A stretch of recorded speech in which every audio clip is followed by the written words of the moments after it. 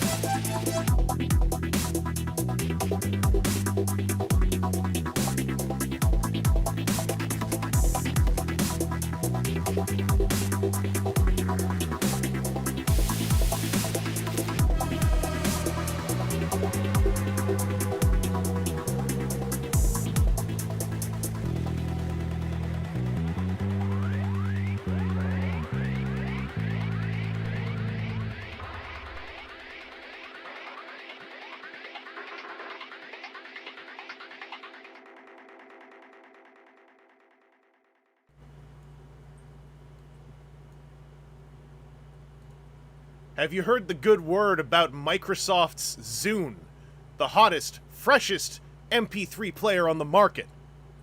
Actually, I don't think this existed in 2004 yet. Ignore that. Hi, I'm Chris. I'm Vangelus. I'll say it right now. I'm joined by Aaron Aksmth. Hello. You're too loud. Sorry. There you go. Fixed you. Sorry. Yeah. That's not you. This is...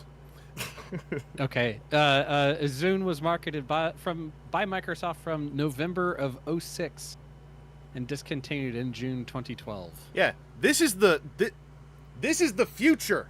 The future. By the way, Aaron, let me see if I can do that thing.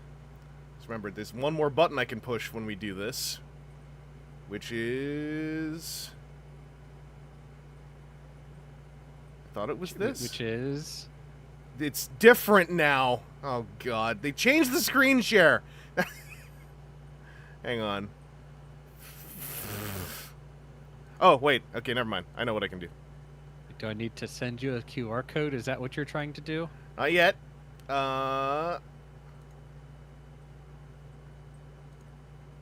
There we go. There we go. Now you've got the virtual camera. Anyway. Hi, I'm Chris. I'm Vangelus on the internet. That's Aaron Aksmth on the line. Yes, it is. Also, I'd just like to say hello First up to our early birds who might not actually be here anymore, Asacon and Flamor05. Super Smash Gamer, Tim Locke, Robot Lorekeeper, Dynamo Day 2002, Simeon Scott, Monday Adams, Chris Carnage Creations, Logos Minor, Zarin Scribbles, Sam Wellbell, Zero, Griffman, and Alan Weaver. Hello, welcome all to the beginning of the stream. I can't look at... Okay, now I'm looking at the virtual webcam, which is reversed in Discord. That's confusing me. We're gonna go through some of the news of 2004. I should put something on here. Wait, let me first jump over. I'm gonna jump over to the browser share just so we can get the ball rolling. There it is. I'm gonna put a little thing on here to say Aaron is on the line. I'm gonna give you a little piece of text. Ooh. What's this? Oh, I had one made already. I was wondering what this was. You had one a long time ago. There you go. Yeah. It was poorly aligned, and yeah. At one point in time, it needed to have, like, drop shadow on it because it was white on white or something. Yeah. All right, we got him. Yeah, Zarin, it's nice you finally caught a stream. Zarin Scribbles does some Twitch streaming with some very cool artwork stuff and etc. I have at times turned that on as some comfy noise. So, you know, check him out over on Twitch, on Blue Sky, etc. Commission art from Zarin Scribbles, pay for art from Zarin Scribbles so that we continue the art trade, the monetary art trade. Monday Adams, was this Ninja Storm era or the one after? Oh, yeah, the aughts kind of blur together in my brain. I think that this was after Ninja Storm, because Ninja Storm's source, Hurricaneger, was on TV in Japan when I was finishing high school, which was before 2004. So, it wasn't out yet. I saw you mention, by the way, you... Thunder. Yeah! Was that the one right after Ninja Storm? I can't remember. Because Abba Ranger was very close. Okay, Simeon Scott says it was the year after Ninja Storm. Right. That lines up. Monday Adams, I saw you mentioning that in the end, you said you turned 10 at the end of January 2004. Don't feel too old. I was 19 at this point. I turned 20 halfway through this year. Because I am always Transformers years old. So we got varying different step levels of endless physical deconstruction. Scorpex7 saying it is the year 2004. I forgot. Well, the line was it is the year. We never actually had it is the year 2004 because in the Transformers canon of G1, I think nothing happened then. Everyone was happy and they thought everything was going to go well. Anyway, let's hit the ground rolling. Aaron, we ended on literally this news item, celebrate the new year on the 2005 boards last time. Sorry, I got an email about movies that aren't Transformers 1, which isn't even a glint in anyone's eye in 2004. The first news item of 2004 has no images we can look at, but it's the first images of Energon Cliffjumper are up on Transformers.com. I'm guessing we had already kind of gotten a glimpse of this through an eBay listing at some point beforehand, but probably, yeah. Yeah. Energon Cliffjumper, I remember that one actually kind of like being a talking point for a bit, but it really quickly left. Like, there were some Energon toys I remember not being talked about a ton because so much stuff was happening in 2004. That's my memory of it, at least. Plus, there were, like, weird disconnects because this is the era of just slap a name on it. Yeah, because Cliffjumper was... Energon Cliffjumper was not a red car. He was a yellow and green dune buggy-ish thing. And that was it. Like, wasn't there a Beachcomber repaint, I want to say, that came out later? At least there was a like blue repaint, I think. Yeah. I think it was still Cliffjumper, but it was... Yeah. This was, I think, when we kind of were... We were still new to the concept of discussing, are they allowed to just use the names again? Yeah. But more people tended to be like, well, you know, Transformers is merely 19 years old. The fandom, as we know it, is only a handful of years old. Whatever. Right. But yeah, after that, we also had Bill's Toys and Games from that saga that we had, that memory unlock saga that we had a stream or two ago. Had a link to an eBay auction showing the first in-package pictures of that Universe Sunstorm with the Street Action team. Universe, again, is one of the topics of the era as we proceed into this year. As are fan dubs. The Scramble City fan dub was available as of January 2, 2004, with Dark Convoy, famously, like, kind of the first fan voice of Optimus Prime. Dark Convoy got around doing a lot of this stuff. He did, yeah. I have something in my teeth. What the hell? Get out. That's been in my teeth since 2004. Disgusting. Dark Convoy was, he did Optimus Prime voices. He kind of did a similar voice for Starsaber in the Victory dub, if I remember correctly. Still kicking around here and there. I think this fan dub is still available, too, if you know where to find it. I'm leaving that up more to the chat. Aaron, I'm not sure how much expertise you had with the fan dub era. Not a ton. Mm-hmm. I'd catch it occasionally, but I think that was definitely one of those things that you really had to be hooked in the right way with early internet stuff to get a bunch of it, because we're still like pre-YouTube easy distribution of things. Yeah, this is when you had to post literally an AVI file, like on your own hosting or on a file share program. Right. This QR code, by the way, is for Extra Life. If you do want to donate, go for it. I'm going to take it down just because this is literally not an Extra Life stream, but it's been there. I should probably mention what it is. Yeah. I try to keep the Extra Life stuff confined to the video gaming streams just for the sake of organization, but hey, it's up there. You know, if you want to. It leads to mine, so I will also say I'll take it down to be fair to the rest of the team. You should go use theirs. Yeah. Lift them up. If Aaron's gets to $2,000, he's going to watch Dahir Insat for us. He'll live stream it. You'll get a face camera, which means I'd have to go and buy some sort of webcam, and then you can see my eyeballs literally flip all the way around. You'd probably make it on the first one with the everything becomes a quadcopter video. Mm-hmm.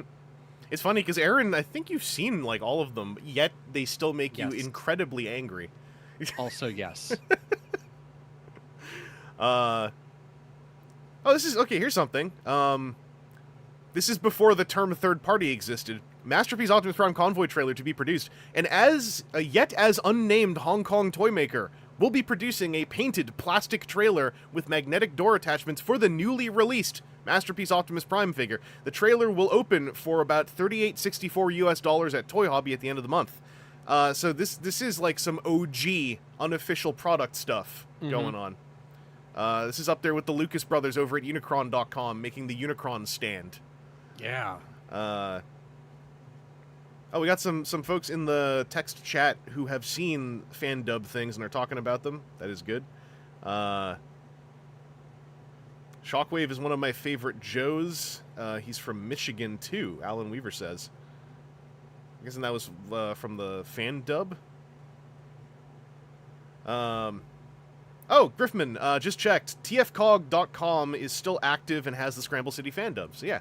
My understanding is all the fan dub stuff has been maintained. It's all still available, so you can still check out my amazing performances countdown in Transformers Zone. Still makes me really happy whenever I see that. Transformers Energon comic is still going. We're out of the year of Dreamwave. 2003 was Dreamwave's big year, so I'm not sure if they kept that going this year or not. Now this is just the Corpse Coast. Corpse Coast? Yeah, because then you have the dead cat bounce at the end, right? You know. Oh, yeah. I mean, lots of dead cats lie at the end of the Dreamwave train. Robot Lorekeeper, are we all aware there's a fan dub of Beast Wars 2 with Christina V as Artemis? Yeah, that's the fan dub. There were only like there really was only one fan dub production group for Transformers fan dubs through the aughts, if I recall correctly. So, yeah, there were. I mean, I forgot the name now.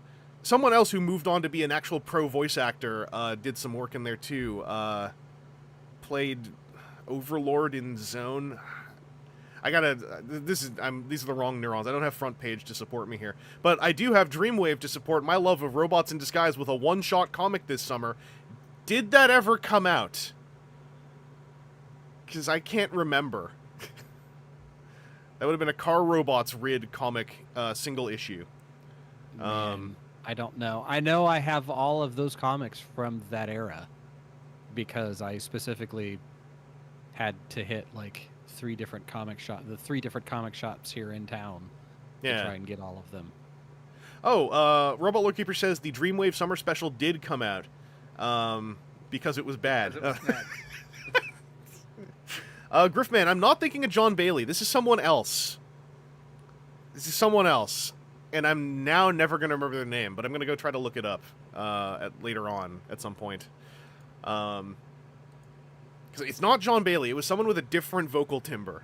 Can't remember their name now. Photo sets of Superlink, Ironhide, and Sandstorm. Binaltech, Silver Streak had a date announced. The Victory fan dub is on the way! So it didn't even exist yet. But yeah, the fan dubs would have auditions open on the boards and stuff. It was interesting. Okay, TF Cog does have cast lists. If I go look there, I know I'll recognize the name. I want to do that maybe later on once we finish with the front page stuff. Optimus Prime bus, they were selling artist proofs? For those, by the way, who haven't watched one of these news streams, there are certain news items we do super just glaze over. A lot of stuff announcing DVDs, especially Japanese DVDs. Anything about Hard Hero busts, because even back then I glazed over that news because it was so frequent.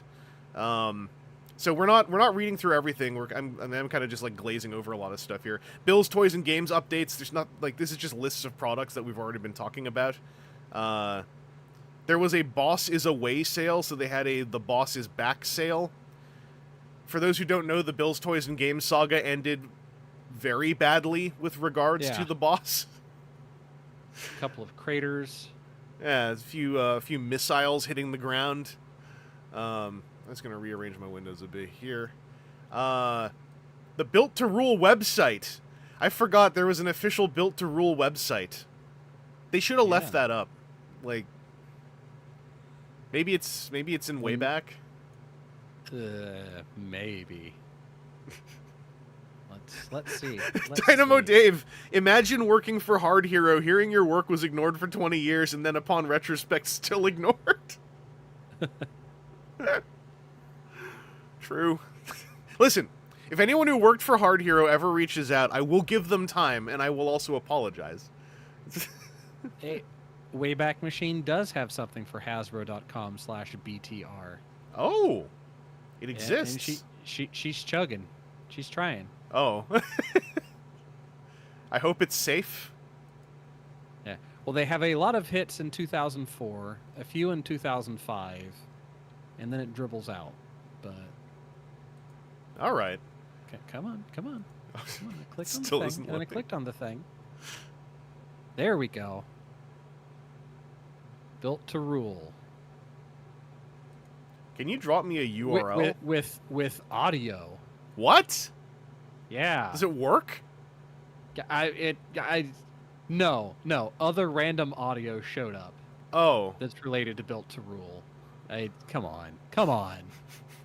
G.I. Joe, Tonka, Transformers. I'm going to open this up where we can all see it. I was looking at this at Big Bad Toy Store because of something in the Discord. This thing looks very cool, and it's sold out.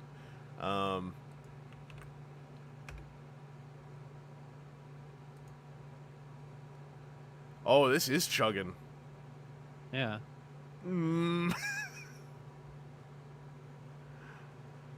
can all watch in real time as it chugs along. Robo Lurkeeper saying the last old guy left in the office is walking down to the generator room to start turning the crank that makes the website go. Yeah. Well, Wayback can take some time sometimes. Ruffle? What the hell is this? Why does it say Ruffle? It was like right after it loaded, it had audio for me at least. Is that supposed to be Raffle? It's a Flash emulator. Oh, thank you, Robot Lorekeeper. Right, because Flash doesn't exist anymore. Yeah. For anybody else that wants to play along. Apparently, Homestar Runner uses Ruffle now. That's kind of cool. I'm not getting any audio. Oh, mine had audio. It was like, "Dur, dur, dur, built to rule." Oh, man. I want Dur built to rule.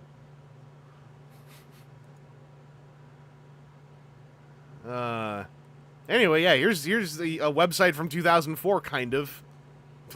If you want to see what that looks like. I'll leave that open in case it eventually just loads the audio and then we can get jump scared. Okay, another thing we've talked about before. This is an object of the time. The Alt Toys Transformers user group on Usenet was the fandom for a certain period of time. And they had an awards show. So, that awards show made it to the front page of TFW in 2003, so that's what the awards were called. I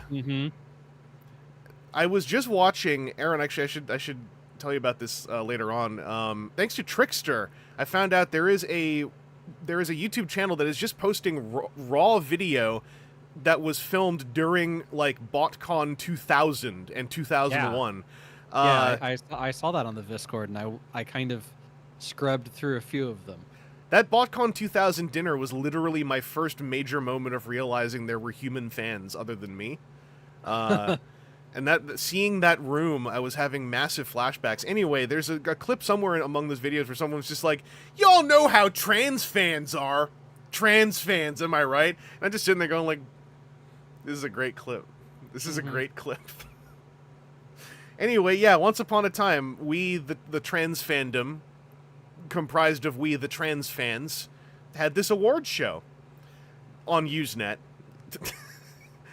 Everyone involved, I think, eventually, like, as time went on, you know, and realized they didn't invent the word, went like, "Oh!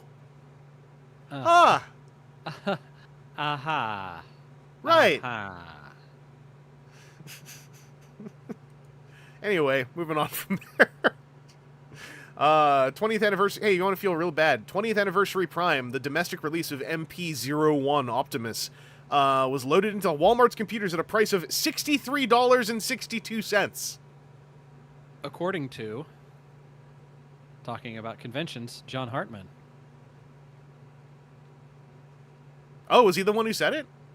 Well, reading the post explains the post. What? Oh, I didn't read the thing. Oh, according to John Hartman. Yeah. Right. That was another wild thing. I watched the dinner intro from Botcon 2000, and I remembered thinking it was really weird that the Hartmans and Glenn Hallett had voices. Because, like, I was a 16-year-old. Like, at 16, did you not realize that other people had voices? I had never really connected together the idea of people on the internet being human, really. Okay. I'd only in 2000 I'd been participating on a message board for less than a year. It was very like new to me. And it's not that I'm describing it one way. It was not like literally human, but like it's the best way I can word it. Like the kind of like what was that like feral child experiment where they just like never used human language around this child until they were like 4 or 5 to see what native language was. People made all those words. They ain't called cisformers. Anyway, that's how inexpensive MP01 was.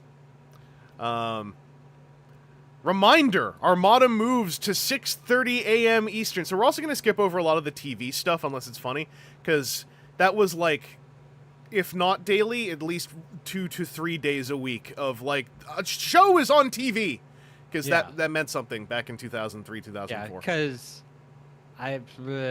there may have been like the network programming channel on your cable box. Or you had TV Guide. Yeah. It was actually really helpful to have a fandom message board and website that would help me keep track of when the show I want to watch is on TV. Yeah, Mock Tackle, set your alarms! We got new avatars on the 2005 boards. Again, message board called in the aughts. Message boards were the hub of the culture for a lot of people.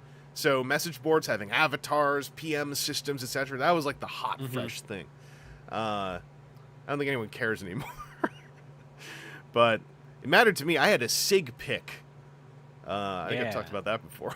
That's a phrase that you don't say anymore. Yeah. because no one cares. That was a thing I had to police for quite a while, because people would have giant signature pictures. Oh, the pixel limitations on SigPix. Yes. Pixel sizes and file sizes, because people would like.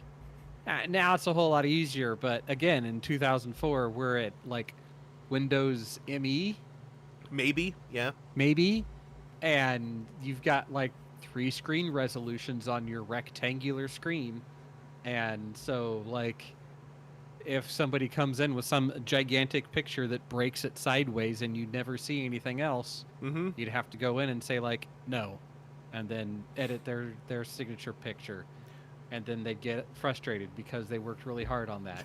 And Well, okay, it's also tough important to say, tacos. browsers at the time also did not do a lot of automated work to smooth out they the did- differences between. They did nothing. You had Netscape Navigator and you liked it. So you'd have a browser at home where your picture looked fine, because someone else had a browser or a monitor or a computer that was like, some people might have still been on a 486 just barely at the time. And on their computer, it would be bigger than the size of the physical computer, the picture it was loading in. Yeah. Also, I recall, at least for some period, you guys, when SigPix would be edited, there was a custom TFW, your signature picture was too big, make it this size picture that would be put in place of it. Yep, that would, like, if somebody had multiple offenses is generally when we did that, I think. Yeah. We would, like, remove it the first time, send them a nice message, but kind of keep track of it. And then when somebody'd come back and be like, nuh-uh, you said 240 pixels and mine is 239. So it's like, well, no. As it rendered on mine, it was 480. So you have some weird doubler going on in there. It has to be this big. Yeah. Also, this was back before, I mean, TFW, I think, hasn't really had this moment happen. I don't know if it will ever happen. This was back when everyone kind of went like, we all have to function within the written rule set of a message board and a website and the culture therein.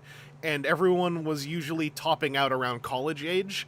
So it meant that, like, when disagreements like that would happen, rather than just going like, look, what did you want to do? It would be like, take rules and butt them against rule argument and smash them together like jigsaw pieces and rub them, but like in the form of a verbal conversation or a typed conversation. So everything was like very awkward too. Like, also, Shadefish asking, did the website always look like this visually? It did not. I don't remember when TFW changed to look like this, but it used to change its form once every like 3 or 4 years, sort of. Yeah, it was. I think it was a brighter blue for. Yeah. In the beginning, I'm pulling up Wayback Machine again here. It sometimes works for TFW, but not always. So in the year 2000 is the first one that I'm trying to load here. Robot Lorekeeper, 480 of God's own pixels. Yeah. End quote. So it was a brighter blue theme, like a lighter blue theme on everything, and then just white ass white text on everything. I'm gonna go and see if I'm gonna go poke around Yeah. here myself. I'd like to share this. By the way, thank goodness web.archive.org still exists. Yes. And yeah, so like mid 2001, like that. I don't like the website existed this long. Yeah, that it scrolls back that far. Okay, And June then- June 22nd. Let's see if we got a. Yeah, that's going to be in that light blue era. So then in like 02 is when it like was the merge into Trans Fandom and Matrix Annex. Oh, this is going so slow. Oh, it stopped. Yeah, you got to click on the snapshot time. Okay. So and then not through Trans Fandom, it went through a couple of different color schemes. I don't and logo headers. I don't know if you know, Aaron, but how does archive.org even have a snapshot from 24 years ago of a website? What were they doing back then with foresight? Same thing they're doing now. You crawl their web page, you record everything, and you save it on a hard drive. Wee Woo Productions and Spider-Bow. I forgot about them. Those are people. Wee Woo, I think, was from Australia and did a really nice Superfire Convoy CG model, if I remember right. This is maybe before the message boards. Yeah, this is before the boards existed. This is when this was still off of the Nexus forum. I sometimes get people telling me there always was a 2005 boards. I'm like, no, there wasn't. Once upon a time, this was TFW.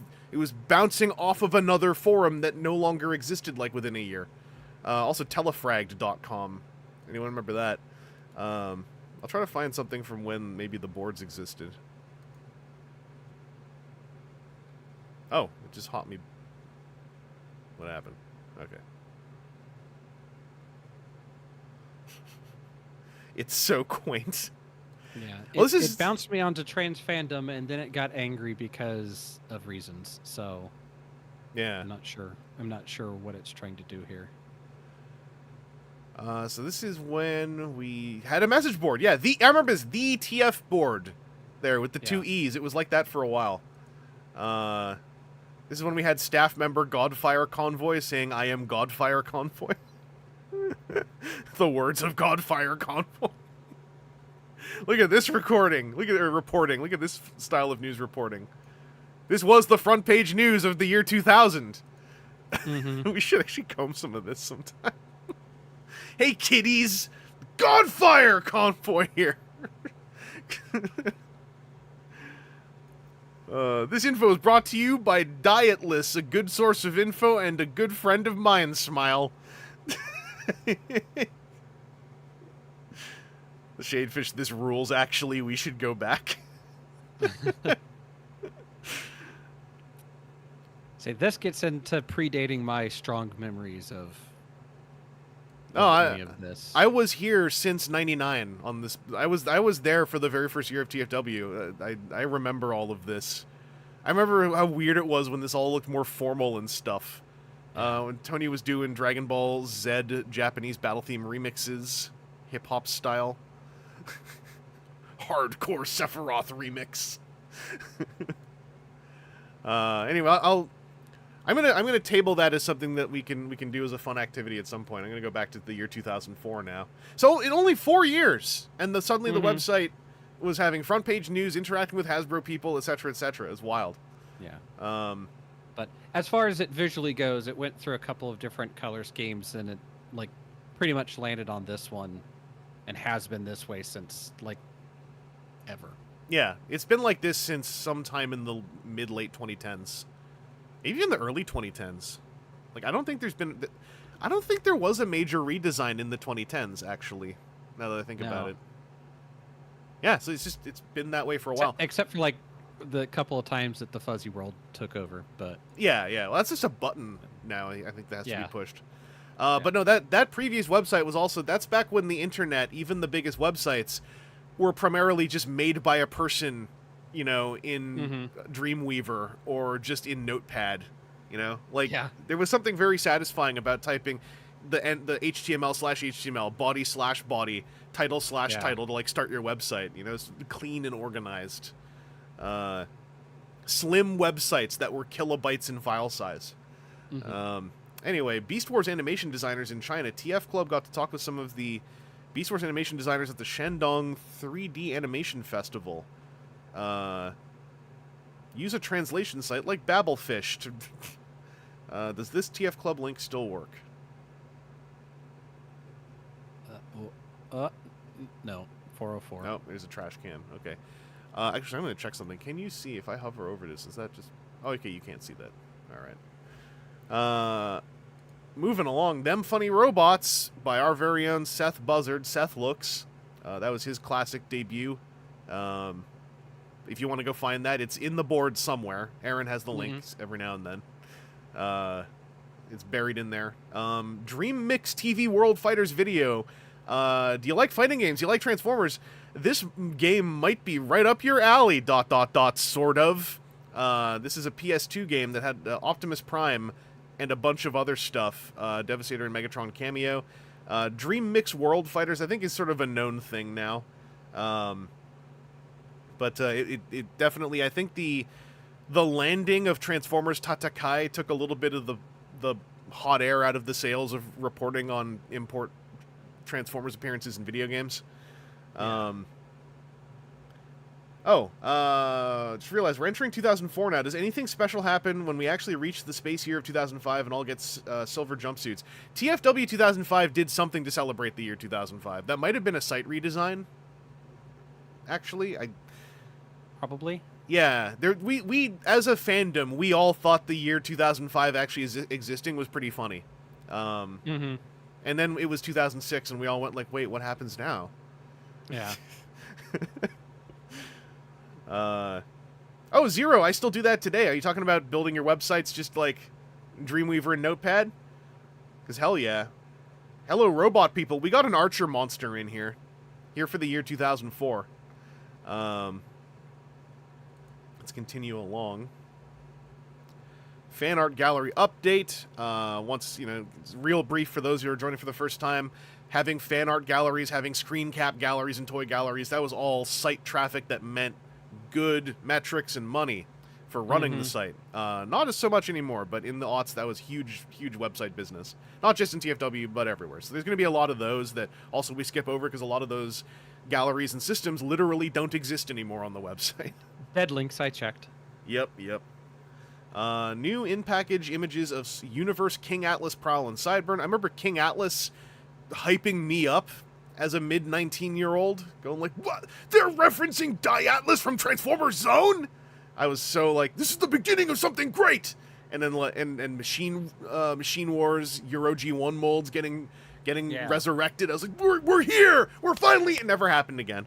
But we're like 1-2 punch. It was going to be like this forever until it wasn't. Yeah. But as was the year 2004, so much stuff happened. I think I actually just forgot about it.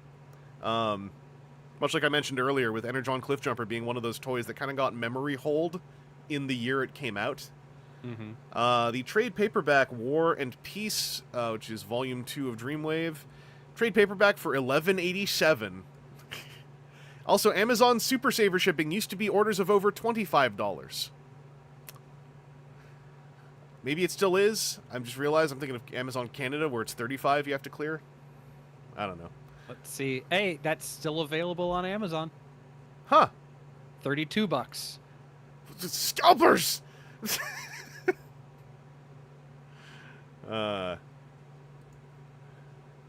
Oh yeah, also there's a UK Transformers DVD info. Those were different DVDs than the Rhino DVDs that we all got. The Victory fan dub trailer. Going through some of the fan dub stuff, it feels like, again, like a separate stream I might want to poke around with sometime. I'm just not sure, like, how that all is kosher or not, of, like, just turning on fan dubs on a live stream. Yeah. But it could be kind of fun to at least, like, dig out some of the stuff I did in those. Alternator Sideswipe officially released. Reports had popped up late last month. Alternator Sideswipe was released, but no proof was ever given. We now have a receipt to show he's available. This also was, I mean, internet hasn't changed entirely from this, but this was an era where you could just get reports of someone just saying, like, I found it.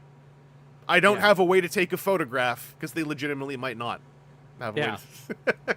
Yeah. Hold on. Let me go get my digital camera, and then I have to figure out a way to connect it to my computer. Get this giant compact flash card out of it. Yeah. Or the ones that didn't have cards, where it was just there's an onboard like flash memory. Oh yeah. You had to use like a proprietary like 12, cable. 12 photos. You get your proprietary cable to USB-A. Yeah. Turn the crank on the side of it, and then eventually the files would transfer over. Palisades, the other statue makers of the era. Palisades, by the way, RIP. Long dead toy company now, I believe. I mix them up with another one sometimes, but pretty sure that's who I'm thinking of. I like the way they describe it. The president, Michael Horn, CEO of Palisades, When we first introduced our Transformers line of statues, the response was overwhelming, and we only expect that excitement to grow now that the product is actually hitting the market. The detail of this piece is something that has to be seen in person to be believed. Zero saying, I love those Palisade statues and Invader Zim toys. That's right, they did Invader Zim, too. Those Invader Zim toys were lush, if I remember. They came with a pile of stuff. I believe they also did the original Muppets collector toy line. First in-package images of Energon Demolisher and Universe Skydive. Argos in the UK will have alternators. Thanks to Twin Twist and Fort Max. I believe the same Fort Max is the name you can trust for encoding tokusatsu stuff fame nowadays. I believe that's the same Fort Max, but correct me if I'm wrong. Twin Twist is just that's the one who caused everything to go wrong. Twin Twist is...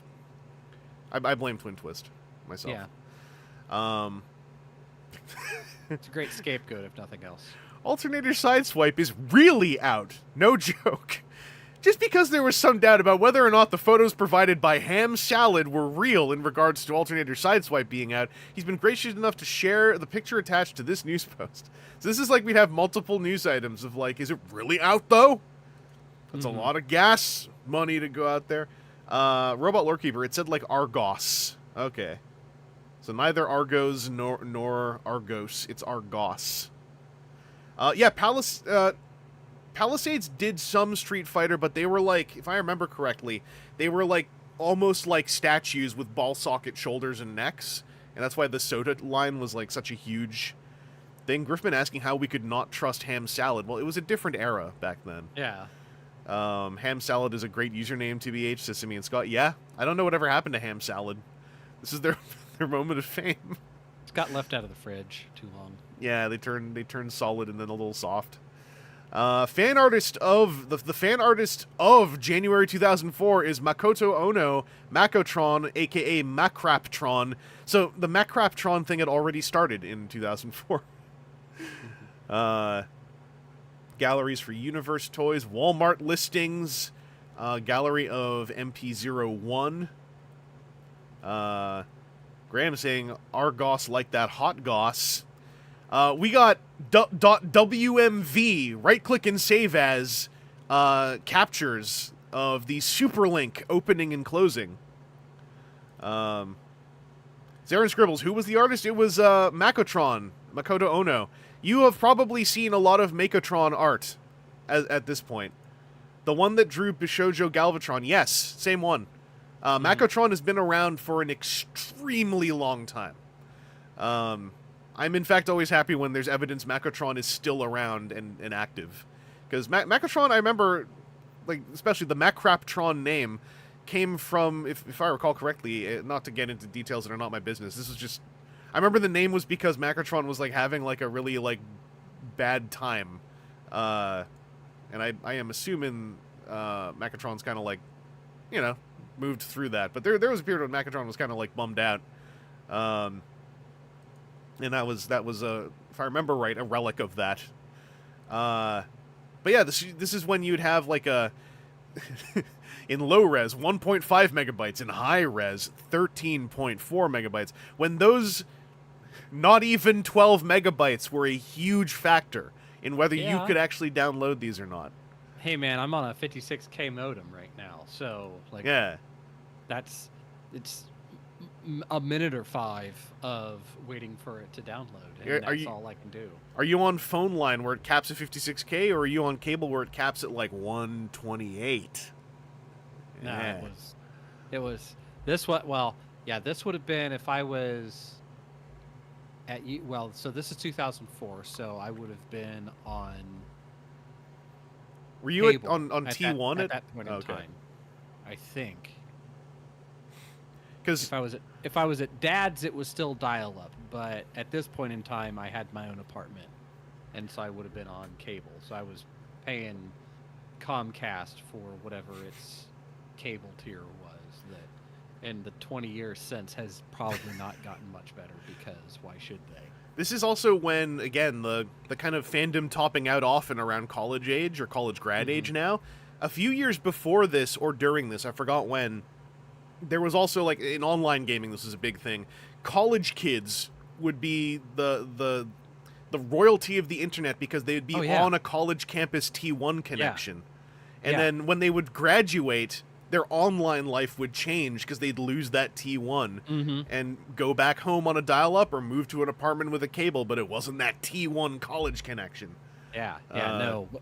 When I was in the dorms, I used and abused that T1 connection and made a decent amount of money at the time because I also had a CD burner on my PC, and turns out there was no copy protection on Dreamcasts, so I made a bunch of Dreamcast games for a bunch of people in my dorms and got paid. Well, 24 years. That's plenty long for statute of limitations, right? All my internet lawyers out there. It's for archival purposes, not for... It was for archival, and the people you sold them to proved that they owned the game, and they just, it was for cost and labor. That's all it was. Yes, exactly. No, back then it was like, if you were on a T1, you could just go onto Usenet, grab ROM images and ISOs all over the place. Burn and return to Electronics Boutique was my jam, says Dynamo Dave. Well, when I got my Dreamcast, I couldn't buy Dreamcast games very easily anymore. It was only now and then I could find them. So some of my Dreamcast catalog back home is burned copies because that was the only way I could get those games. Because I couldn't find them locally because it was right around when the Dreamcast was getting closed out. So I bought what I could on clearance and then had to, like, I think there was some game where you're escaping, like, a horror theme park, and I think I burned a copy of that. I burned one of the Fire Pro Wrestling games. I don't remember anymore. I bought Tony Hawk's. I own that for real. Same for Shenmue. Illbleed! Thank you, Alan Weaver. I don't think I actually played Illbleed. I think, unless I'm misremembering, I think it was Illbleed. I don't even remember playing it for more than about 10 minutes. Anyway, thanks to, did we say who? Oh, this was eBay Japan. We had Energon Toys showing up again. The leaks were eBay back then. This time it was eBay Japan. Alternators are now available in the UK thanks to P-Man. I guess one of the forefathers of our very own chat member. That's all Yahoo Auctions, by the way. Yahoo Auctions? Yeah, they say eBay Japan, but all the links are Yahoo. Good job, Tony. You know what? What a thing of the era to say. Yeah. Any of these still work? No. No. I mean, it goes to Yahoo Auctions Japan. Yeah. It's like, yeah, that page doesn't... Listing ain't up anymore. That item isn't up anymore, yeah. Well, thanks to P-Man, we got alternators recently turned up in the Argos book under the code 373-1290. They are $19.99, it sounds like. I didn't buy it because I just got the Binaltech version. That was my situation back then, too. I talked about it in a few of the streams, but it was easier for me to find these toys as Binaltech toys at an import store than trying to actually find the alternators in Canada out on the West Coast. Continuing on, look at us chugging our way through January here. Superlink Episode 1 now available thanks to Fan to Fan. It's up over on Iacon Hub. This is around about the time when TV Nihon were simul-subbing Superlink. That's going to start soon, I think. I can't remember if it got reported on the front page or not, but that's how I watch Superlink. Death of Optimus Prime Take 2! This is Philauser's hilarious animation over on Newgrounds. That still exists. Shall we partake? Get that ruffle up. Loading. I hope this is funny still. Jesus, the bit crush. I hope this isn't like super long. Do you have audio out on that? I don't. Because there is audio. Yeah, everyone can hear it, but I can't get the audio to connect to the Discord call.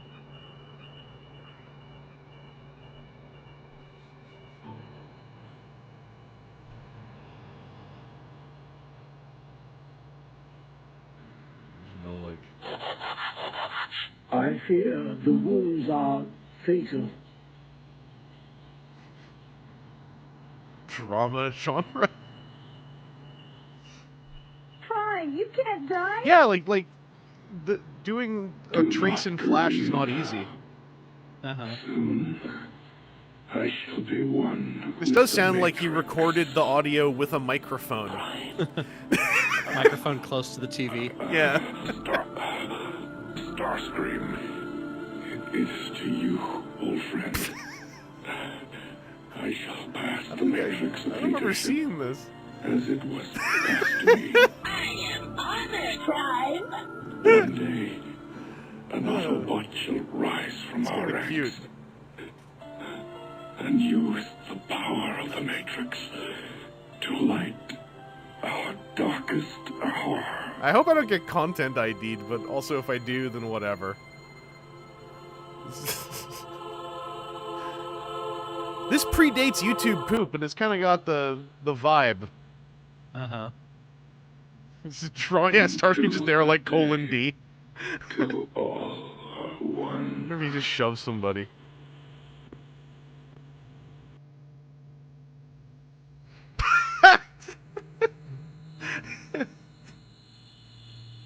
Friggin' motion tween.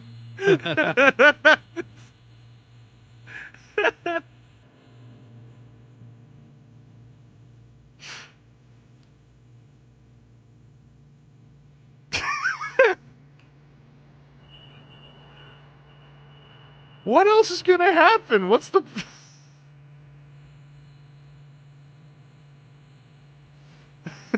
Cup just waddling in. I love the Flash waddle. Somebody's like...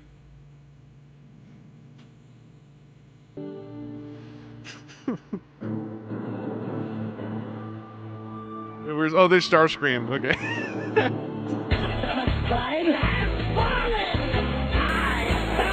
Oh, Jesus. Go down a sec. Thundercrackers out of nowhere.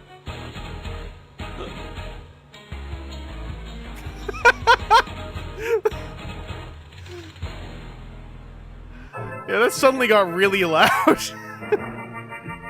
Peter Cullen.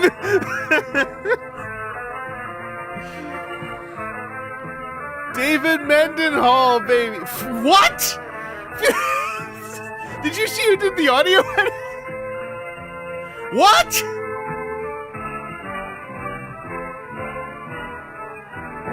I wasn't expecting that to be friggin' Phelan from back in the day. That's okay. I'll explain in a sec. I think this is over now. So friggin' the audio editor lead animator was one of the folks who was on Channel Awesome when I joined Channel Awesome, and was the first person to say anything nice in a comment who was from someone on the site. I didn't really keep up with Phelan that much, but he's still kicking around doing internet things. I did not realize that was his Newgrounds account. Oh, that was great. I never saw that back in the day. Anyway, that just connected like 14 extra neurons I wasn't expecting. I think Phelan did like he's done knockoff toy videos to this day. I think I've seen them pop up whenever I've like gone on Twitter to post my code. That was weird. Anyway, package pictures, Takara Rishi number 12 and Hasbro, Energon Rodimus. This is, I remember, a moment of hype that Rodimus was happening in Energon and looked like Rodimus. Yeah, Griffman, Felis. Now, actually, I'm just gonna check something. I should have known. Look, the username, Felisur, was the username. Didn't click with me at all. I was thinking of the phaser. Anyway, yeah, Energon Rodimus, that was some big news. We also... The Happy Birthday News Post is a brand new feature on TFW. Every day we'll post the names of members celebrating the... So this is, again, how adorable that the website membership was small enough that this would not be a logistics nightmare to even say out loud. Right? Yeah.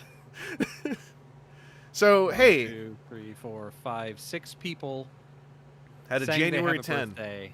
Yeah, so, even, just do the quick maths. I'm gonna do the maths here. Happy birthday, because it's just plus 20. Happy birthday, happy 40th birthday to Wee Woo. Happy 42nd to Ask Clown Prime. 46th to Cyberstrike. 42nd to Galmorzu. 46th to Mick Lowry. And 47th to Lord Smiley. Yeah, so if you assume that half of the people didn't put a birthday in, which I don't know if that was even an option at this point in the boards, you're looking at roundabouts 4,000 people, 4,300 people or so for the 365-day year. The roughest averaging for a 365-day year. So what's Less than 4,000 some 5,000 divided people. by... divide 5,000 some by 365. I can't do that off the top of my head. Well, no, that was my... we have 6 people here times 365 is 2190. And I was saying, assuming half of them haven't put in a birthday, that gets you to 4,380. Okay. So now the TFW boards are, like at least 3 times the... 86,329 members currently with a broken defaulting number for posts. It says 20 million, but that may be more like a B because there's a comma at the end of it. 86,000 divided by 365. That's at least 235 birthdays a day. Yeah. Simeon Scott saying, are we going to say happy birthday to folks every couple minutes now? I don't remember. Zero, at that point you just put a script that lists happy birthday to on the sidebar. That might have happened at some point. That sounds really familiar. Like, that was at least on the boards. Maybe. Hey, big news. A Mazda RX-8 alternator has been announced at the North American International Auto Show. Mazda themselves announced that an RX-8 Transformer will be out in the alternators line. This had an animation.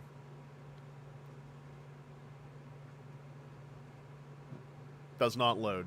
It just goes to the Mazda. Damn.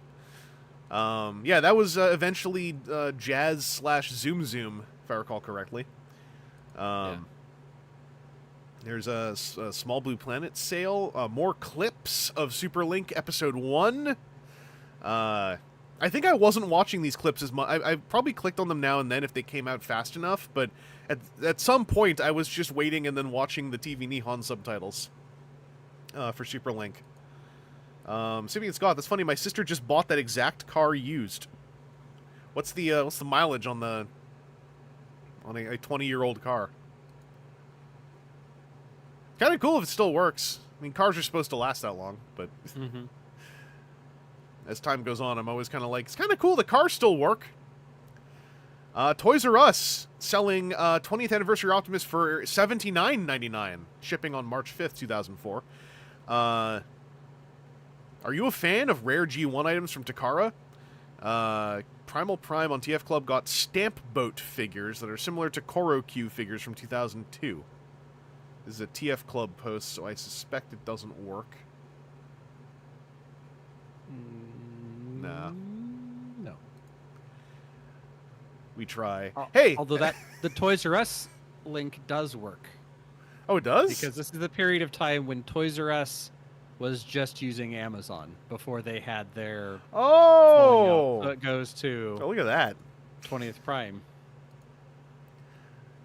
No offers available! Here on the U.S. version, it's $230. Wow, the scalpers! Yeah. Um... Shit sold by TransFan2's Shop and Look. Whoa! That's... yeah. Oh, wow. Yeah. Wow. Neurons still connecting now.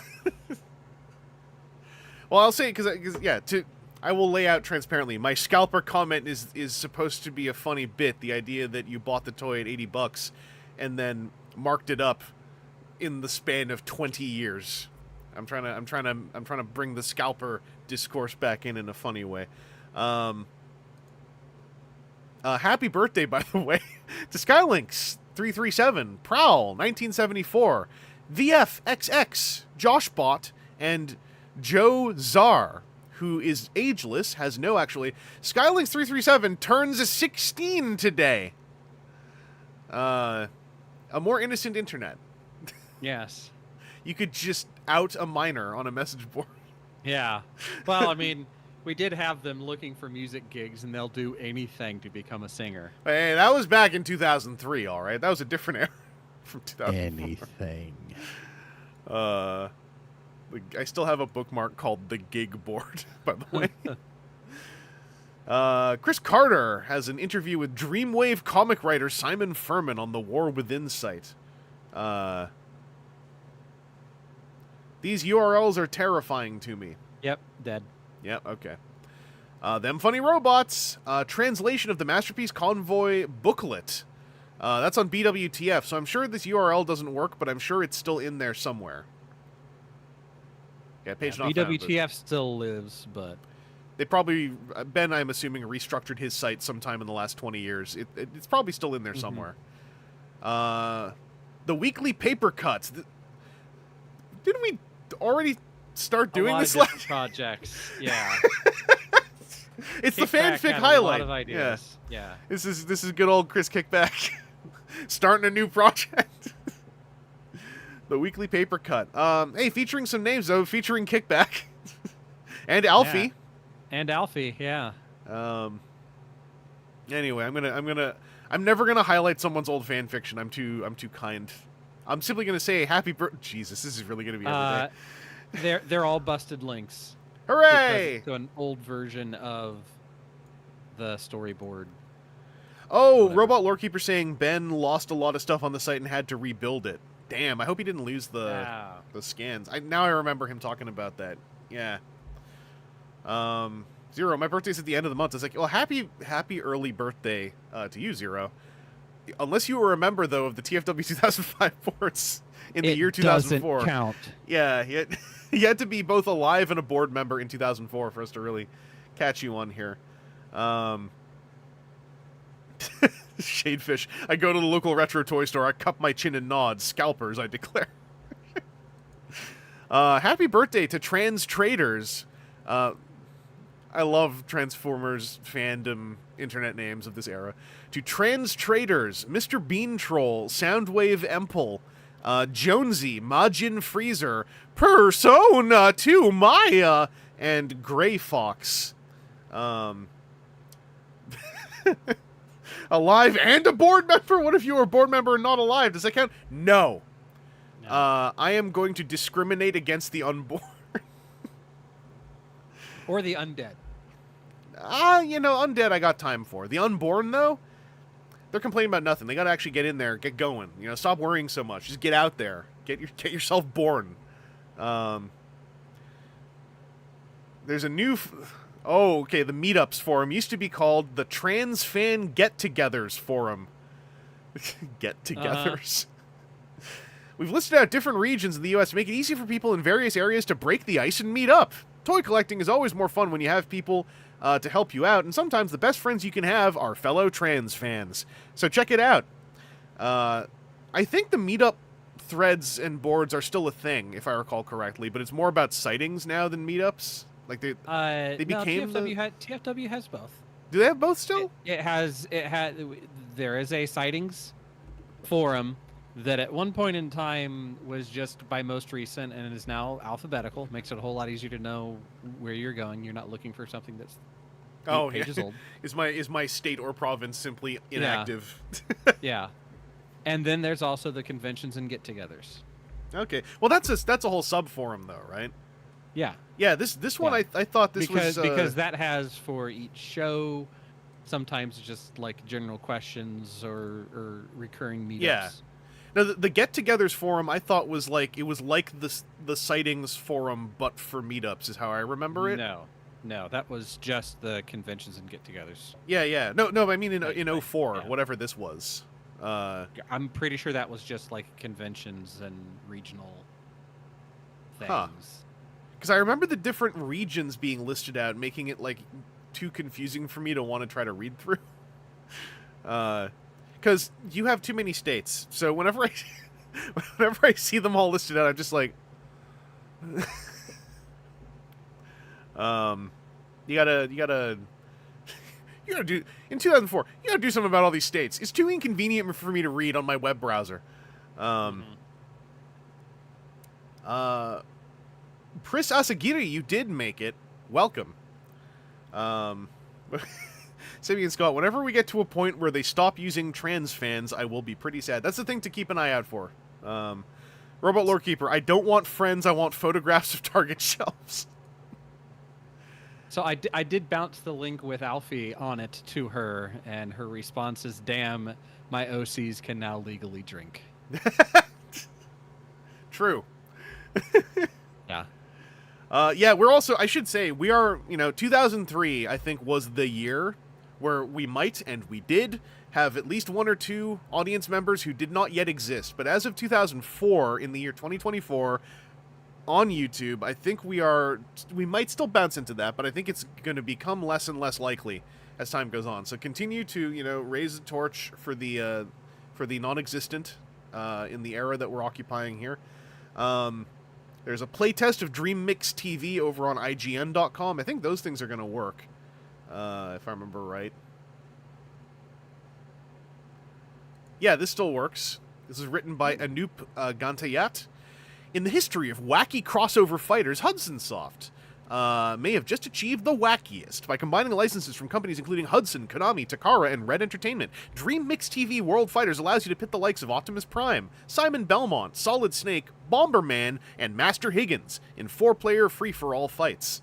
The full list of characters is Optimus Prime, Power Pro Kun, Twinbee, Simon Belmont, Rika-chan. You got to scroll down just a tiny bit here for the most energy image right there. Oh, look at that! Wait, can I even Oh, it didn't blow up the way okay, it's blowing up a little bit. There we go. The single screenshot. Missing link convoy, whatever. Yeah. I got Dream Mix TV convoy. But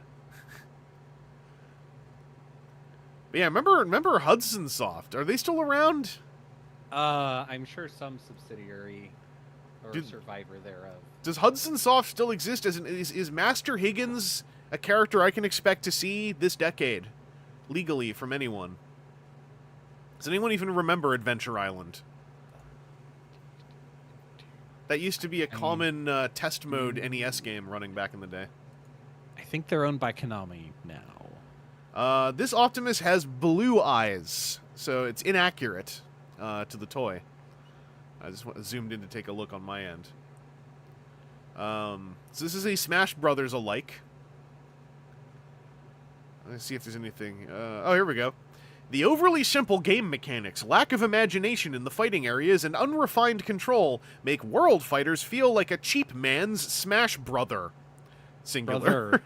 There's only one of them. We enjoyed pitting some of our favorite third-party characters against one another, but it was mostly a novelty experience that lasted 1 or 2 battles. Okay, they were dissolved into Konami. Konami only makes pachinko machines. There's probably an Adventure Island pachinko machine. Yeah, you're right. Anyway, there's a preview of Super Link Episode 2. Oh, this is when we still had just, like, katakana mixed in. In order, the countless Terra Kon, which Alpha Q sends there, takes Energon. It attacked. I don't know why the machine translation couldn't deal with Energon or Terracon, but it could do everything else. Probably because those weren't, like, that's not a word.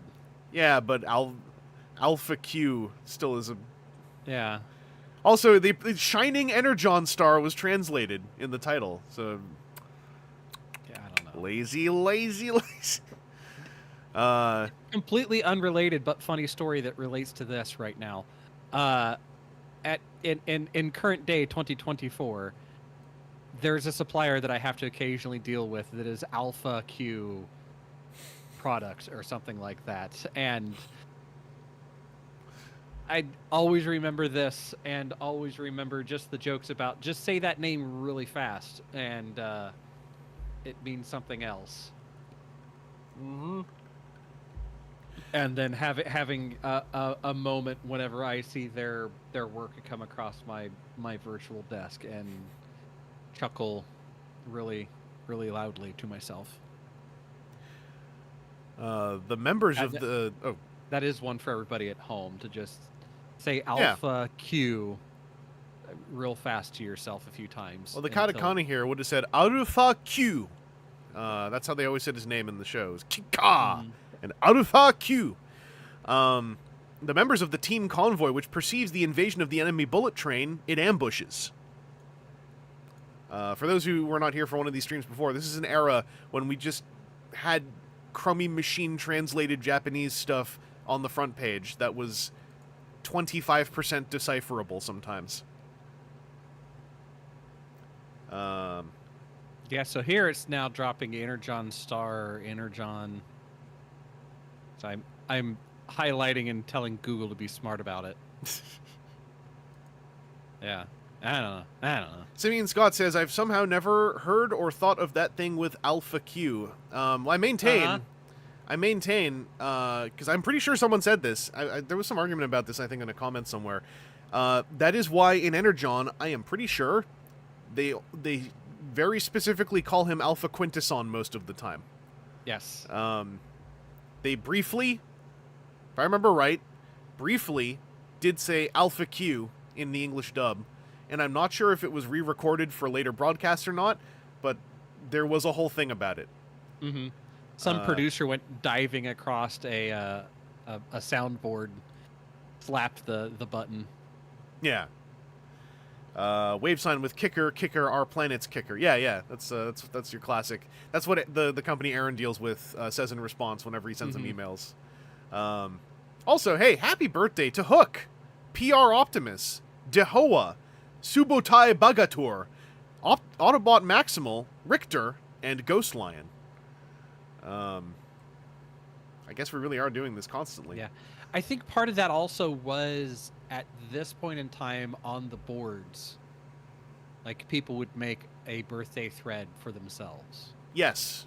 Or your friend might make a happy birthday thread, and then everybody like, oh, happy birthday, and then like, I think this may be the point where it started getting very filled with some of those thread. Like that'd be all that the general discussion would be. So I think that was the reason why they were like, look, we'll just make a birthday thread for everybody each day, and then we'll lock it after 24 hours so that it goes away. Yeah. I have a memory of that too. And that's why now on the general discussion boards, you have the like ongoing wrestling thread started in 2005 and is at 2,506 pages. Yeah, mega threads began back then. Yeah. What made you laugh today is at 1,413 pages. So God. like, yeah. Alexis Silver, by the way, in the text chat saying, I remember Kicker almost exclusively saying Alpha Q for the whole show, but that's memory going on 20 years. The thing is, there's a way we could all go check this. It's just like, who wants to do the work? Because I think, isn't Energon on Tubi? At least, I know Cybertron's on Tubi. I assume Energon's on Tubi as well. Maybe? Chris Asagiri is also saying, I remember Alpha Q being in the English dub. It was definitely in the dub a bit. I'm sure that some parent group or something actually listened to it. Some mom halfway paying attention to Cartoon Network while it's on and just hears Alpha Q is like, what? No, not my child. Because I recall there was conversation about it at a Botcon by either Hasbro or the folks who were working on the show. And Energon was such a messy thing when it aired. I never saw English language Energon. I only saw Energon and Cybertron. I never really watched. I saw them both in Japanese. And I wouldn't be surprised if there was disparity between a DVD release and like other broadcast copies, but I don't really know. This is starting to enter into Berenstein Bears territory. And yeah, there are ways we could check this. It's just like I don't want to spend the time. I remember so much herder laughing about Alpha Q at conventions. Yeah, it was definitely a thing in person. Yeah.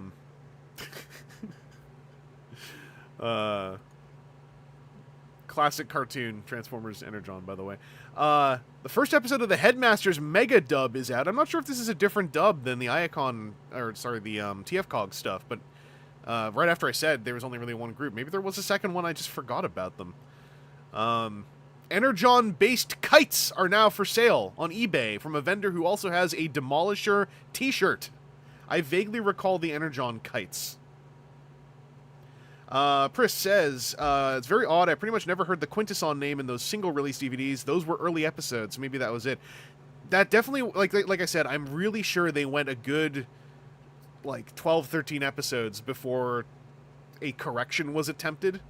But that dub was a very messy project, as I recall, for the most part.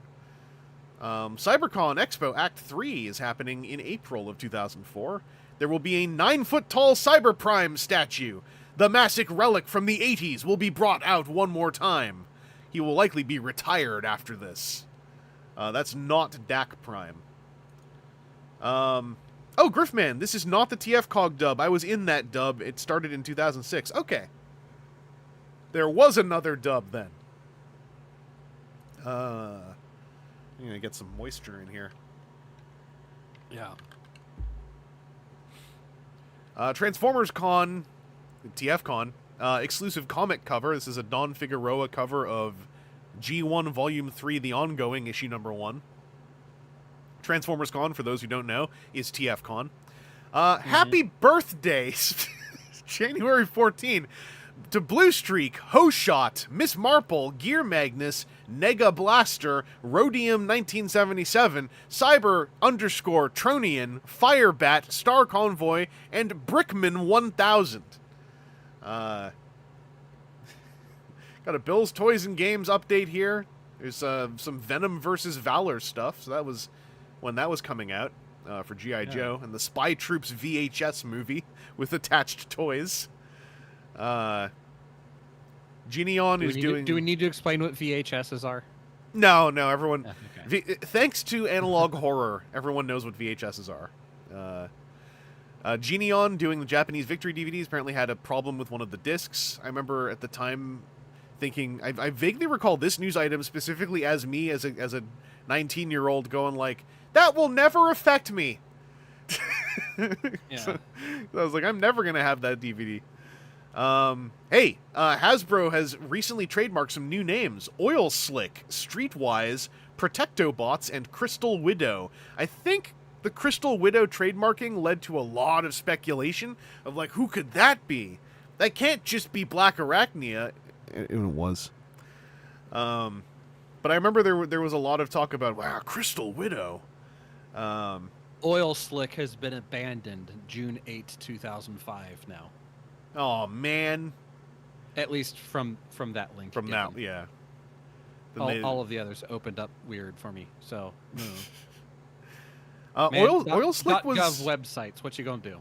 I think Oil Slick was a, Micromaster or a kind of nothing toy at some point. That'd be a TF Wiki check to do. Because I'm pretty sure that name was on something before the animated one, but it was, forgettable. Mm-hmm. Yeah, and this is a period of time when, people were looking for, in the trademark searches, what's Hasbro trademarking, because, I know that multiple times it was oh, they've done some things for Transformers, and it was I guess that maybe is, and then, 7 months later, we'd find out that, no, that was actually something for G.I. Joe or for anything else. Yeah. I got bad news for everybody. KB Toys, Inc., on Wednesday, has filed for bankruptcy. On the heels all those coupons they had to give out. Yeah, after they got bent over a table by some horrible legal thing that happened. For those who weren't there was something where KB Toys lost a legal case so badly that they had to... Every cash register that their company owned had to give a discount, no matter what store that cash register was attached to. If it was a KB Toys Inc. cash register, it had to give a 20-something% discount for a period of time. They got absolutely uppercutted in some kind of, like, legal thing. Anyway, they filed for bankruptcy on the heels of a soft holiday shopping season wrought by harsh competition from bigger retailers, according to court papers. See the entire article on CNN.com here. 404. Damn it. Say it ain't so. Thanks, Bush. Got an interview with David Kay from 2004. TransformersToys.co.uk. Possible. That's what? No. Aaron, is that safe to look at? I can only see like a little... Missing child webpage. Should I show that? I mean... page not found, neither is Alan Kadir Rasul, current age 20 years old. I'm going to show this. Yeah. Oh, you got somebody else. Neither is Mary Flanagan. See, yours is missing Mary Flanagan. This is like kind of creepy. Yeah, that's a weird thing to use as a 404 page. Speaking about analog horror. Yeah. I'm going to close that. Did you have you seen that face in your dreams? Anyway, sorry to David Kay. Your interview seems to have been lost to time. Oh, thank goodness. The 2005 boards are back online. Again. Bunch of pruning was done, so really old posts have been deleted. So yeah, this is... I distinctly recall back in the day, Tony was like trying to hand prune old posts that people wouldn't miss, like happy birthday posts, to try and prevent what would eventually happen. Yeah, because like I said, I'm pretty sure this is still... Maybe this is in the era where it was not running in a PC that was underneath a desk that he had, but in a slightly better PC that was at some co-located... Like, here's a closet in a building that has a very strong internet connection, and you put your computer in there, type of situation. This is also please do not upload sig pics and avatars as attachments and then link to them, because there was a whole thing where like people were using the upload file function for their sig pics, which meant that the message board and the site was getting pulled from every time a page loaded that someone posted on, and it was causing like a bandwidth feedback loop or something. Yeah. By the way, happy birthday to Orion Prime, Shockeract, Hotshot, Fire Drill, Troublemaker 72, and Funkatron 101. eBay auction of the day, oversized Optimus Prime. Is this a knockoff of just G1 Optimus, but big? Oh. eBay auctions, that's probably dead. Yeah. I don't recall... Oh, she's trying on that link. Oh? Oh. Nope. Damn. Wow, Hot Rod and Shockrack is correct, Jipe. It turns out they do, and that birthday is January 15th. Doxed!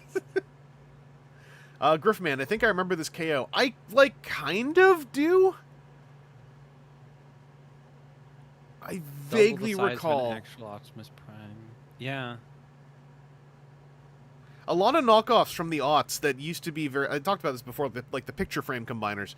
They were so taken for granted that they would then disappear and there'd be like almost no record that they existed. Yeah. Robot Lorekeeper, Funkatron 101 is the most strong bad email ass username we've had yet. Yes. You know, the aughts... Well, I mean, hey, Homestar Runner, guess what era Homestar Runner was pulling from back then, right? It was of the time. We got wallpapers of Dream Mix TV. These are on worldfighters.com, so they are gone. Entertainment Earth has the Energon Wave 2 Basics, the new Terrorcon's Cruel Lock and Dive Bomb, and the new Omnicon Signal Flare, and the Energon Perceptor minicons. And they went quick. People wanted their toys. The Binaltech Link? Mazda. Oh, The here link still works. oh, wow! For informational purposes only, Entertainment Earth trying to maintain that archival internet for us. Yeah. Look at the stretching on that. That's wild. Yeah. Also, that used to be a case assortment. Yeah. There's 8 there. Man. Buying Everything with translucent plastic, man. buying a case and just getting 8 toys in a case. Different toys. Yeah. That's cool. These toys did rule. The Energon Basics, I think, were underappreciated at the time and then aged better than a lot of the rest of the line. Mm-hmm. Well, because they all had, like, Energon weapon stuff and the Energon stars that actually kind of had crossplay. Yeah. Yeah, and it was on the spark crystals. You could put the stars, and yeah, everything else was 5mm, I believe. Mm-hmm. Could the mini-cons even combine? Yeah, this was a remold of the Star Saber in translucent amber yellow. It was the P Saber. They were all remolded, though, to have, like, spikier, more ornate parts. And then you had Energon Perceptor, who was just 3 new mini-cons that could combine into a new combined form. Very understated in the show. I think people simply forgot Energon Perceptor existed at a certain point. I remember getting, I think, the repaint of Cruel Lock in Las Vegas at an outlet mall off the Strip because my mom and I got sick of the Vegas Strip after 2 days. We were there for a fencing tournament. The Binaltech Mazda MX-8 to be released in September as BT-05. So we have not yet found out about the jazz connection or the Zoom Zoom lore at that point. Dynamo Dave, 2 days is enough for Vegas. Yeah, a lot of people... I think for a lot of people, the Vegas Strip, it's either 2 days or it's 7 days. Either you're sick of it or you just... It really works for you. You're just like, nope. Yeah, I got a free trip to Vegas and got to do nothing in Vegas other than play King of Tokyo, and that was enough Vegas for me, I think. I mean, if Like, maybe go and see shows or something, but the shows are good, but you can see all the shows in about 2 or 3 days, at least back then. Yeah. If I got to play King of Tokyo in Vegas, I'd have more fun because the gamble games are not as fun as King of Tokyo, in my opinion. Yeah, except for it was a tournament and there was some money on the line, and people took it way too seriously or not seriously at all, and yeah. I mean, King of Tokyo is kind of a hard game to take as a money game, right? Because it's you're just, I mean, there's a little bit of nuance, but for the most part, you're rolling dice at each other. Yeah, and it was not nearly enough people, like not nearly enough rounds for the number of people that were there. That's the whole thing. It was a money laundering front that I got to experience. So I just saw pre-orders go up for King of Tokyo Duel recently, and I didn't look into it, but I saw the name and I was kind of like, what does the game have to do different to be a 1v1? So King of Tokyo, this is totally not what the stream is for. King of Tokyo, once you're 1v1, like, you don't want to be inside of Tokyo. Oh, so they could rebuild around that. Yeah, Put you both because in. like with King of Tokyo, when you're in Tokyo and you deal damage, you deal that damage to everybody outside of Tokyo. But when you're outside of Tokyo, you're only dealing damage to the one inside of Tokyo. Right, And then right. if you stay in Tokyo, you get, like, if you stay in for the whole round around the table, then you get victory points. This is advice, by the way, for anyone traveling to Tokyo in real life. So yeah, when the kaiju come in, you want to be outside of Tokyo, so that all of you can attack the kaiju that's inside of Tokyo. Yeah. Yeah. I got to look into what the duel version. I mean, that's a thing in the last year or so of like classic games adding duel and putting out a 2-player version. Sometimes it turns out great. Sometimes it really doesn't, is my understanding. Graham Slayer Soup. I go to Vegas for track days and that's it. Yeah, cars or horses. All right, this is the release date and cover for Armada Armada number 2. It's like, the collection, right. Prelude to Energon coverage in PS2. Oh, right, so this is when the PS2 game now became Transformers Armada Prelude to Energon. Yes. When a lot of us assumed, like, are they rewriting the game to be a prequel? The writers had a chance to play the current demo. They heap praises upon the game and dub it officially worth waiting for. So far, we have yet to hear a negative thing on this game. It looks like the long wait for a worthy Transformers game may be coming to an end. And this is, again, hot on the heels of 2003, the year of the hype and crash on Transformers Tatakai. Yeah, because Tatakai was going to be the game. The perfect game. Because it's got every classic character that you cared about. It was the best. It's going to be awesome. And it's... no.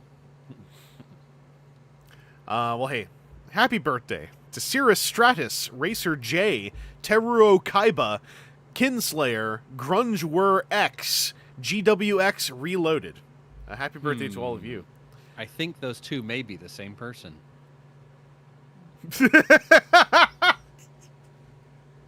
Somebody getting caught. Oh, they both are turning the same age, too. Hey, you and all... This is before, this is... I don't want to dox his real name. You know, Batman. You know, the staff member who's really good at weeding out alt IDs. This is pre that era. This is when someone... I wonder... I mean, we'll never know. I wonder if this went up and then everyone kind of glanced and then looked at this user and went like, hey, buddy. Yeah. What a coincidence. Alright, Superlink Episode 2 has aired. Here's a bunch of clips. Look at those file sizes.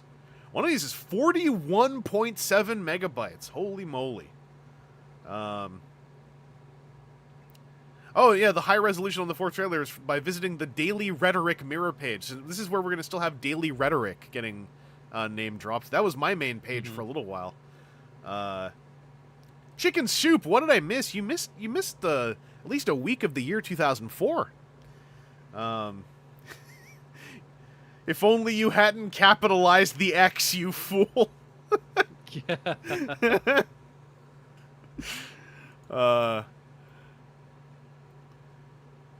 Robot Lorekeeper just dropping the lore. I got 70 alt accounts trying to stop me. Chicken Soup, I was in kindergarten. Yeah, exactly. What are you doing up this late? Let's see. A paper-made masterpiece. Tankor CN, a.k.a. P Prime of TF Club, has made a fully transformable Optimus Prime made entirely out of paper. I am so bummed out if we can't find a picture of this. The Prime was originally made by PHG79, a DIYer. I'm going to try a Google search. Hang on a second. Here.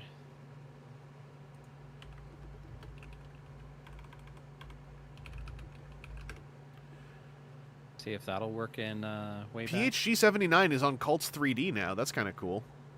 I'm assuming it's the same person. They liked a bunch of Transformers stuff. I wonder if they moved on from papercraft to 3D printing.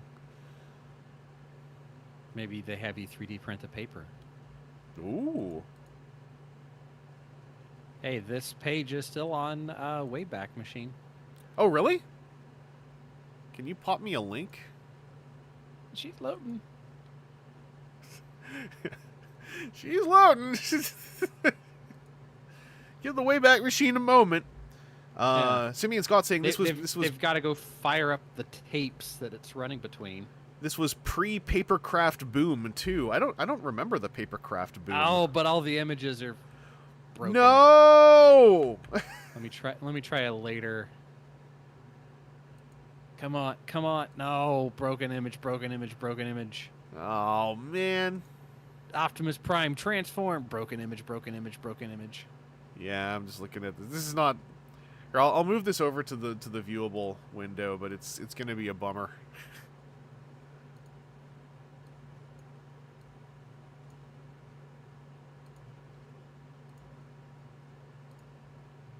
The Optimus Prime is made from paper. Oh man. Photos from production. Simeon Scott says, papercraft boom was the early 2010s YouTube vlogger stuff mostly. I kind of remember some of that. Juan Hernandez, I was 9, and I had next to nothing to do with Transformers until the 07 movie. Well, this is what we were building for you to arrive in 07. Robo Lurker, these are just really high-quality scans of each sheet of paper used to make him. Oh, that could be, yeah. Welcome back, Chris Carnage. I'll close this Wayback Machine, too, for now. Box set info on the Rhino release of Season 3, Part 2 / Season 4. I have that somewhere, I think, still. First pictures of Superlink Standard Convoy and Kicker. That's the deluxe Energon Prime who could do the torso or leg transformation. I never had one. I heard it was not good. I heard it also broke. The Kicker also, I believe, broke. I had that that wasn't a bad convoy. I think he made... Because I think that one only came out in Japan, right? Yeah, it was only in Japan in this 2-pack, Yeah. and I think in a single box, too? It was... Because I have one that's single-boxed and chromed like crazy. Yes, that had the Chrome Kicker, I think. That's something to look up, I think. But this was the Microman Buck Kicker, who I believe there were 2 versions, and one of them had disintegrating hinges, is what I recall hearing. Maybe. The standard STD Convoy, I could have sworn someone said that had some disintegrating parts too, but it might have only... Okay, Griffman saying, I believe the Chrome Kicker was the problem. Okay, so the Convoy was not the problem. Yeah, because it was a Microman that they made into Kicker. Yeah, because I have the non-Chrome one somewhere in a box. But I never had that Optimus. Oh, I want to get your name right. Zetime94. The Kicker was prone to breaking. The Optimus was released as a Toys R Us exclusive packed with the smaller Megatron mold. That's right, because that was how we got the smaller Megatron that Japan had. Okay. I still feel like I had imported that one. You probably did because you were heavy in fandom. By the time that 2-pack came out, most people had already made the decision. The bins that I'm going through and recycling most of the cardboard of all the backs of stuff were from before this time and into this time now.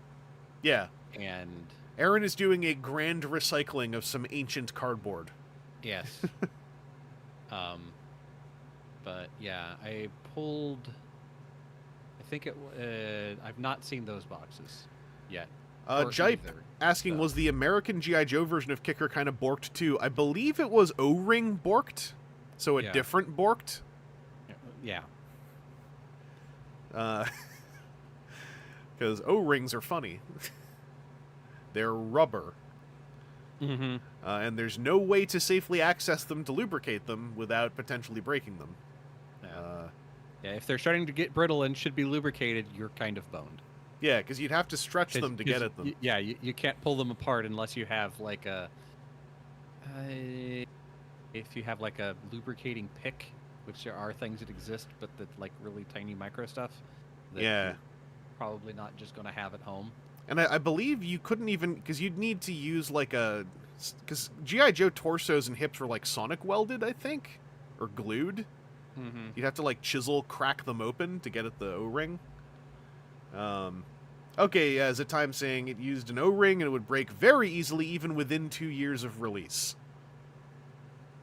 Simeon Scott saying, Aaron in his basement like, spirits of ancient cardboard, hear my call, and transform this decayed form into Boximus. It should be the ever-boxing IMO, but I'm not a writer, I'm just a viewer. Anyway, Megatron profile at the official Superlink website.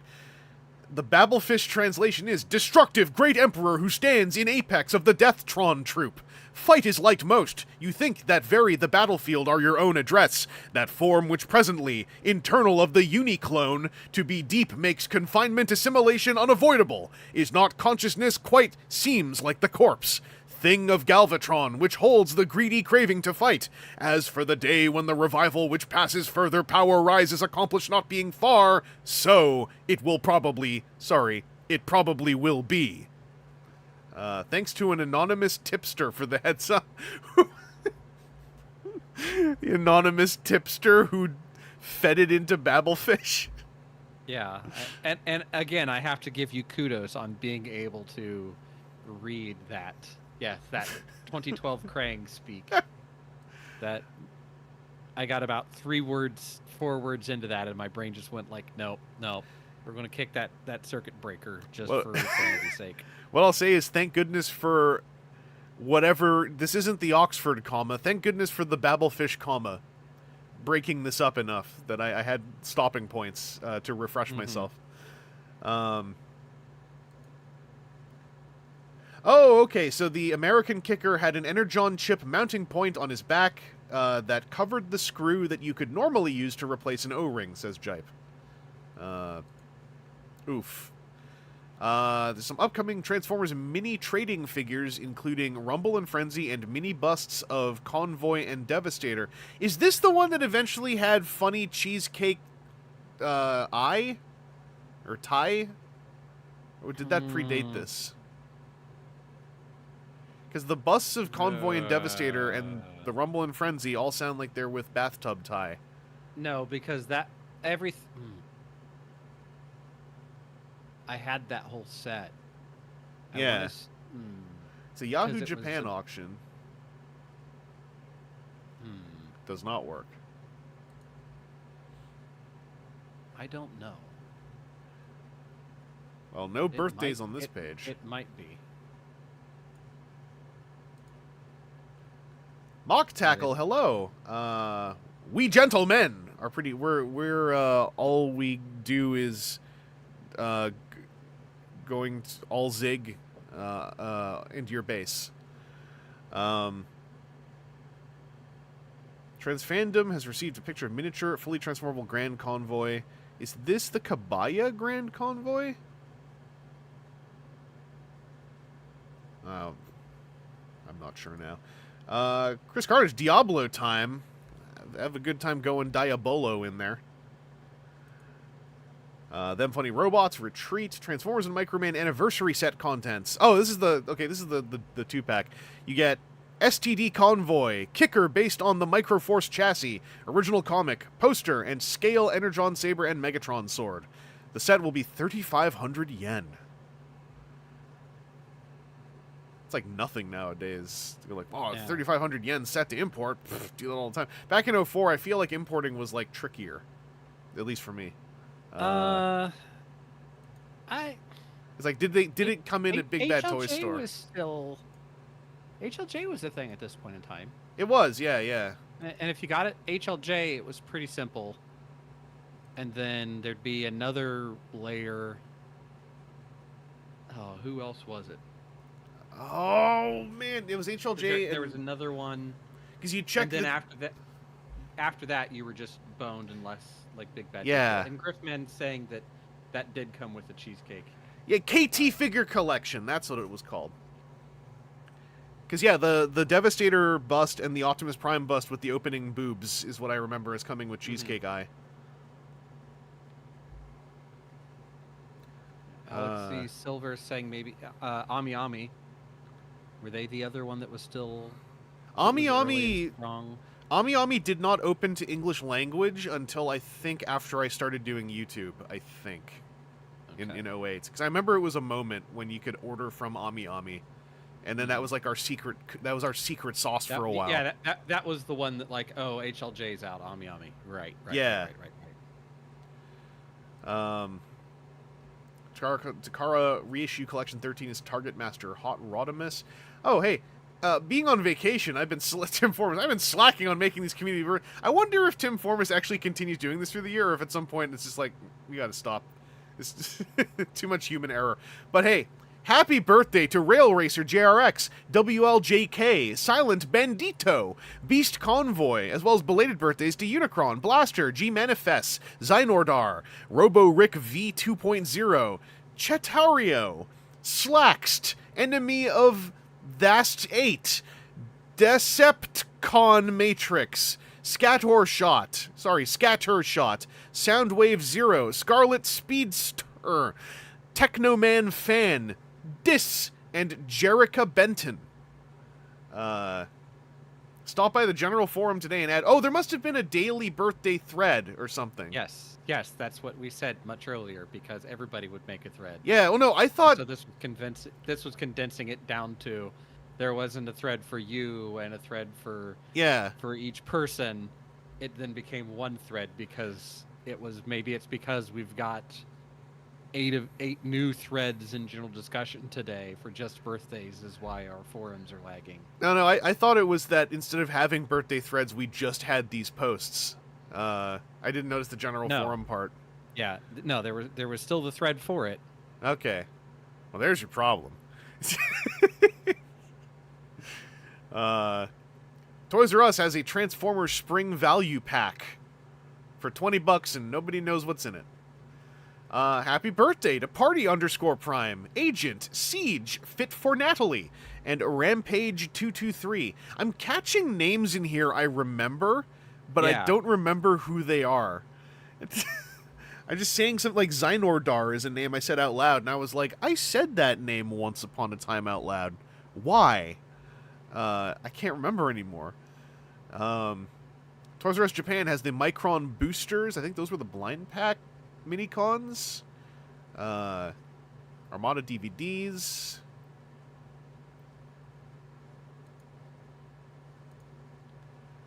Griffman, let's see if he makes it to my birthday in a month. Getting to February might be tight for this one. We're making our way through January. Thank goodness. Universe stuff going on. It must be Universe Day today. So Universe Sunstorm Gallery, and then also Skywarp and Triceradon available now. That was, I think, the second domestic release of Triceradon, because those were the Beast Machines, formerly Beast Wars Neo guys. The Paper Cut is back. No Alfie fiction in this one, unfortunately. Yeah. Oh! Aaron, we got an Energon Images and Q&A at Transformers.com. So do you want to be stock Transformers human voice from the brand, or stock Transformers human voice, the question asker from the brand? I'll be trying to remember which way we went last time. We still switched, but we went full corporate with this. This is full corpo. I'll let you ask the questions. All right. Is the Corvette Alternator a remold of the Viper or all new? The Alternator's Transformers Chevrolet Corvette Autobot Trax is an entirely new mold. We will not use the same molds to create 2 different cars from different car manufacturers. I think that was a legit, actual legal thing they had to maintain for all of Alternators, if I remember right. Question: how tall does the 20th anniversary Optimus Prime toy stand when in robot mode? The robot stands approximately 12 inches tall. Are there plans to re-release Sunstreaker in the G1 commemorative series? No, there are no plans to release G1 Sunstreaker at this time. Why are there Armada-colored Unicrons in Energon Unicron boxes? Production of the Armada Unicron was not complete when we switched to the Energon series and new package look. So the decision was made to ship the old color in the new package for a short time. Thanks to Anonymous Tipster, Lord Galvatron, and Stevie Maximus for the heads up. This is when news credit really meant something. So you had to, like, stack up who all could have possibly said it at the same time. Yeah. No, the Anonymous Tipster was Lord Galvatron and Stevie Maximus. That's what we're saying there. Oh. They are both an Anonymous Tipster. Internet was real weird back in 2004. Jipe, what the hell happened with the smokescreen and jazz molds? They are different. Maybe I remember that the jazz molds and smokescreen molds were also different in Binaltech and Alternators in very minor ways, but they are completely different molds. They just transform sort of the same way, but they're completely different molds. Yeah, I don't remember if we ever got an answer. If Archer Monster's here still, he may be able to. Nope, it doesn't look like he's showing as a participant. Maybe, I don't know. But I remember us having theories that it was like, hey, it was like, because each like and it's a thing that would make sense. Each company has to sign off on like where do parting lines happen, where do seams happen, what's what is essential on a Corvette and what is there that we can like smoosh a little bit. Yeah. That's the reason why now, like anything that's a model of a vehicle has the hollow foil for Ford or for GM on it, because some aspect of that company is in on it. So I don't think that Ford would be too hot on, yeah, we'll just put your body panels on top of this thing that we worked with Chevrolet on. So Yeah. No, the panel lining, that's still a thing to this day. That's why Studio Series Rise of the Beast Mirage is a weird toy, is because that is a toy that is struggling under what I understood to be a lot of car company input as to how the car mode would look, and every point of suffrage on that toy comes from having to maintain very specific unbroken lines on the car mode. The classic producer's notes. We love this toy, however, we have a few notes. Completely redo it. Yeah, just do it over again. There are some... Jipe, I would say a couple of the Studio Series Deluxe cars turned out well. Like, he's not Mirage anymore. Dino is still like one of the nicest ones they did, I think. And I liked Jolt. Jolt's accessories storage doesn't really work, but the actual toy I didn't mind. I really liked Studio Series Dino, actually. And Studio Series Car Soundwave. I like the two of those. They still are in a pile next to me somewhere. Volkaisis, welcome! YouTube notifications apparently being very helpful. Oh yeah, Cogman was pre-Studio Series, kind of. He was from the premium The Last Night toys that were basically Studio Series almost. So much that they were just brought over. Oh, Dino wasn't a licensed car. Oh! They gave up on getting the Ferrari license. Oh, maybe that explains why. Oh. It's Ferrari-ish. Maybe that answers some of my own reasoning then why I thought he... Because, yeah, I think he's a neat toy. Anyway, what was I saying? Simeon Scott, I had no idea they put Armada Unicrons in Energon boxes. Guess that's a variant people would go crazy over. I remember at the time people were, it was a mixture of crazy and also a mixture of, like, I just bought this toy. I thought this was going to be different colors. What a ripoff, etc., etc. Yeah, because if you weren't buying it in person, you may be saying, hey, this is a new, because it had a, like, completely different color scheme for Energon. Yeah. And so if you were like, hey, I'm going to do that, there were people that were upset because it was, like, it is the exact same toy in a different box, but the outside of the box says it should be something else. And this was, at the time, those were the biggest toys that were getting produced. So, like, if they were switching manufacturing lines and the switchover didn't match, well, we're not going to just pitch these things, and we're not going back and making more of the boxes. But also the size of a Unicron, Volkais is kind of alluding to here, that had to be fun for a certain packaging variant collector to potentially have a bunch of Unicrons in box. Yes. Sam Welbo, by the way, with the good taste take here, Studio Series Deluxe Hot Rod was also very good. He can stop the time. That is also another very good Studio Series Deluxe car, who I also can't remember if it had to maintain lines for licensing or... Now I'm questioning myself on the ones that I like. Is like, are they ones who actually maintain the car license, or did they just go for robot mode? I think Studio Series Hot Rod had a license. I'm pretty sure I saw a car logo on the box for that one, but moving on from the Q&A. By the way, for those who don't know, the Transformers.com Q&A was the official replacement for Aaron Archer's Orson's World. And it is markedly more proofread by certain elements of Hasbro Corporate. That's why we are doing a different approach to reading those out loud. The Kabaya puzzles are out. Jigsaw puzzles. Also, it was a bit ago. Griffman found what the spring value pack was. It was Universe Ramjet and the Air Military Micron Minicon team. Okay. I vaguely recall that. Hey, happy birthday to Yoda, Treadshot 2.0, Micatron, J. Freak, The Frozen Red, Taz of Delaware, Crate, Assault Leader, Culby, and Negoki. Nagoki turning 19 in 2004. Holy moly. I think we're running out of legitimate minors, and now we're hitting the minors in the States only. That was the whole thing at Botcons for a while. Me and the Europeans being legal in our countries, coming to America, and they're like, you can't go in the bar, and it's like... I remember one time me and the Europeans just went up to a hotel room with like 4 bottles of wine or something. And went like, well, I mean, if we're doing it anyway. We're doing it anyway. It would be better if we didn't have to be weird about it, but whatever. Japanese toy catalog scans from the theyareamongus.com forums. I think we might have checked on that site at another point.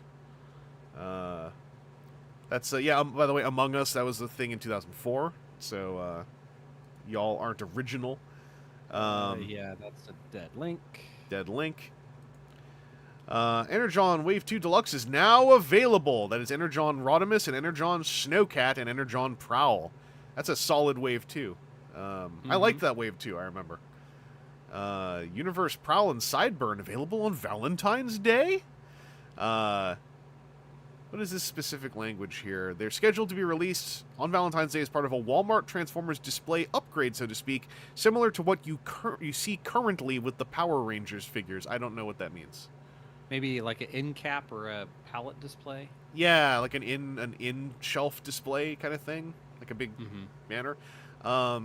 It's unrelated. Someone I know recently had come across an 07 movie era, like, shipped as a diorama in a big box toy display diorama that was meant to be bolted into the store shelves. I remembered it from back in 07. I forgot that thing was like shipped like that. It was kind of cool to see. Dengeki Hobby stuff. E-Hobby prototype color Astrao train in box. So that's when we had the Astro Train reissue hitting. Target Master Hot Rodimus reissue. Happy birthday to Crag Jumper, Atomic Garden, Rail Racer, Homeless Kicker, Firestar, The Hearse Driver, Translabels, Inhale, Roger X99, Smallst Unicron, and Rework. So is that a kicker that was homeless or somebody that kicks homeless people? I guess it depends on whether they made that username after Energon names had been announced or not. Either that or, yeah, we just had a complete monster on the board. Just like, hey, what's up, everyone? I'm Homeless Kicker. I kick the homeless. And back in, 2003 or 2004, we were like, oh, man, that's edgy. That's, hey, you're a free thinker and a badass. Energon Mirage in package. 20th anniversary 1984 wallpaper available. This was a fan-made one by King Starscream, classic Australian board member, if I'm remembering right, and Unicron worked together to make this wallpaper. Transformers Energon TV commercial. Oh, for those involved in the community for many years now, the very popular music from the old Robots in Disguise toy commercials, once thought to be the show's intro music, first premiered years ago on BWTF, returns. So I guess they reused some commercial music in that one. Yeah. Mock Tackle with the planet's Homeless Kicker. Why is Kicker homeless? His show was about to start. Sad face, true. Alan Weaver, I'm now convinced that TFW just booted anyone who was older than 32. So far, there hasn't been any over 32 birthdays. It's mostly because there was no one older than that in the message board fandom, kind of. Yeah. It's what I've alluded to this before. Like, there were older fans than that, I believe, in general, but they were fewer and farther between. And in the aughts, you had a lot of fandom, not just Transformers, just a lot of fandom websites and stuff. A lot of the age, like, capped out around 30. Yeah. Well, that and, like Jipe saying there, the series is, like, right at 20 years old at this point. Yeah. So, like, if you were even an old kid watching G1, then maybe you're mid-30s. Yeah, this is like there are people with 1970 something in their usernames and stuff. But yeah, like, and I've said this before, like, a lot of the tone of fandom internet and stuff back in the aughts comes somewhat from the fact that, like, a lot of it was run by people who were at best in just starting to hit 30, probably still just out of college or something, or like, close enough to out of college to still basically be that person. It's an interesting thing to think about, like an internet primarily newish and emptier, and it's just the internet young running around. The Energon kites are back. I remember the Energon kites was this news item I kept seeing, and I kept kind of in the back of my head going like, it'd be kind of cool to learn how to fly a kite with Transformers on it. Dreamwave contest voting for their lettering contest. I wonder if that was another 4 exposure contest. Transformers.com product listing update of a bunch of stuff, probably broken links. Oh yeah, all old Hasbro pages, they forget about those in months. Yeah. Valkais is saying Headmaster Dawn is eternally the oldest Transformers fan in my mind. That YouTube page with Botcon 2000 era footage, there is a 2000 or 2001 era, I think it was the Botcon with Spider RC. One of the newer things that went up was just like someone's camcorder journal they were keeping, and at one point they got Headmaster Dawn in shot going like, hey, Headmaster Dawn, look, they made a new RC. And it's like Headmaster Dawn from like 2001 going like, well, I like it. Still isn't a Headmaster, though. And I'm like, man, yeah, sicko face. Takara's Superlink Megatron smaller than the US version, so here's where it starts. We've received word from respected sources close to Takara that Superlink Megatron or Galvatron will be smaller by up to 20% than the US version. It is said that it will be sized down to a size comparable to Superlink Scorponok and retail for the same price. Whether or not this means his electronics will be gutted is unknown. I constantly actually forget that there are 2 different, minorly different sizes of that toy. Now 3 that we have the new core class version. Alan Weaver, I don't know that someone being a fan of something at any age is necessarily weird any more than people say. Being 60 right now, right now liking TFGI Joe, etc. I feel like they probably had better things to do than post on the internet, though. Well, back in the aughts, again, this is a weird thing to kind of lay out as a concept now, but like fandom culture and literally just being a nerd or even being into something that was not remotely mainstream to be into as an adult was 1,000% not just weirder, but socially stigmatized. Enormously. Like in the 2000s, it would be a common message board thing of like, had a weird encounter at the cash register again. Like that was super common in the aughts. Yeah, that and like at this point in time, a lot of older fans, like there was still multiple toy collector magazines. And like that is how the older generation that would have been like, hey, when I am a toy collector, so I'm getting magazines that are for whatever. And then it's just this newer generation, the literal millennials coming into the new millennium that have, back to you've got that T1 connection to my dorm that I share with a bunch of other people in the dorm, but I've got the first version of always on high-speed internet versus I've got to tie up my phone to have a dial-up connection to get to boards. So, like, there's a break-over point of where it's even applicable to be somebody that is always on internet. Yeah. Versus now everybody takes that for granted because I've got a phone now that goes in my pocket that has a very high-speed connection to the internet at all times, and I'm always connected. Oh yeah.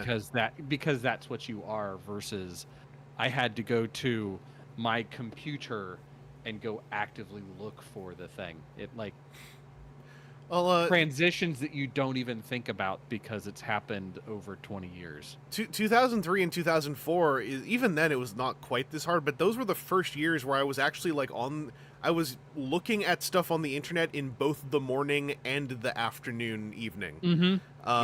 Like, it was a new thing to me because it used to be for a while. This is when I was posting on the message boards all the time. Going to check my message boards was like a thing I did for 2 hours before/after dinner. and then I would go play some video games or something, you know. But it was like, yeah, you weren't doom scrolling on the toilet. it was a pointed thing that I would do, and like when we started to have Wi-Fi available with like a PC card you stick in a laptop, I remember one time, like, this is getting close to that era. There was one time when I had like a small laptop with a Wi-Fi connection, and I was in a hotel, and I turned my Winamp playlist on that laptop, and then like sat in a bath in a hotel listening to my music on the computer, thinking like, this is the life. This is now. Like, this is high tech living for me. I didn't have I kept the laptop away from the water, by the way. I wasn't a lunatic. I wasn't like holding on to it in the bath or something. Yeah, Alan Weaver saying it's for my nephew thing. Like, it's not even that. It's like younger fans back then. Like, if you were like, again, my age back then, like in your late teens, early 20s, you were judged so hard because you couldn't possibly have been buying it for like your nephew or your kid in the eyes of most people. So it was, and it still happens to this day now and then, but it was exponentially more common that you went to your Walmart. Let's not even say Toys R Us. You went to your Walmart to buy the new. If you walked into Toys R Us, you might get eyeballed. But you went to your Walmart. You went up with 2 new deluxes. The cashier might take them, and even a Walmart cashier back then, who has no reason to care about you, might even go like,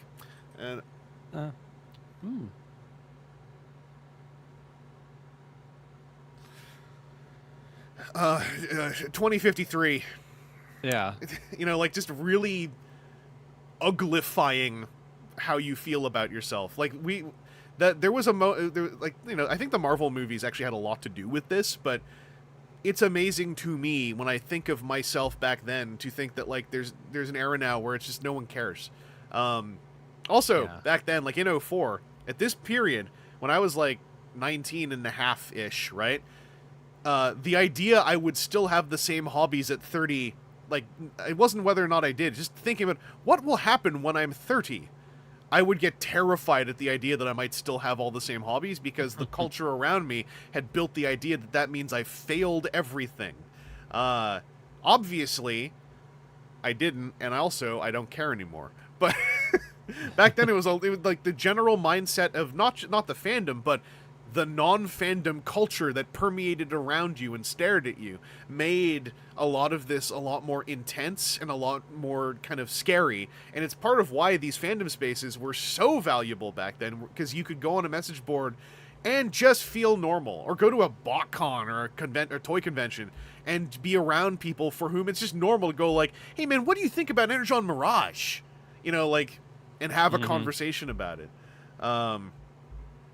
It's almost like a different stream to have, like talking about being in a kind of nerdy fandom online in the aughts compared to, let's just say, the 2020s, right? It's so much different. Oh, what's up, Trans Salamander? Back then, every time I had a cashier ask me who a toy I was buying was for, and I said me, they'd almost every time think that was really neat, not gonna lie. Every now and then I'd get someone who'd be like, hell yeah, but it was a mix for me, and I know there were some Americans in some states for whom it was just hell. It was just like, at some points, literally, you gonna use these toys to try to, like, mess with some kids? You know, like straight up the ugliest accusation possible, right? It was, it's weird, because it's just different now. I've made this quip before. Nowadays, you go on, like, a dating app, right? And one of the most basic things you could read is someone who goes like, I'm pretty nerdy. I really like Marvel movies. And, like, that's someone who probably, you know, same age bracket, but, like, didn't really stay close with the pop culture. So to them, it is still weird, right? That, oh, I really enjoy the single most marketed and profitable and successful action franchise of the last 12 years. Yeah. I'm kind of weird. You know, like, it's so basic now. It's Palisades Megatron, by the way. Transformers History Collection. New set of figures. Transformers History Collection. These aren't the SCFs, though, right? Because we already went through that. You know, like the... Oh, man. I can't... Oh, Sam Wellwell saying Thew Link had a is no moment good. like that not too long ago, and Funko's also definitely normalized collecting for better and for worse. Absolutely. I've encountered adults, the most distant from who I am adults in the world, who are friendly. And if I say, oh, I do toy collecting, like, oh, Funkos. Like, it's just, and it's also not as a judgy statement, just like, oh, that's Yeah. what collecting is. And it's like, Yeah. no, there's no judgment anymore, right? Like, it's Yeah. just, oh. You have to be like, what? No, not Funkos. Oh, like Hot Wheels. No, even less like those. But With the Hot Wheels, you go, hey, listen, you can't just accuse someone of, okay, you can't. yeah, yeah. You're responding through clenched Watch your teeth. mouth! No, not like the Hot Wheels people. Look, you don't understand, so I'm not going to hold this against you. But I have to now educate you. Otherwise, you will get just an open-handed slap across the side of your damn face. Someone calls you a Hot Wheels collector. You just reach for them to do a judo cuff throw. You're just like, okay, you're. Not going to hold it against you because you don't understand. But son, if you say that again to my face, there will be blood. Zero saying, my sister-in-law's like that with video games. Quote, I'm such a weird outcast. I play video games. Don't judge me. Yeah, it's a thing I've spotted on dating apps. I've corroborated this with one or two other folks, that like you sometimes see this, you know, the remnants of the old culture of people who have a genuine hobby. And it's the most basic and not non-derogatory, just like basic hobby. And then like their treatment of it when they try to share it themselves with any vulnerability is like, don't shove me in a locker, but I have an Xbox, you know? Like, you say that in 2024 and you're like, is he your DVD player or what? Like, and Griffman saying that these figures are not SCFs, they look like they're even smaller. The collection of the news story that's the one tie figure because it was 04. Hot Wheels is a generational thing. I don't understand y'all's problem with it. It's 80% a bit. It's 80% a bit. It's just like my understanding is that the old head Hot Wheel collectors that linger, there's a decent number of them from the demographic that created the bit, like in the 2010s.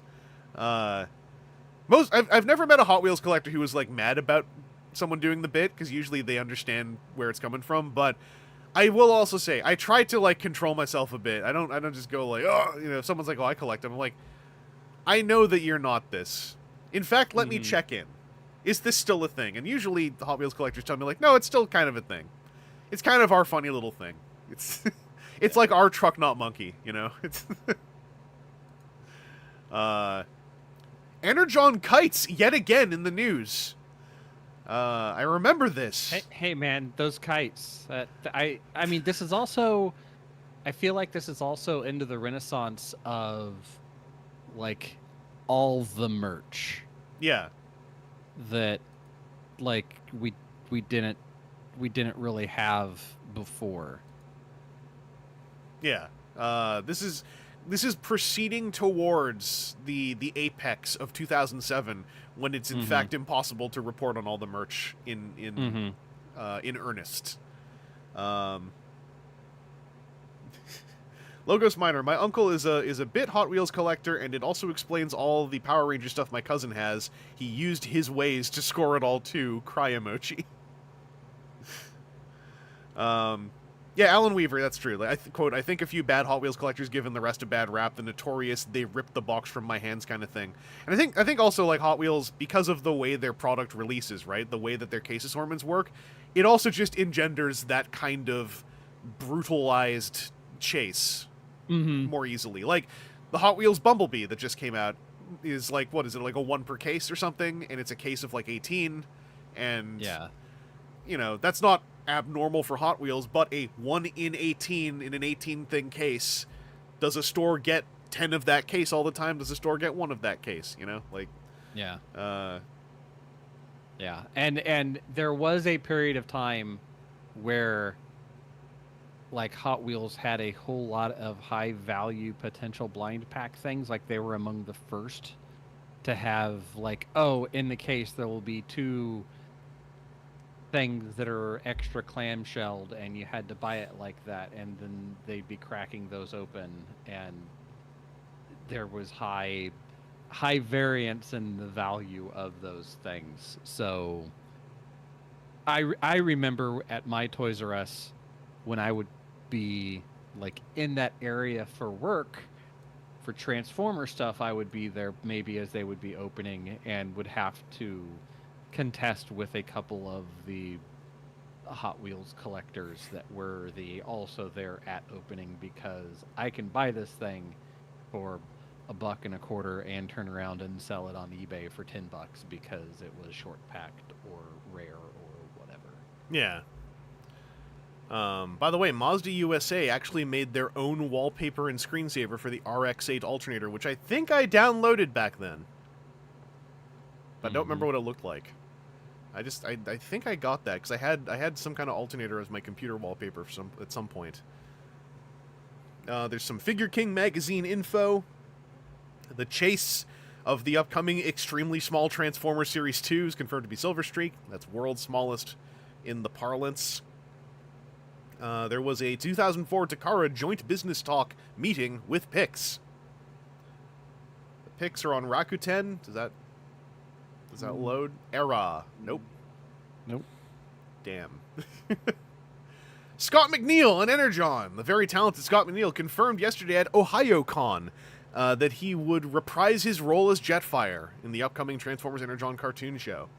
Scott noted he will be doing the voice of the Omnicon Strongarm, putting to rest a fearful theory that the Omnicons would not speak. Thanks to Trickster for that information. I don't think watching live today, but this was that period when I remember we had like Usenet folks starting to show up on message boards because there was like a sort of unification starting to take place with the current form of the fandom. I saw Don Murphy up there. Cartoon Network Energon promo. There's a few versions of this promo. Ooh. Our friends at the Allspark have the promo. Oh, they're gone. That's a 2004 era version of the Allspark website. Bill's Toys and Games has got the hard-to-find Snake Men He-Man figures, that being the 2000X Snake Men. Oh, God. Happy birthday! Tim Formas, due to a vacation, I missed a few more days of birthdays.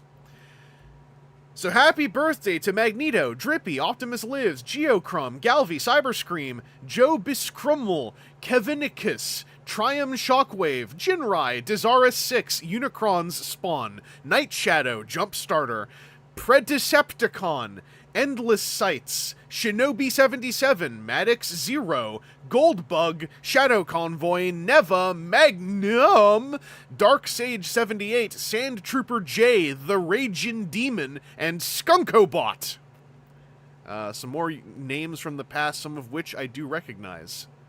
Takara with some new wallpapers. Toy Fair issue number 80 shows... I remember Toy Fair debuting Energon Shockwave. That was a big thing. Mm-hmm. Toy Fair has requested the image be taken down. Because back then, print magazines could mean something. Jipe, what an inconceivable horror, the Omnicons not speaking. Allspark interview with Elaine Toh, the inker for a lot of the Dreamwave stuff. That's probably going to be gone. Don Murphy update on the status of Transformers live-action movie. Don Murphy, one of the producers for the recently announced Transformers live-action movie, along with Tom DeSanto, posted a brief update on the status of the movie Monday evening. 1, the Transformers film that I am doing with Tom DeSanto is still on target. 3 studios are discussing a deal as we speak. We hope to conclude a deal within the next month. 2, we are going to get this film right and follow the classic mythology of the show and the comics. Mm-hmm. Gonna be exactly like G1, I'm telling you. Dynamo Dave, the definitely G1 movie. Mock Tackle, Michael Bay is not directing this, by the way. Yes, these are all things confirmed in the year 2003. I love that stuff. Prototype colored Astro Trains released. Transformers Volume 3 delayed. Energon clip at Cartoon Network. We're almost done with the month of January, so we're still gonna pull off a month. Mm-hmm. So hell yeah. Armada DVDs. Best Battles and Flashbacks. I remember these. So these were the not season DVDs. These were just for the kids, 4 episodes of Armada DVDs. I'm curious if anyone watching this grew up on Best Battles or Flashbacks as their Armada DVDs, their Transformers media of childhood. Simeon Scott, get it right and make it like the original. Being buzzwordy talking points in the early 2000s is a little wild, not gonna lie. Trans Salamander, I remember seeing Clerks 2 in 2006, and I also knew there was a Transformers movie because the one creepy weirdo character kept bringing it up. That was surreal. Yeah, Clerks 2 was like the one time Transformers came up in a pop culture piece, like, before the movies, because that was the nerd character. I forgot. That character had a lot of stuff that aged badly, but one of their talking points was that they were big time up on Transformers live-action movie news. Simeon Scott, I had Best Battles, got it on clearance at a Walgreens in 06. Hell yeah. 20th Anniversary Prime now available. Apparently he's been showing up at a couple of Walmarts for $63, $62. It's a better deal than at Toys R Us. Gary Chalk interview at BWTF, I am guessing gone. Yeah. Yeah, it's gone. New prelude to Energon, the video game, PS2 game, preview at computerandvideogames.com. Very, very positive review. Makes us all want it more. Many new images. Tidal Wave. Does the link work? No. Oh. Privacy error. Nothing? Yeah. Well, it's Okay. like everything wants to be secured HTTP now, and that very much isn't one. Highly not. Yeah. Energon Wave 2 Basics now available.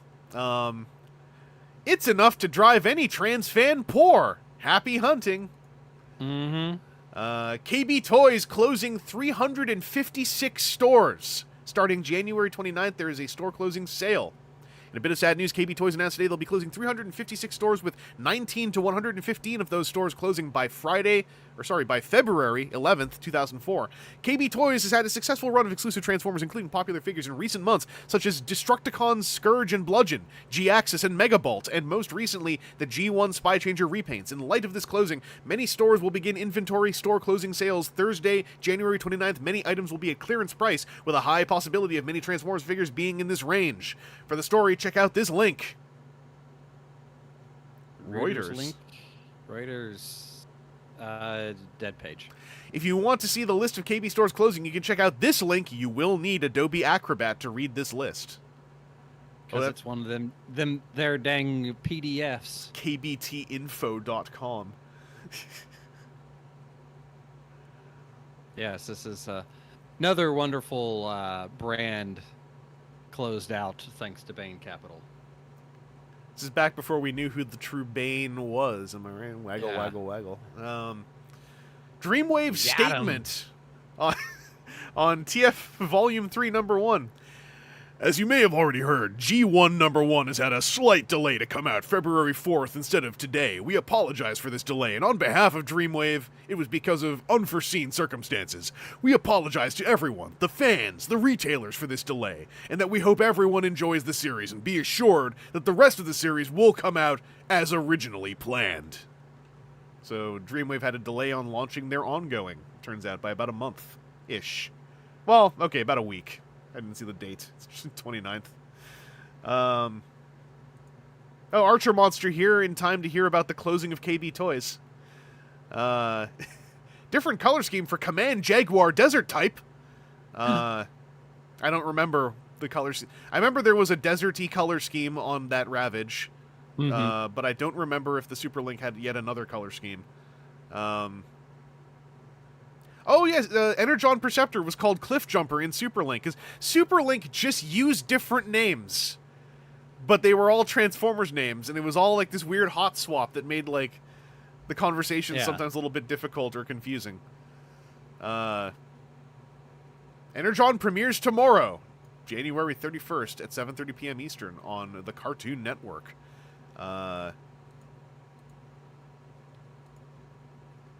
Wave sign, Command Jaguar Desert Type is a Gunpla type beat. I think Super Link kind of went like troop buildy with some of the names for the Terracon Omnicons, if I remember correctly. Oh, what's up? Goober just popped up. Party Paul Go. Yeah, I don't really have a scheduled day. It's just usually we try to do these news dives on Tuesdays, but yesterday just didn't work, so I just went like, I'll bump it, whatever. Blame American Labor Day. Yes, not Labour Day like we have up here. Hope your stream went well. We're just doing the news of January 2004. Jipe, oh boy, we're getting into statement territory for Dreamwave. Yeah. Yep. Those statements are never problems. We are slowly... the ongoing is about to launch, and that was the final hurrah, right? The Decepticon on the Toy Fair cover is Shock Blast.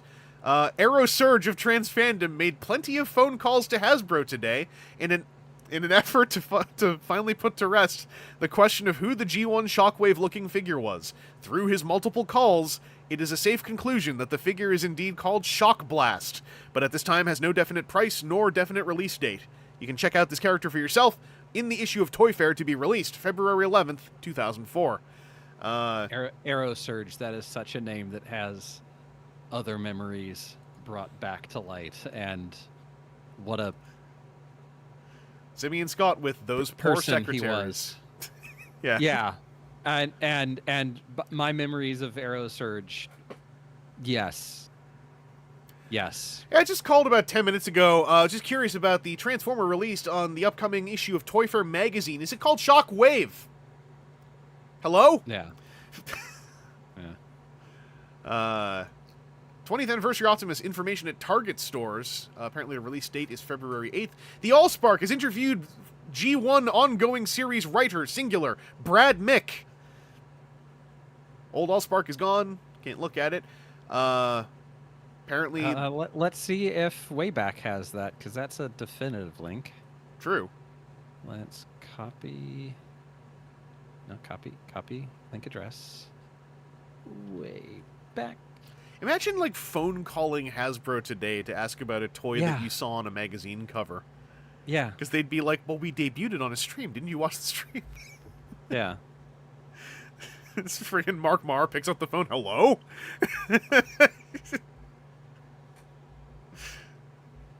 Wayback does have it. Oh, really?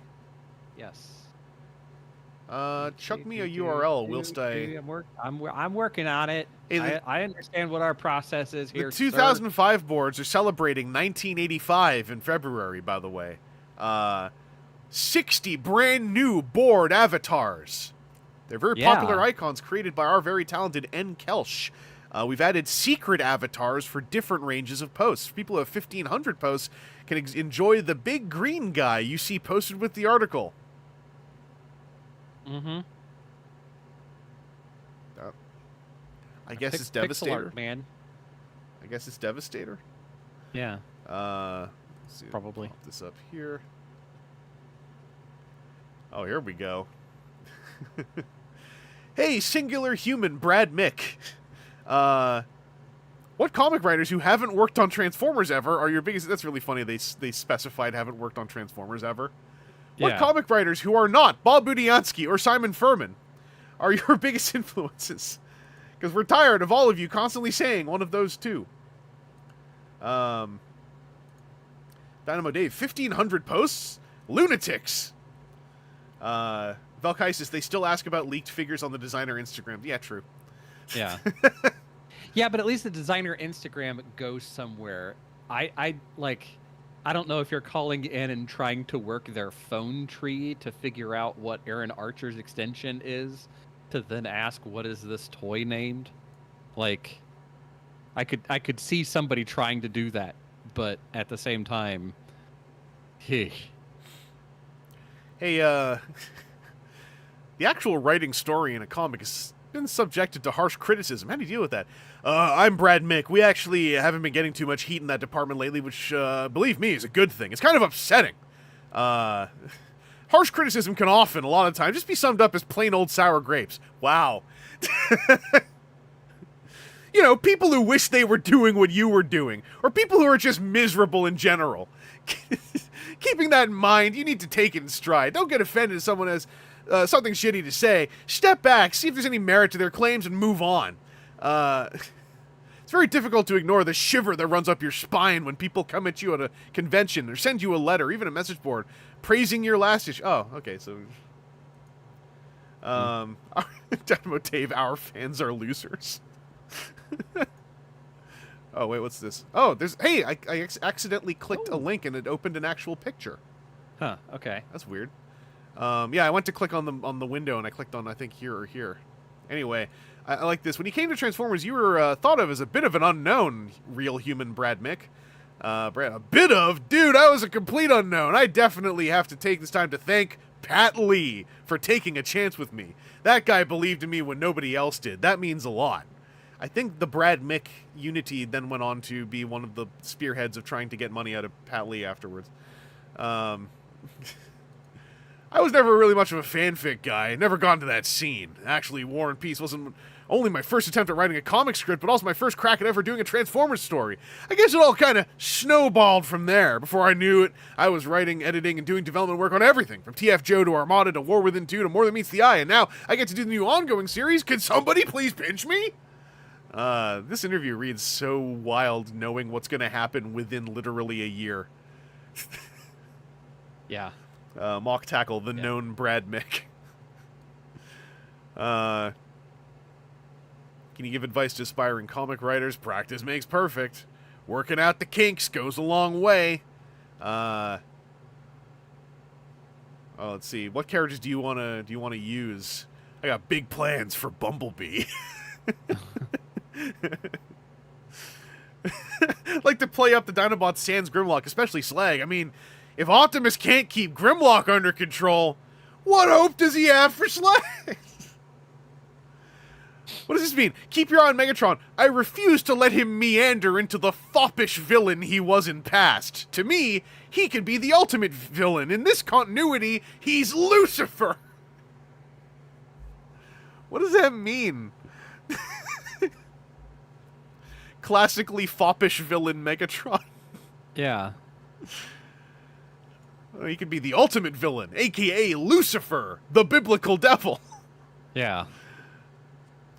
Just same, right? Just same. Trans Salamander, I don't think he knows what foppish means. Yeah. No, known foppish villain, G1 Megatron. Valkai says, I can't remember a single thing Megatron did in that series. Megatron stepped on a man who was peeing, and he turned Lazarus into a metal statue. Now I want to see a foppish Megatron. Yeah, Skybound. Balls in your court. Taking an old question. Bob Budiansky and Simon Furman. Not which one is better, which one you had the lasting and thing. Stated my Shockwave is based on Budiansky's. I mean, Simon's my man. But you can't look past what Bob brought to the table. It was a different era then. Some people may look at what he did today as a bit cheesy, but you have to take the sensibilities from back then into perspective. Oh, this is a good quote. You know, the Shockwave who would brag to Megatron how he accomplished all that he couldn't, or admit to his face that he was trying to kill him.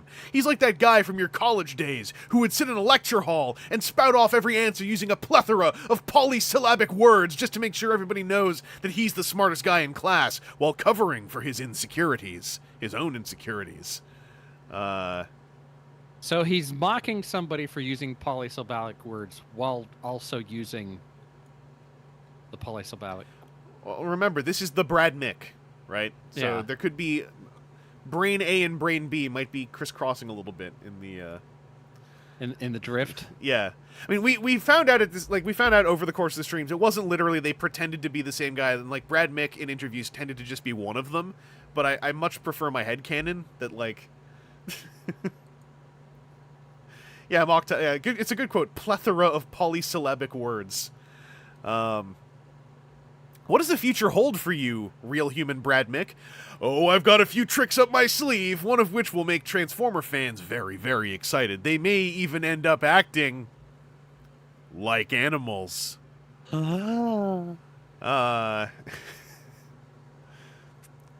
I guess it was a shoot for the stars. It'd say working with Mainframe on an all-new CGI television series or movie based on my continuity would make me squeal like a schoolgirl. That was the talk back then. It was never, who could do a new Transformers cartoon? It was always like, we gotta get Mainframe back. Right.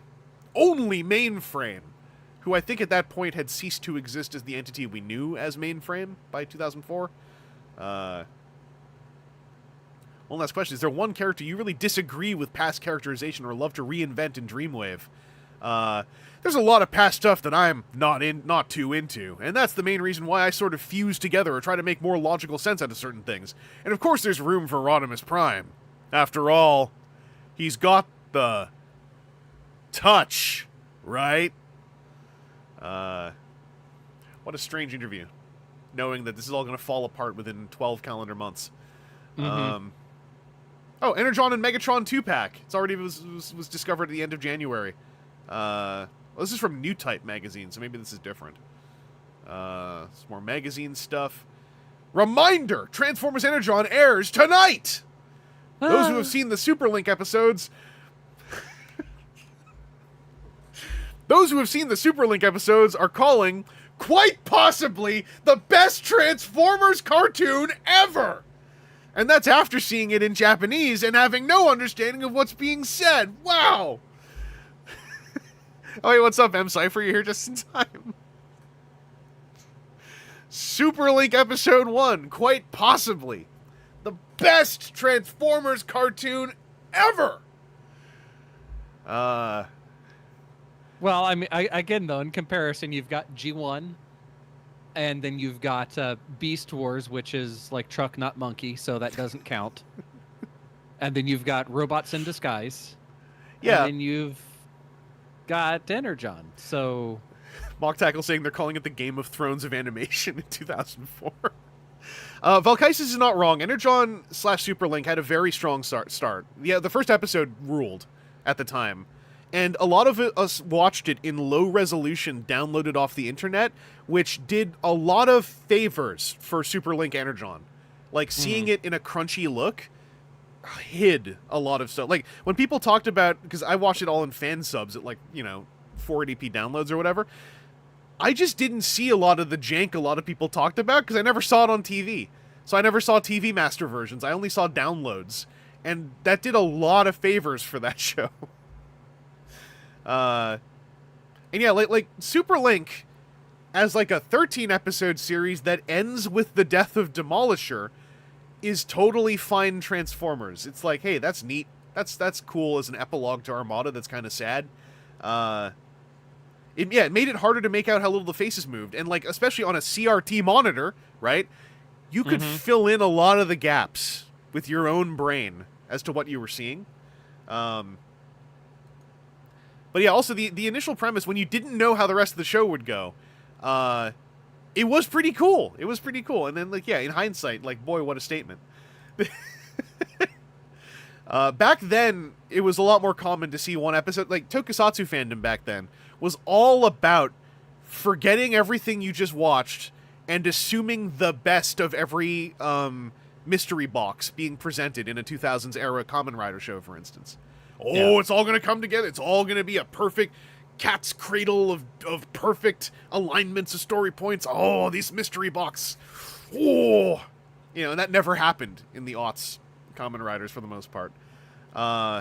Fan artist of February 2004 is Pete Draven Billingham of Transformers Redemption. Which, yeah, I think that we tried to figure out if Redemption is still floating around, and I don't think it is. Wave Sign saying Fies.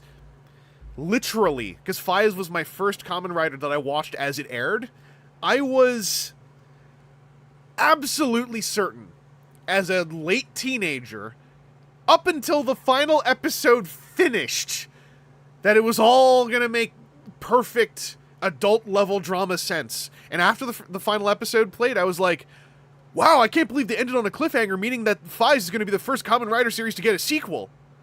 Which it didn't. Ever. But Valkysis is saying Draven is on Blue Sky. We could ask him. True. I'm actually firing him a message on Facebook right now. Oh, all right. We got it covered.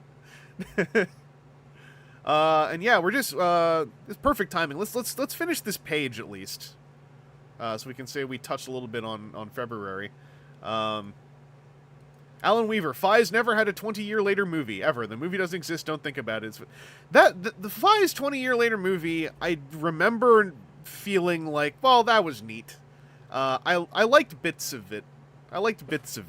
Because Fies also had a sequel in one of the other movies where Takumi was, like, majorly a character, and they also tried to imply a whole lot of So Fies has had at least, like, 2 or 3 forks off the back end of that episode. So you can kind of just pick all the pieces that make the most sense and just go, like... Because, like, I want to live in a world where... How new is that movie? Can I spoil a bit of it? Because I want to live in a world where I can always rely on Masato Kusaka. I want President Kusaka to be a real thing.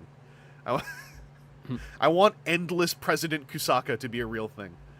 Yeah, Kamen Rider 4 was another one of the Takumi endings. So they all kind of pull bits and pieces, and kind of perfectly for Fies. None of them properly line up, and I think that's part of the beauty of that era of Kamen Rider, is it's more you just have story ideas that kind of, you know, loosely sit next to each other, and if you want a hard lore, you just get a slap across the face and go like, shut up, sit down, have a nice day. Anyway, Universe Ramjet being found in package in photographs from S250 was the first news item of February 2004. Also, an update from Barnes & Noble on the Ultimate Guide to Transformers by Simon Furman. I don't remember this book, but I sort of because there were a lot of books called The Ultimate Guide to Transformers, I feel like. I vaguely recall this one, but I can't quite remember what it is. It's a detailed look at the fantastical... It's like a lore book, I'm guessing. My immediate thought was like, the pop-up. Oh, M-Cypher has that book. It's ... Fine. Trans-Salamander. Pretty sure I have that book on my shelf still. Yeah, I probably have this book, and I just can't remember. Yeah, it's fine. It has a bunch of maps, it has a bunch of art, it's got a bunch of stuff. You want a world build for an RPG? I bet you could pull some cool stuff out of there. Major content update. It's gotten a boost in the content department. Right in the content. None of this is available anymore. But hey, enjoy, trans fans. New pictures from HLJ for Command Jaguar Desert type. Some pictures of Superlink Galvatron. A listing for an Energon Omega Supreme. Looks like we'll have our second Supreme size figure in Energon. No further info known or provided. The Ultimate Guide. Valkysis says, let's give everyone G1 Optimus Prime's missiles the book. Trans-Salamander, isn't that book the one that first said Unicron was a singularity? You might be misremembering. Oh, I can't remember. Trans-Salamander, this is... You weren't here for earlier in the stream. This is... We're in the tail end of the era where Transformers just plugged the word trans as a prefix on everything. It's really funny now to look at 20 years later. And one of the... There's a YouTube channel with a bunch of footage from Botcon 2000 and 2001 where, like, there was... I forgot which year it was. There's some guy outside the dealer room during setup literally saying something like, you know, blah, blah, blah, setting things up. But, you know how the trans fans are. Gotta watch out for all those trans fans. Just bellowing that in the middle of a room. I'm just like, that's so funny. Like we're not saying the full word in this case, but earlier on in January, we also had the Usenet Transformers Fandom Awards show with the very unfortunate slur name pop up, which quite a relic of the time. Quite a relic of the time, because again, Transformers fans, my understanding, simply didn't know. Transformers fans just thought, hey, the trans is just our prefix. It's our thing. It's our thing that we say. So, yeah, I'm having a lot of fun seeing it all over the... We did not...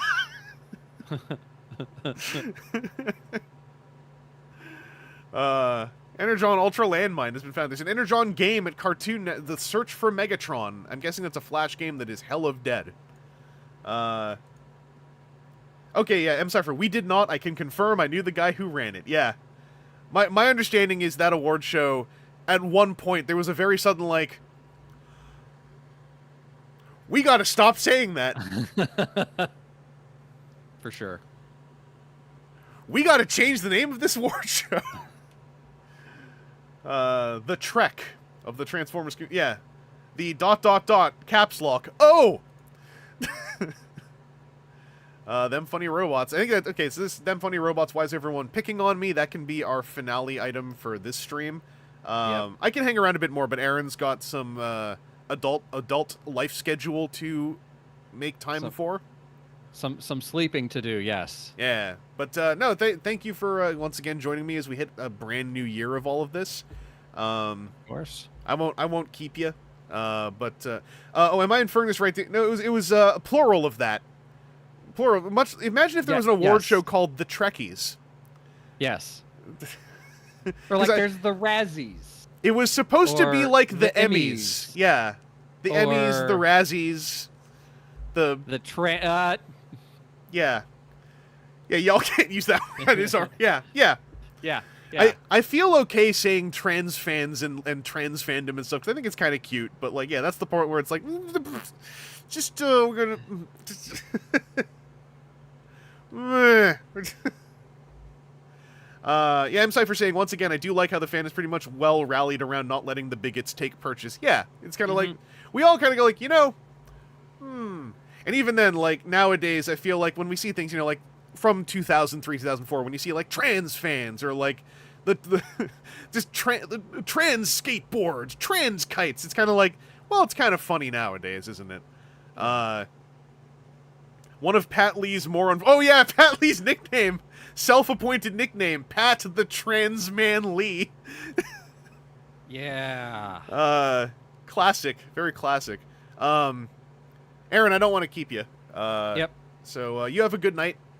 All right, you too. Sleep well. I'll catch you later. Thanks again.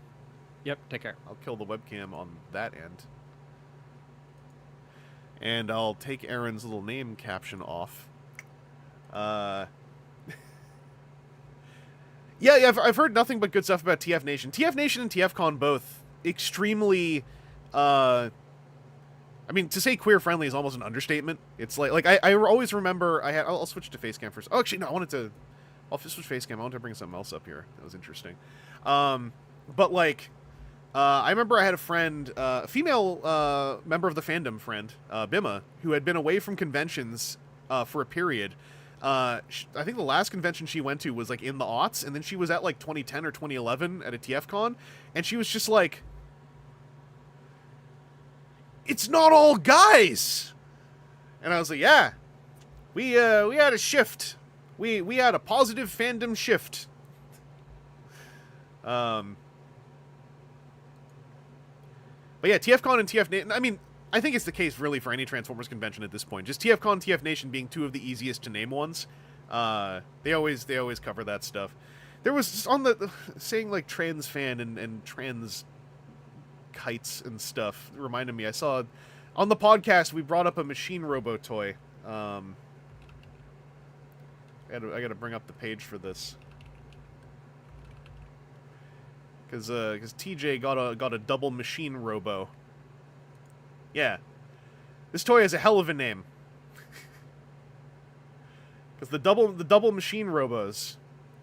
Yeah, Aaron Roth. Yeah, Bima and her menthol vodka, the vodka that tasted like toothpaste. Classic times. So the double Machine Robos were these... Machine Robo, the GoBot line. They were kind of like better Duocons. But they had a very specific naming scheme, which was pretty funny. So TJ got this one. It was a truck and a jet. The Machine Robo name, Jet Transer. To which I was like, oh, that's a classic kind of name. So I think I said offhand... This is the classic Machine Robo character Jet Transer with their signature weapon, the gender missiles, as you can see here on the jet mode. Anyway, double Machine Robos. Do try to track these down if you like classic Machine Robos. These are such cool toys. I have the 3 originals. The 3 originals being Tank Transer, Jet Transer, and Heli Transer. Very, very cool classic toys. Don't overpay for them if you can avoid overpaying, but it is a way better. Like, here, check out Helitranser. This is a helicopter and a tank, right? But look at how they combine. The tank, like, splits open so the helicopter, like, threads through the middle of the chest. It's so friggin' cool. Oh, sorry, this one's called Helitranser. Because it's a tank. Why does this say Helitranser? It's Helitansa. Yeah. How Dorvac. Yeah. Very Dorvac. And then Revenge of Kronos added 3 more, which are friggin', like, look at Drill Heli. This is the one bully TJ into wanting to buy this because he really liked the way this one looks. Yeah, the Action Toys had a prototype of Jettranser and it looks so good, and it's like never gonna come out. I'm so bummed out. Better edit the whole wiki page. Listen, I'm no wiki editor. I'm just a wiki complainer. Yeah, drill shoulders, classic look. The other 2 are okay too, but like one of them, Double Jet, kind of uninspiring. Double Jet is 2 jets, and you know they dock, and then stand up, and it's fine, but it's not as inspiring, you know, not quite as amazing. But Side Lancer, this one's kind of money. This one was in the cartoon too. Check out this play pattern. You know, bike and sidecar. Sidecar can turn into a little mech walker. And then they can merge together. I think it's pretty cool. Yeah, cargo chopper. It's pretty neat. It's got like the whole divot so you can like carry the drill tank around. We only have 1 Transformer with drill shoulders. They're a Kabaya toy. Yeah, the what are they called? The ones that are supposed to go with the Protectobots for that one weird Kabaya line. Is that right? Is that where the drill shoulders appeared? Anyway, I want someone to buy the Side Lancer for me because I really like this, but because he was in Revenge of Kronos, he's impossible to find or purchase ever.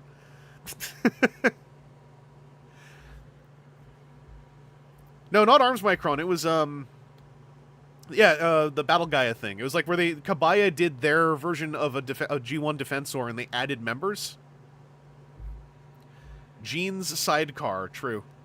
Titan's Return Twin Twist has back drills, correct, but listen, back drills ain't no shoulder drills, you know?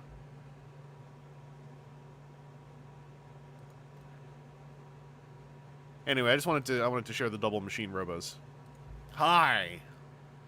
How do you feel so far about the year 2004, by the way? How's it making you all feel? Anyone having any reactivated neurons? Anyone going like, I was literally barely able to form cognition thought back then? What are you asking me these questions for? Old? I see old from S.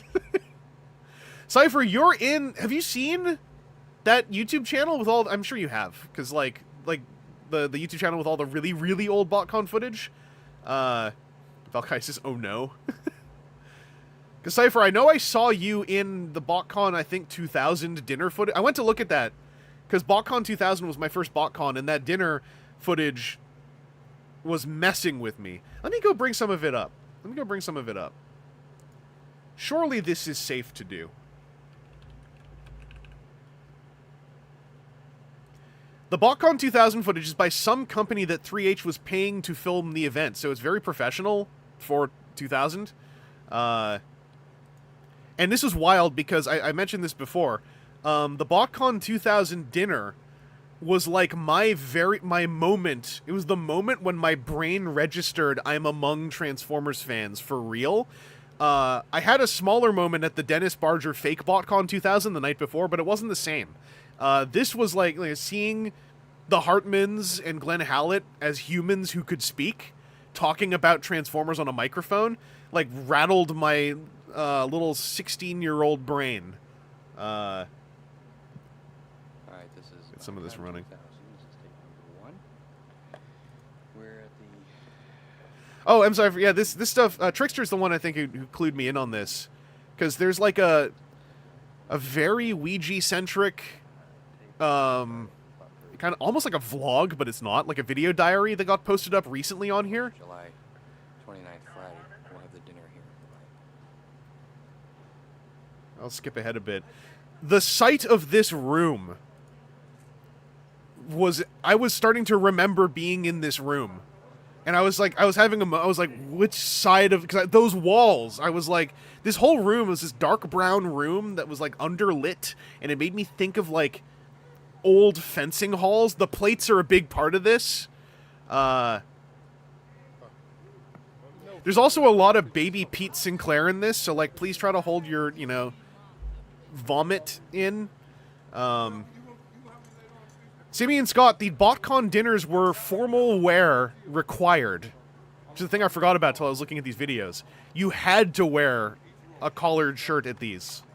Let me skip ahead a little bit to when people start coming in. Yeah, the luau shirts were everywhere. So I was watching this. I was watching this at like 2 in the morning. While we were talking in the Heavy channel on the Discord, staring at this, trying to spot me or my mom. Because I was like, I have photos of me from this event, but I was like, I want to see 16-year-old me or my mom in 2000 in motion. I never ended up spotting either of us. I felt like this is one of the only times where it's remotely a chance in a just like crowd shot setting, because Botcon 2000 is before the, you know, the attendee-ship had super spiked. So it's reasonable. Is that Headmaster? Headmaster Don gets highlighted in the 2001 dinner footage at some point. And this is not, by the way, indicative of the actual fashion, because this is a lot of nerds in 2000 trying to do formal wear. Some of whom just have it. Some of whom are just wearing, you know, like, I was just at a wedding, I got this shirt.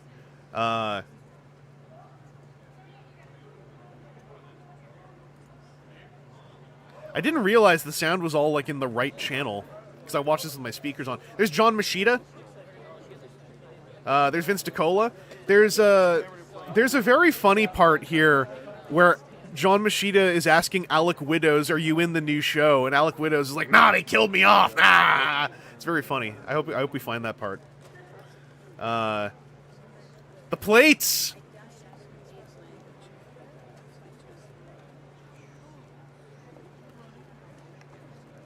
There's a part somewhere in here where Glenn Hallett is talking about like the plates being a multi-year-long saga for him. Yeah, there's many times where I thought for a sec maybe I saw me, but it wasn't me. There are some children here, but none of them are me. Weird thing to say. There are some children here, but none of them are me.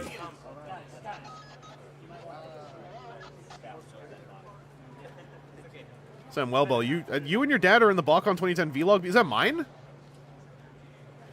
You can't eat. Yeah, those plates are toxic to eat off of. I think they told us you literally can't eat off of these.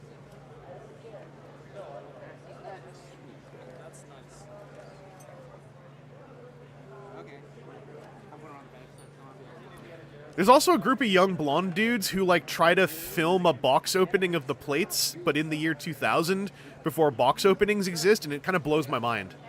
Every time I see someone with a personal video recording device, my mind gets blown, because this is the year 2000. We're more than half a decade before the existence of YouTube and any kind of regular video streaming. I still have these plates, I believe, back in the West Coast, in the pizza box, because, like, where else am I going to put them? Look at that thing! What is that thing? What is that thing? That's... I was amazed this thing had like a little monitor on it. I wasn't sure if that was a thing in 2000.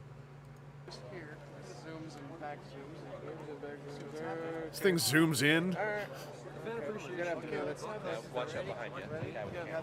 Watch out behind you, guy with a camera. These guys! Look, yeah, they're trying to film themselves reacting to opening the plates. Before React videos existed as a glint in someone's eye.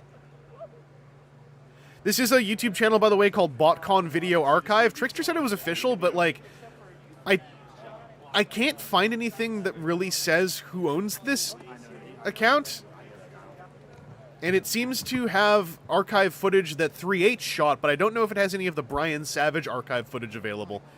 Because I was told in 2008 that Brian Savage had reams of recorded footage he was never using because he was too insecure about whether it looked good or something like that.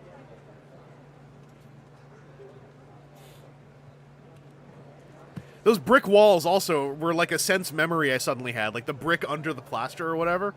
That carpet is a sense memory. I know that there's like a mixture of parents and partners at this dinner, but I was also actually surprised how many women are in visible footage. There's Alec Widows. How many women are in visible footage in this? I think that's kind of neat. People are like beef, chicken, beef. You'll see that one vegetarian. Not everything. It's like, I don't care what you have to eat. Is the food inside there? What's that? This reminds me of my parents' wedding footage. I mean, could be the same kind of cameras. Who knows?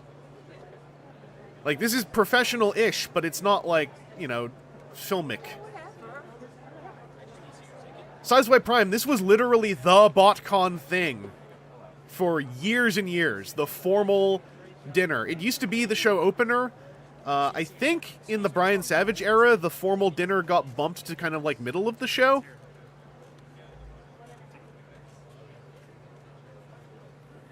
I was only going to Botcon starting from 2000, so I missed all the 90s ones. So, like, Cypher, I know you were at most all or most of the 90s Botcons? So you might know better. Yeah, then became that casino night was such absolute bunkum dog water nonsense. I remember one of the casino nights where it was, like, the worst casino night, like the really, like, high school gymnasium tier casino night. There were nice now I'm thinking about it, I think there were like one or two nice casino nights if there were multiples. I just remember there was once a really, really just like sado, like, why are we even doing this casino night?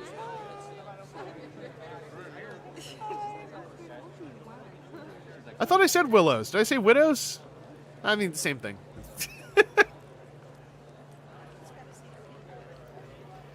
Alan Weaver, I had the exact same thoughts. That baby is 24 years old now.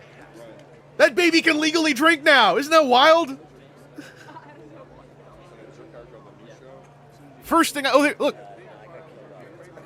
Hang on. Can you hear this all right?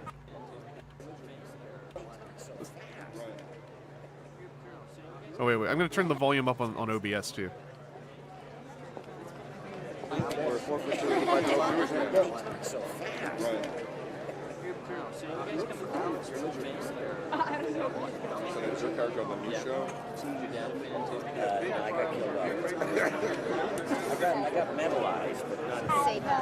I got metallized. I think it's really funny that Alec Willows is just like, nah, they killed me off. I got metallized. And I think this is this Ian Corlett that these kids are talking to? You guys came together?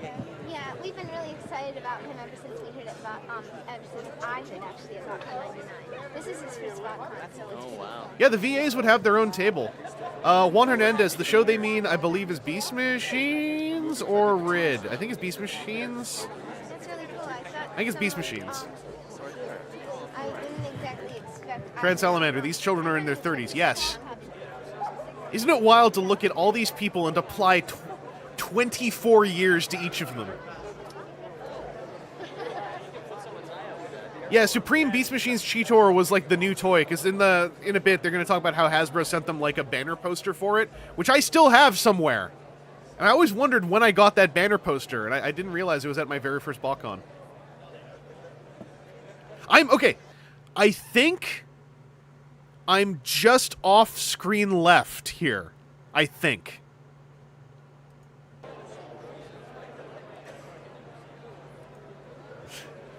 Simeon Scott, you can't just say all these people are dead. Most of these people are still around.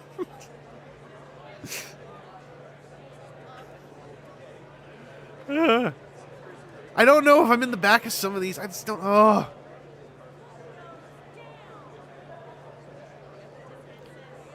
Let me fast forward a bit more to when they start talking.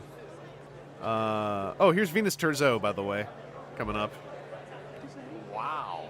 Wow. There you go. There you go. There you go.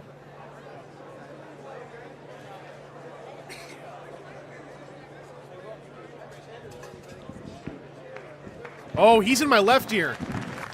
Cypher, was that you? I thought that... Hang on, let me go back. I thought that was you. There you go. There's M. Cypher.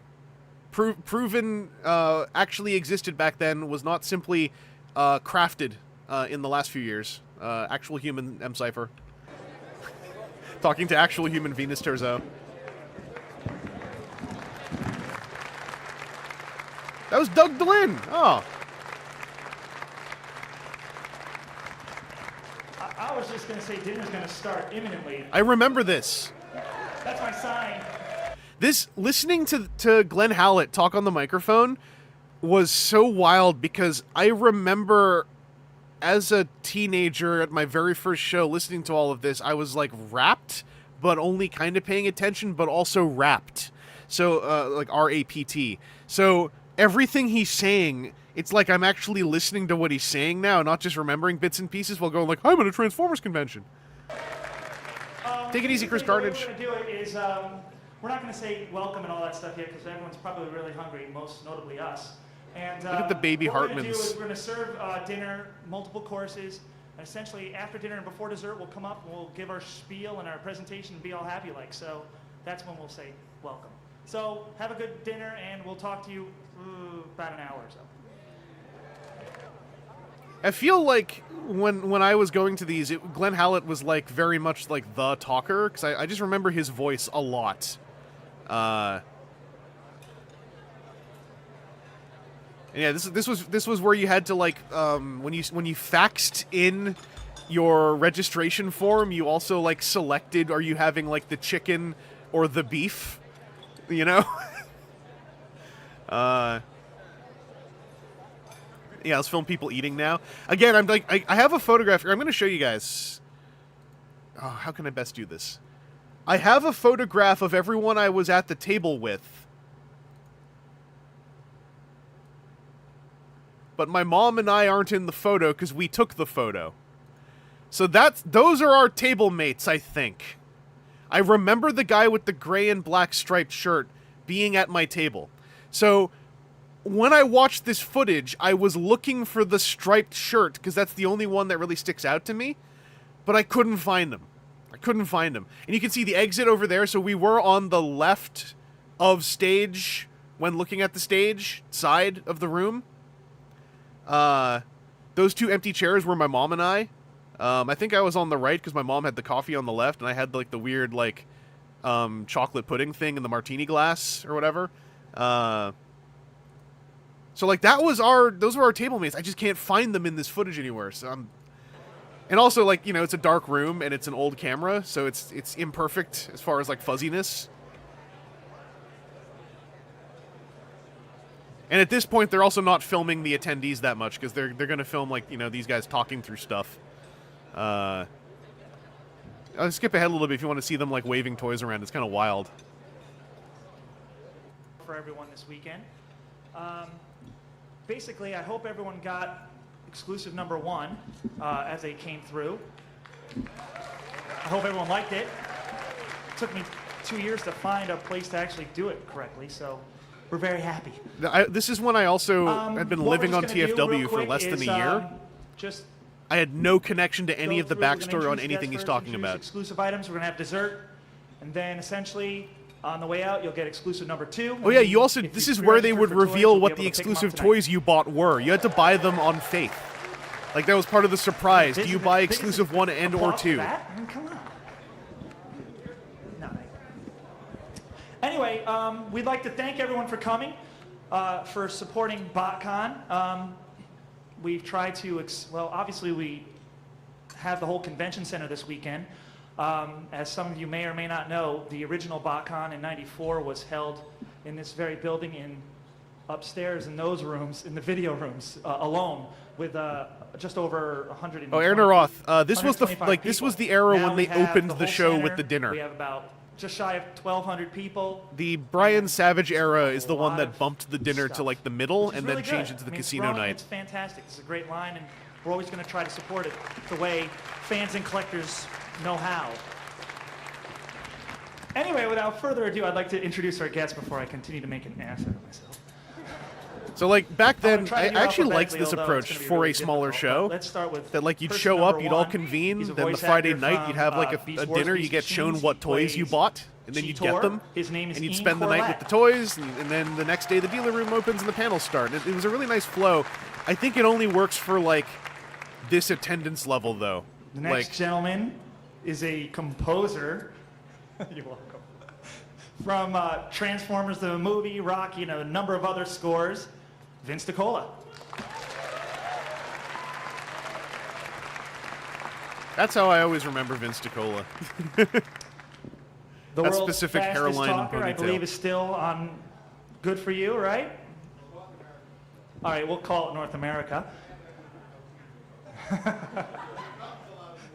Yeah, wave sign. I couldn't John imagine, like, if you had like Machida, everyone. 8,000 to 12,000 people trying to do this, it just...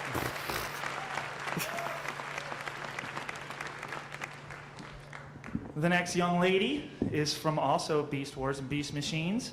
She plays Black Arachnia, Venus Terzo. I think when I went to this Botcon, I didn't even know who any of the guests were going to be, so this was a surprise to me. And rounding off our guest list for this evening, last and certainly not least, although he was deceased in the last TFCon few nowadays episodes of could not Beast do Wars. this. He's alive with us today. I like what Alec TFCon Willows nowadays as does with an Tarantulas. opening ceremonies, panel, and charity auction. I think it still sets a good vibe, along with a few panels beforehand. So, for the autograph sessions and panel sessions I mean, for these fine people, you could they're do a listed version in of your this, but I don't think it would be program worth guide it on the compared to back what cover TFCon Toronto and currently inside does. Covers. Refer to those. We'll have some signs up tomorrow showing any last-minute changes or delays. We're trying. Yeah, to Aaron get Roth, things this back was on track like maybe a promptly at panel the room time full of that we people at said, best. This was still a and, pretty we'll tight, small room. actually do okay. I'm Without sure further someone ado, can look we're up just gonna like the start Botcon giving 2000 a small attendance, little but showing or a long, prolonged showing of it exclusive weren't items big. that, It we've weren't done big, this year. is what I Again, could say. Always try to do things differently. I think the charity auction is actually like for such a good just opener as sheer like a different novelty version of value, I this suppose. because I mean, you always have it's toy so exclusives, but communal we're always trying to still push the in its envelope own of what way we with a have. big crowd. First, Yeah, the this Friday year's parts an parties are. experiment. I mean, now it's all We've moved to made room sales, maybe right? 240 Which is of different. these because I'm but- just not quite sure. It's a canvas tote because everyone always asked for it last year. Oh yeah, this is the whole thing Get where us they're like, we big have ass a bag to put bag. our stuff in. Well, here it is. We got a bag. Again, if these survey forms that you'll be able to get are important, some of these things are experimental. The lanyards, the canvas. Oh, this was tote. literally a If you ballroom, like 'em, I let us think, know because we wave can sign. do more, do a lot better designs, and do a lot more with it if everyone digs it. So that's very important. To This is so remember. funny. Like, you know, now at TFCon, next you is- get inundated with shopping bags, or at least a bag, you know, with like logos on it from like a sponsor like Chosen Prime. In 2000, it's like, hey guys, we heard you. Bag. I think the bag cost money too, if I remember right. Yeah, soon Cafe Press would happen. That's right, Volkaisis. Next is actually supplied by the Hasbro Toy Group. They wanted to promote their Supreme Cheese. Oh yeah, the poster's coming. M-Cypher, this year's exclusives from 2000, they were limited to 1,200 each, so that can give you an idea of the size. Welcome back, PT. I hope wrestling was good. Cheetor toy because it's so damn large. So they gave us a damn large poster. A damn large poster for the damn large toy.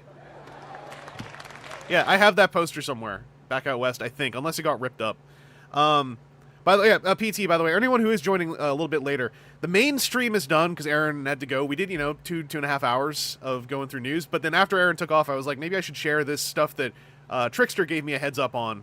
This Botcon video archive channel that has old Botcon footage. And this Botcon 2000 dinner was like my very first moment of being of realizing that there are fans and I'm standing amidst them at a convention. And it was, for my brain, it was a big moment of registering that internet people are humans that I could encounter in real life and stuff. It was in the year 2000, by the way, when I'm 16. It's a good poster, and Ian wants to sign for him. I caught so many bullets, verbal, at school when Now, classmates found out I went to This this. is year 3 of this storyline that we've been playing around with called Reaching the Omega Point and Beyond and such. Oh, yeah, by the way, I knew nothing about the Botcon storyline when I went to this show. So everything he's about to talk about, and both of the exclusives, I had no idea what any of it was supposed to mean. And the whole cataclysm thing he's going to talk about, I had no idea what any of that was about. I think I was in an IRC chat room briefly that wasn't Ouija. It was like Pound Cybertron or something, where someone just told me, impressionable teen, I know for sure it's going to be a purple Transmetal Cheetor. That's what your exclusive is going to be. And I was like, oh, okay. And I'm sorry for saying I assure you context doesn't help a lot. Yeah, I just remember feeling like I was coming in the middle of a TV show during this.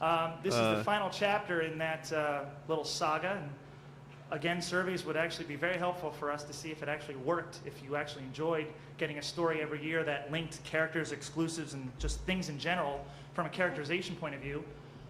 This year we... Like, given that concept, I guess, didn't exist, right? Like, it's still comic kind of book, valiant which is as an idea. Just really crazy nuts. Yeah, TV show that got 1 episode a year. It includes summaries from the past 2 years. There are text stories from the past 2 years that we included summaries of. We have a That did Lincoln help story me. from I remember. Botcon Europe that Simon Furman wrote. And The we summaries have helped a me, like, kinda 26 catch on to, like, what full-color Shocker Rack story is. that ends it. That is penciled by Jeff Sr., colored by Andrew Wildman, written by Simon Furman, lettered by Richard Starkins. Basically, everyone that we could get hold of to do this comic, they've done it. And that'll be available as well. However, for you fine folk, we actually have a variant cover that we made just enough for you folks. For that me? was penciled by Jeff Sr. and colored by Andrew in a kind of Technicolor thing. It's a variant cover comic that you get on the way out. All for me. That's number 2. I read that comic in bed that night. True story. While I was playing with So, of Shocker Rack. course, now we get to the thing that everyone wanted to see, or maybe they've already seen, I'm not sure. Of course, we have a big, badass villain called Shocker Act hanging around, and, well, we got an Ultra toy. It's an Ultra redeco of Rampage, and that is Shocker Act. He's your big bad villain. You'll see his, well, you know his identity now, but you'll see him in the story and actually what happens to him and how we resolve this Glenn, whole talk into the business microphone. with him and what he's trying to do to our happy heroes. Of course, we have a second exclusive, and that we wanted to do something. This is, if you notice, it's a very Beast Wars oriented box that we kind This of all use confused things me from so the much in Japanese 2000. kind of nomenclature. In fact, if you go to the question and answer panel and ask us how we Tell came them up the with Game these Boy ideas, Micro we'll actually reveal. go into more detail about it, but we also wanted to do a Beast Machines figure, but it's not a Beast Machines figure. It's kind of like a Beast Machines environment figure. You're about to hear a name for the first time ever. That got confusing. Anyway, one of the other characters that you'll introduce here and you'll see a lot more of in the next couple of years is a redeco of Optimus Primal Transmetal. His name's Ape Link.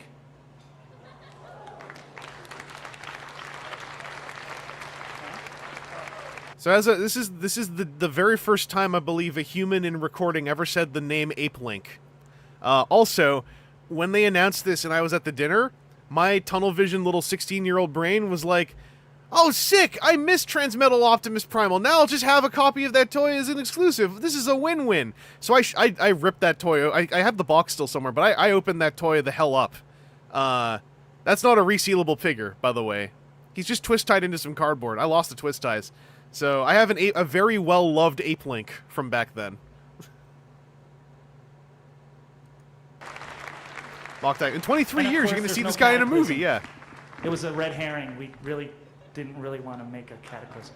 So So was the Cataclysm thing like an actual... Because I got the impression in the months and a year or so afterwards that like the Cataclysm thing was like a whole meta topic. It was like a whole weird, like, you had to be there, kind of like, this is a weird thing, and it's kind of funny they're not making it, blah, blah, blah. And, like, I never got it. I never got it. Simeon Scott, Ape Link, going for $750. Well, not mine. Mine is not mint in box. I don't think mine is chipped. Ape Link was nice in that he was silver vac metal chrome, so if it flaked, then, like, you don't know. because there was no color on top. But I transformed mine a bunch because to this day that is my only Transmetal 1 Optimus Primal is Ape Link. Because I had Ape Link, I was like, well, I don't need to get Optimus Primal anymore. I have that mold. I got out of that mindset within a few years. Glenn is so giggly about this whole Cataclysm thing, and I was like, I don't understand. Fool you. So, basically, we're going to put all these guys on the table down there for people to get a closer view. We'll move the table forward. And basically, we're going to serve dessert now. The disparate and, body language between Glenn Howlett and the Hartmans is also so funny to watch in 2000. We'll hand out the comics as you go It's two out. very stoic, tall And men, also and then there Glenn will be an Hallett's area just like just on the outside mic, door like, you bah! can come through, where there'll be a set of tables where you'll be able to pick up your pre-registrant toys. And again, have your badge ready. We have a list with the number allocated to you and such, and we'll try to make those as quick as possible. Oh, badge or dinner letter in case you forgot your badge. Other than that, have a fantastic weekend. We'll see you all tomorrow. Well, the doors open at 9 o'clock, but you can stand in line forever if you wish. So their video room's open 24 hours. They're running now all night. Enjoy yourself.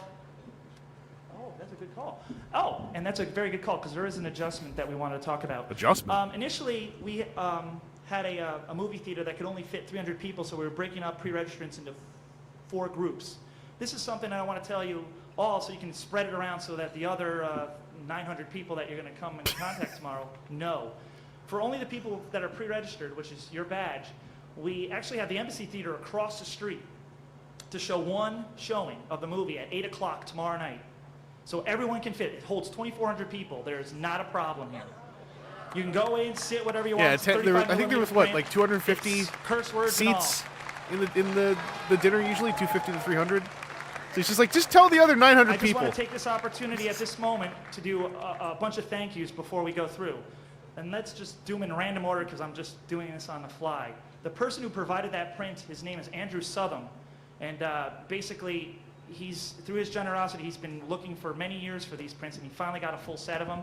He was put into contact with us. He brought them here, and I think everyone should give him a round of applause for actually bringing that It's print. kind of cool. It to get. did take 14 years to secure prints of the 86 movie. And he is here. Actually, Andrew, if you're here, could you stand up, please? Somewhere. Take it easy, And- Griffman. There he is, over there. Thank you, Andrew. Yeah, like the movie Also, used to be I'd like to hard to thank get. The guests that have come up and their agents because they've been wonderful in getting in contact with us and booking flights. And so on The and movie so first forth. released on Really enjoyed DVD. Was it that. for the I'd like to thank 20th? all of our Or did it have a staff members that pre-20th we have, release? Which aren't all here yet. We'll still have some more tomorrow, but it's basically the table over here and the table over here. It's basically they're going to be doing a lot of work this entire weekend to help make. Yeah, things since I run was a smoothly Canadian, I had and VHS better copies of the than movie. I years had a couple past. of them, I think. Basically, we're all here to help you. If you have a problem, they have yellow badges. Come find them. They're here to help you. Also, there are a lot of thank yous for all the people like Hasbro and Mainframe and Rhino Home Video who have provided those postcards in the little Hasbro, Mainframe, and Rhino Home They provided Video. those for us as well for you. Botcon They're very happy partners. to be associated with Botcon, and they want to do more and more every year. We would have gotten a preview showing of the DVD, but they had a licensing commitment that they wanted to get more. Oh, Transformers preview showing of the abilities DVD. to, So yeah, you know, 2000. more Yeah, Transformers videos Aaron and Roth. such. That he just said. Outside of that, So this was I've before the spoken DVD enough, was have out. Dessert, and we'll see you tomorrow.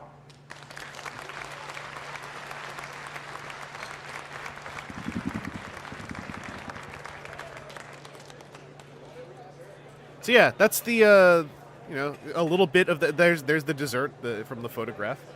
Okay, that's the end of the Friday night. Well, there might be a little more if we shoot some shots at the end. Okay, thank you. So yeah, it's still a mystery. I have no idea who any of these people are.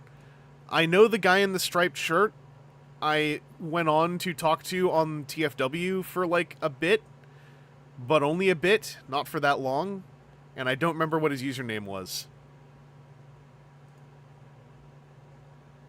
M. Cypher, by the way, dropping some info. There was briefly talk about including our Botcon riff as a commentary track. Cypher, you should check this YouTube channel out. It has a ton of your MST Transformers performances from the, like, from before the year 2004 through 2004's, I guess the best way I can put it. In case you ever wanted to see them again. It seems that they're all on here.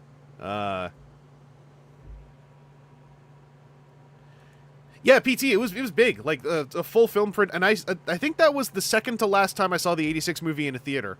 The other time was maybe in 2004. And after seeing it those 2 times, I kind of felt like, yeah, this is kind of peak. I feel like I don't really need to sit down to watch the 86 movie with people as like an event. I feel like I did it.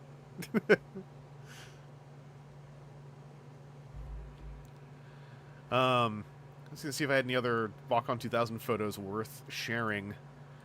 I shared this in the Discord. Here's what I looked like opening some of my very first convention haul, the brand new Car Brothers from Car Robot.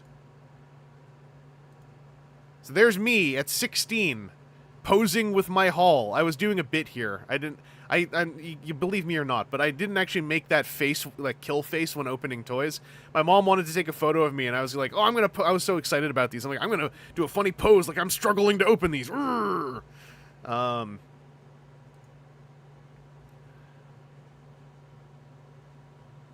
Aaron, I forgot when the review did it. Yeah, that's when I was in high school. I didn't have glasses until like 2 years into post-secondary when I had trouble seeing things in math classes. And then I went and had I never had an eye test until I was like 20 or 21, I think. Somewhere in there.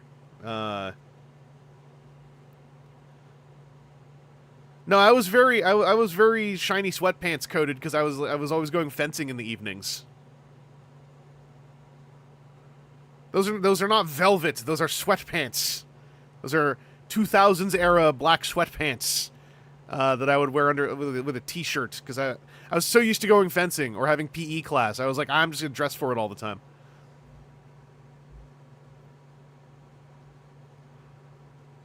It was a velvet. I was not fancy enough to have velvet sweatpants. I think I was self-conscious about how shiny these were too, but I also thought it was kind of neat how shiny they were. Anyway, you can see my speed breaker there on the chair next to me. Sideswipe Prime, I know you just got a Wild Ride. I think that might be the one I'm opening. So there's how I did it back then. I also have a dealer room photo somewhere. Let me go dig it up.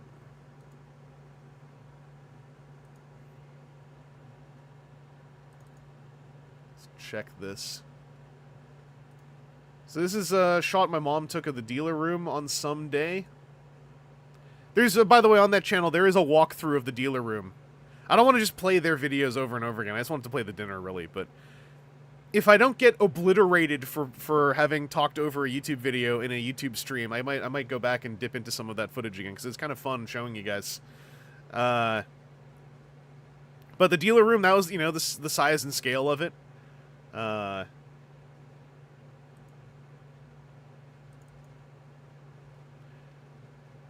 here's a shot of me and my brother in front of some toys in the dealer room. So there's me with my backpack. There's some of the hot, fresh toys that were for sale. Brand new Beast Wars Neo.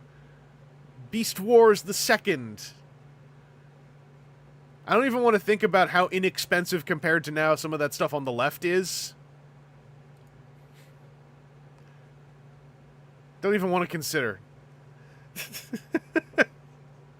The boys, TM.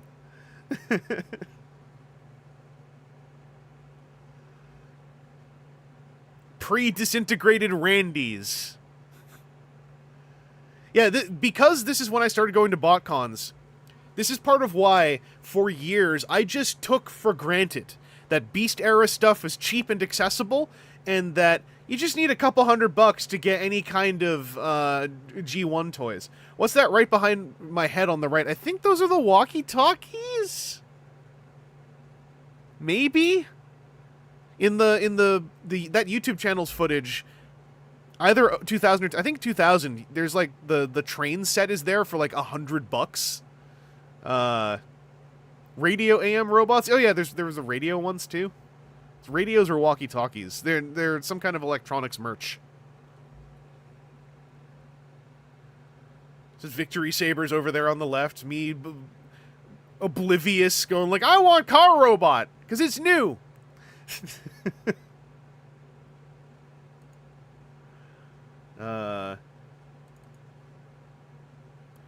Oh, here we go. Here's some prices.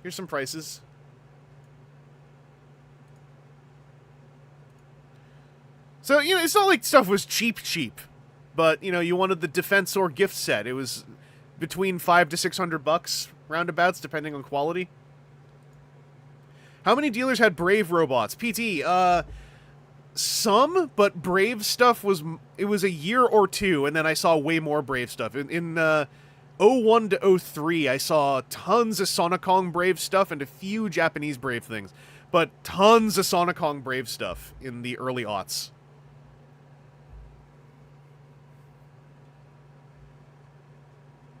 Simeon Scott, there's a complete loose Defensor for $800 at my local shop right now. You could have had for $595 a minty gift set box version. Knockoffs were totally a thing, Dynamo Dave. An era of knockoffs that are no longer available and went fairly undocumented at times. How much is that Megatron, do you think? Yeah, I'm not sure. Pre-reissue era as well. So these are all toys in a world where this is the only way to get them. All these G1 toys. The gold box G1 stuff made me so happy at the time. Get this glass free!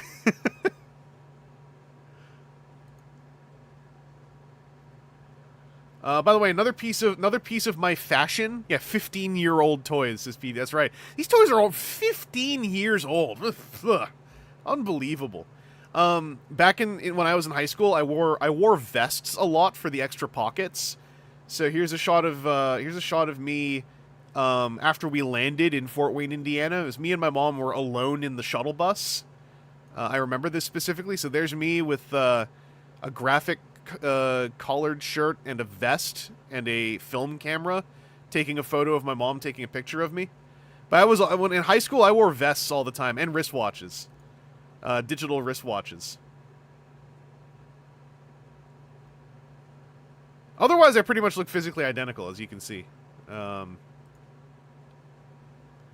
Vangelus core. Here's the plane that we flew in on. Pee-pee poo-poo, you're here for just the tail end of this stream. Welcome. Please recreate this look. I used to do that. Actually, I did that again with Scott E vests for a while. Yeah, Aaron Ross saying a 15-year-old toy now is Atomic Lugnut. Oh, my mom took a photo with the guests, which I didn't know about till many years later. So my mom was just like, I'm gonna hang out with these voice actor guests. Yeah, remember that's a plane. That's me getting off a plane pre 9/11.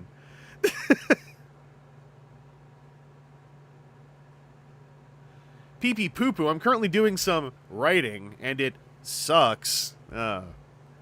Unfortunate.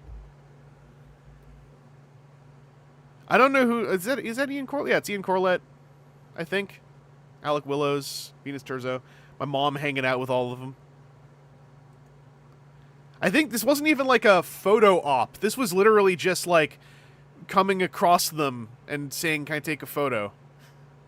I think. I might be wrong.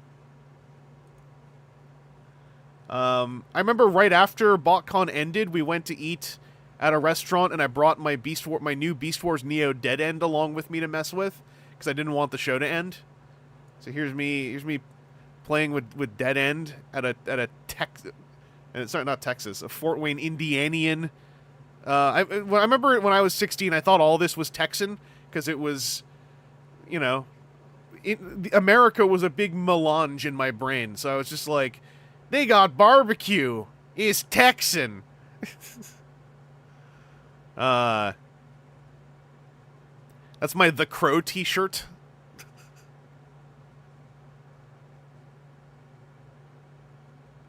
Yeah, no, I have irises. I'm looking at it. I'm doing the people's elbow,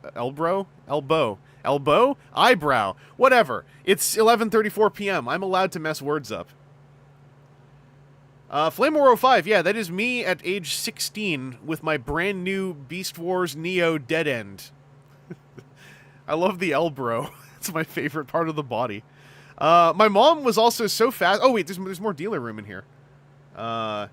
Yeah, Simeon Scott, ever since I was a child, I could do the eyebrow stuff. That's why when The Rock, Rocky Maivia, was doing it and it was a whole big thing, I was like, I don't see what's so special about this. I've been doing this for years.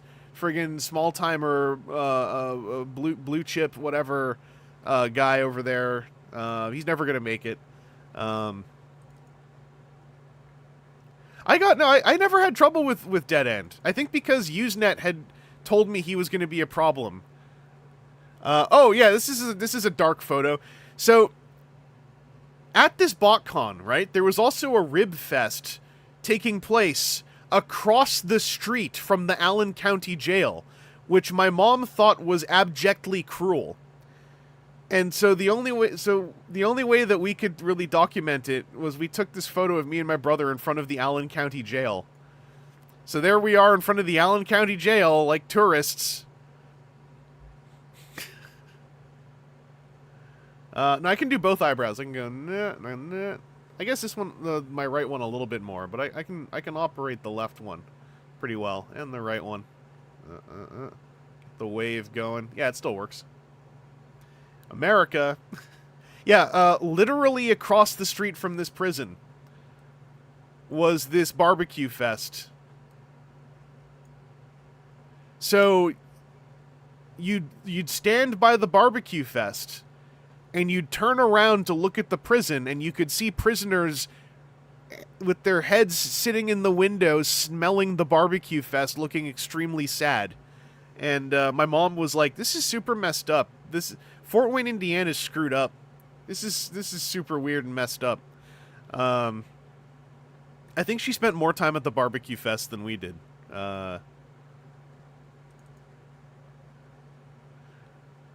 Oh yeah, there was also, she took a photo of Vince DiCola playing his music because she liked Vince DiCola a lot. So there's kind of what the panel room music playing setup looked like. That's pretty edgy, but you were 16. Yeah. Listen, I was pretty edgy. When I was 16, I was pretty cool and also didn't really care about what people thought. Heh. ...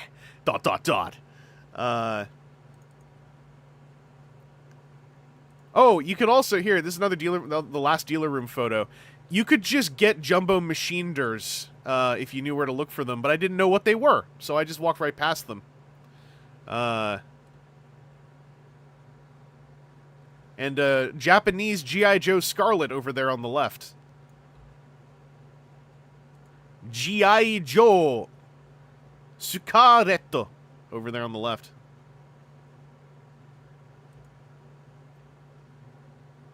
I don't know, is a Hoosier like an Indiana thing? Hoosier? Aaron was just in here. I could have asked. Yeah, just a straight up Jumbo Machine Der Guy King and Mazinger Z just chilling out there with some old Star Wars toys. I would see those things at comic shops back home now and then. It's like that little arrangement there. I distinctly remember the Boba Fett and the Guy King together, giving me kind of warm, fuzzy feelings of comfort amidst all these robot toys I'd never seen en masse like that before in my entire life. That's what you call someone from Indiana is a Hoosier. Okay. They steal it from us, like Hoser, but make it fancy with the year on the end, or what's up?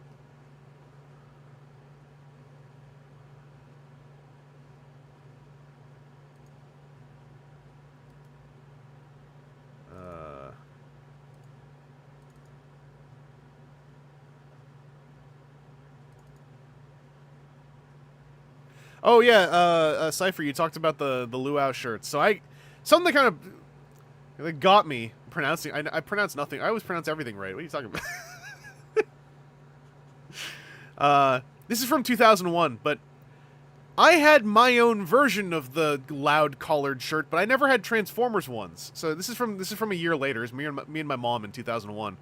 So I had ones that were all like Matrix kanji style that I thought was way cooler than all those like Megatron Luau shirts. So that's what 2001 looked. My mom is wearing the Botcon 90 something shirt that she got from Dennis Barger the year before, because my mom bullied Dennis Barger into giving her a deal on a shirt and 2 comics and a toy when he wanted to charge like full price plus $5 for a bunch of stuff, and she was like, "No, I want you to give me a deal on these things," and she like. Dennis Barger like kowtowed to my mom and like gave her like the legitimate like I respect you, because she haggled with Dennis Barger and won. And I would find out many years later that haggling with Dennis Barger and winning was not only rare but like a mark of honor. So that T-shirt always meant a lot to her, because it was like that Botcon 96 T-shirt she bullied out of Dennis Barger for like $5 or something. If you look him up, you later find out Dennis Barger of Men in Black would go on to have an illustrious career of being famous for being a scummy dealer amidst Transformers fans, and then eventually being a scummy dealer amongst My Little Pony fans right afterwards. So the legend of Dennis Barger spans quite a range. So my mom and I, our first encounter with Transformers fans in person was Dennis Barger's fake Botcon 2000 room he rented in the same hotel the night before the dinner. And that was... So I got to interact with Dennis Barger. He very characterful person. It was a very odd... to find out the backstory on that room later was also really weird. Because, like, that room was, like you could kind of tell, like, this isn't really Botcon. I guess someone has a room here? Yeah, Sideswipe Prime, he moved on to the My Little Pony fandom and then became, like, a literal supervillain there, apparently. Compared to his Transformers days. Oh, you see those Brave Maximuses behind my head? I think this was the show where you could get those for, like, $99. And I didn't, because I wanted a Gao-Gai-Gar. And I was like, I'm sure I'll just get one next year. That never happened. That's what truly began my twitch over the Fort Max mold.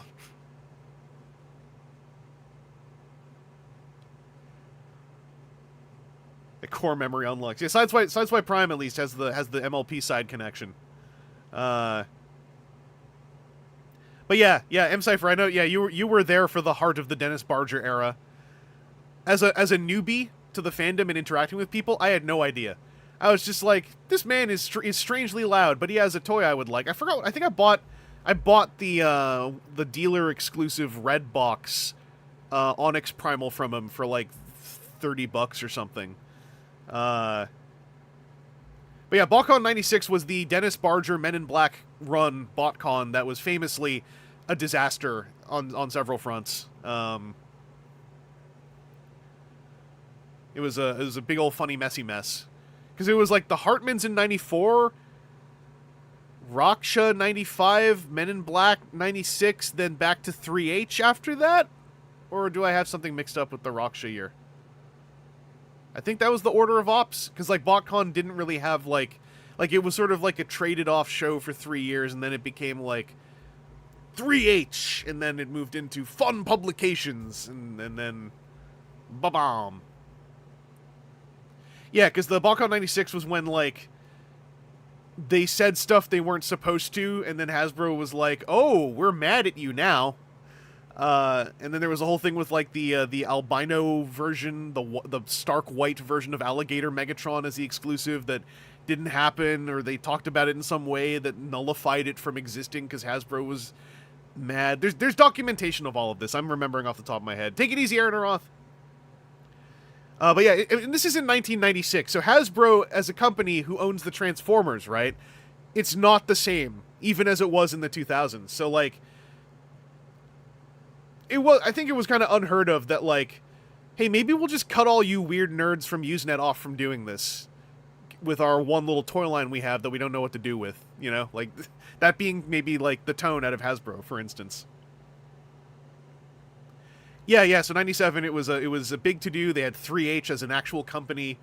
Yeah, Because, yeah, like, Botcon 94 was, like, going to be a one-off for the 10th anniversary. Botcon 95 was, if I recall correctly, Raksha wanted there to be another Botcon and took it upon herself to run the whole thing, which did not go as credited for how much one person running a show should have been credited for, I think, for a couple of years. And then Men in Black were like, we'll do 96, we know what we're doing. Men in Black, basically, like, Barger ran one of his famous fleece jobs on the fandom in 96. Because, yeah, like, Raksha, like, kind of single-handedly ran that BotCon, and I think that was not...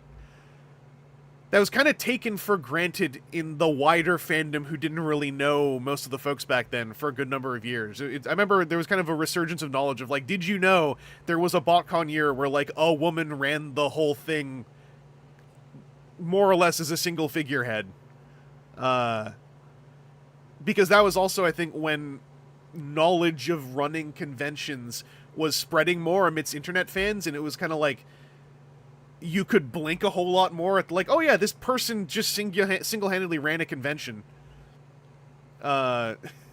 interacting with a large company to some degree, etc., etc. Like, I say single-handedly, like, I'm sure, you know, there was help, but, like, not in the sense of, like, we're the Hartmans renting a room, or we're Men in Black being Men in Black, or, you know, moving into, now we're 3H, a company of 3 people who are running this as 3H the company, right? Like, it's a micro era of Transformers fandom that, like, I refuse to let get lost to time, partly because I wasn't there for that. That was the stuff I read about as a literal child. And it made me go, like, they have Transformers conventions? What's a convention? You know, like...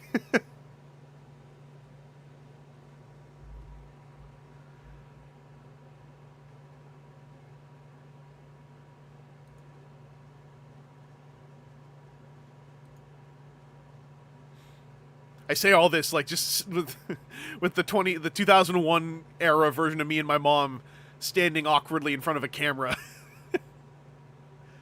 I think Tony Bacala might have taken this photo for us, actually, because in 2000 and 2001, he was the only person I knew. 2001, I met one other person whose name I forgot now, who I don't remember how long I kept up with them. Obsidian was his username, I think. And it was just because he also used TFW at the time, or the 2005 boards. But, like, Botcon 2000 and 2001, the only person I knew at the show other than my mom was Tony Bacala. That was it.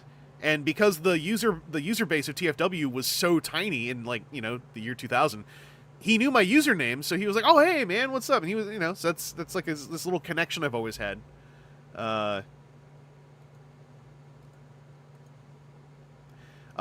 Simeon Scott, was this like the guest is on a stage at the end of the dealer room, you can just go up and say whatever to them kind of thing?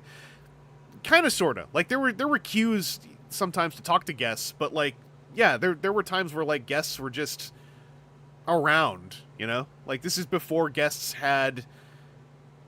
I mean, the guests had agents, but this was before agents had, like, convention protocol, I guess is the way to put it. In the formalized way they do now, where there's an entire microeconomy around photos and autographs and etc. that has to be respected and participated in, regardless of whether the guest in question even cares to. Like, it is simply part of what a show convention ecosystem is now. And yeah, this is also, yeah, I'm sorry for saying, this is before massive crowds. This is when your attendance was, like, you know, just over 1,000 people, right? And that's total attendance, barring walk-ins. But the walk-ins, it's not like the walk-ins were another, like, 5,000 people or anything. So, yeah, it was immensely smaller, immensely smaller. See if I have any 2001 crowd shots, but I don't think I do. This is mostly just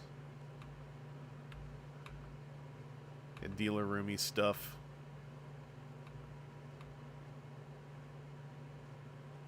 Oh, there was Brave at 2001. Yes, there was. Here's proof. You want to see a photo of me on a bed? Don't be a sicko. I was still in high school. Anyway, There's me opening Hall. There's a bunch of Sonic Kong Brave right there. Right there. So this is when I got, like, all my Great Goldrand stuff. This is when I got the Might Gunner to go with the Great Might game that I bought on a high school trip to Japan while we were stopped over in Korea for an evening. I had to shred its box in the hotel room.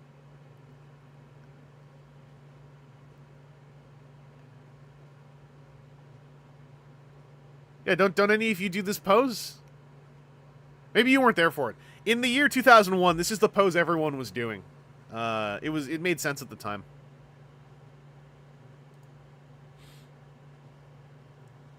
Oh, you want to see the Hall? Here, let me show you the Hall if you say all that brave. Hang on, let me find if there's a full Hall photo.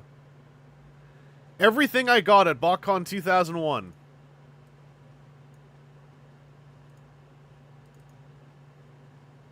Like, check that.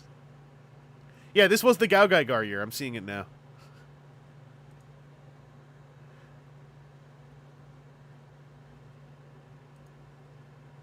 Actually, the Gaogaigar was in the Sonic Kong box, but I shredded it to leave there because it was too big. My little Brave Saga 2 art book. That long rack was not expensive. That long rack I just bought because I had money left and the dealer room was going to close, if I remember right.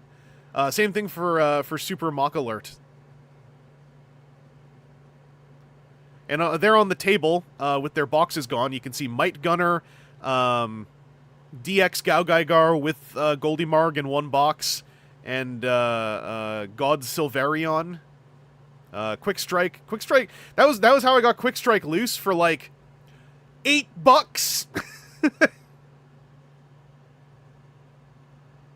You want to see the pose again, by the way? Here's me opening Gaogaigar. There you go.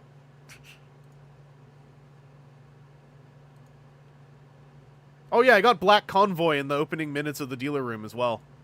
Because I wanted Black Convoy. The Death Stronger.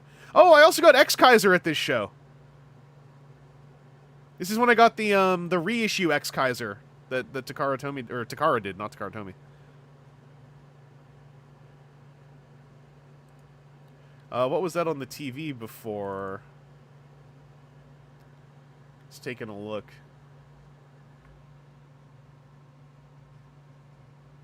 That was some kind of Beast Wars size class that Inferno was, but it wasn't Inferno. I don't think it was Transmetal Megatron either, because I didn't have one. Oh, now I can't remember. Let's go back. What is this? Enhance.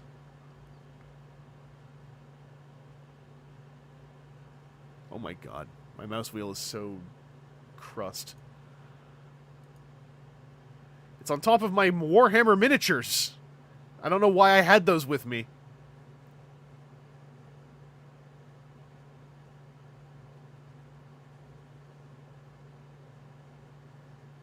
Why did I have a Transmetal Megatron box? I didn't have Transmetal Megatron.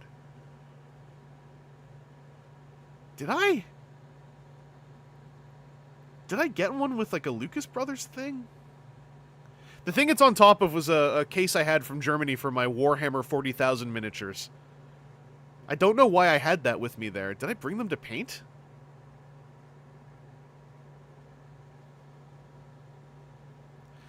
That Tigatron was the Botcon 2001 exclusive that was a repaint of X9 Ravage with VOC chest stickers you could put in that I didn't put in because they gave you like 2 sets of stickers and you could choose what stickers to put in. And I was like, I can't decide if I have to pick one. Kyle Smith! We were doing originally a news dive for January 2004 of Transformers news. It moved into me showing footage of the Botcon 2000 dinner. That was the very first Transformers convention thing I ever went to. The very first time I ever witnessed internet people being humans I could see with my own eyes. And now I'm going through some photos from 2000 and 2001. If you want to see... there's me in the year 2001. If you want proof I existed back then.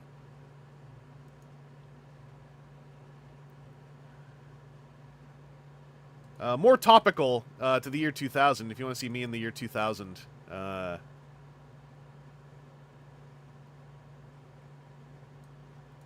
there is me in the year 2000 with my very first convention toy purchases ever. The first time I went to a show with a room full of toys and I bought some. The brand new Car Brothers from the year 2000. This trip meant a lot because it was the first time I ever traveled or ever went to any kind of major convention, other than like a really short one in Victoria once. But like, it's the first time I traveled in the year, like, to a convention. My mom came along, partly because she wanted to go and see it, partly because she was worried that, like, oh, what happens at these things? And this is the first time my mom saw there were other fans of Transformers. It was a thing that, like, activated my mom, too. Because she went to every Botcon I went to for a number of years. I ended up going to more than she did, but she was going to every Botcon I did for at least 5 years, if not a bit more. We went to 2000, 2001, 02, 03, and 04 together. I think 05 together. 06 I went on my own. 07 I think she went along with, as well as 08. 09 I went on my own, I think. Anyway, my mom's been to more Botcons than some of you have. So, respect her. But no, my mom is very much the reason why most anything that I do that you see in this medium is because of my mom. So, like, you know, here, I'll show you 2000 era my mom again. This is when she just took a photo with some of the guests. So that's her just hanging out with voice actors from the year 2000.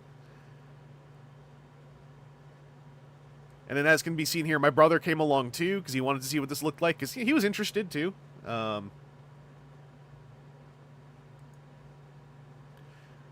The whole reason I even had Transformers as a kid, as a literal infant, is because my mom wanted to know what they were and how they worked because she thought they were cool. She's like, oh, that's neat. They can turn. I want to see how these work. I'll buy one for my literal infant.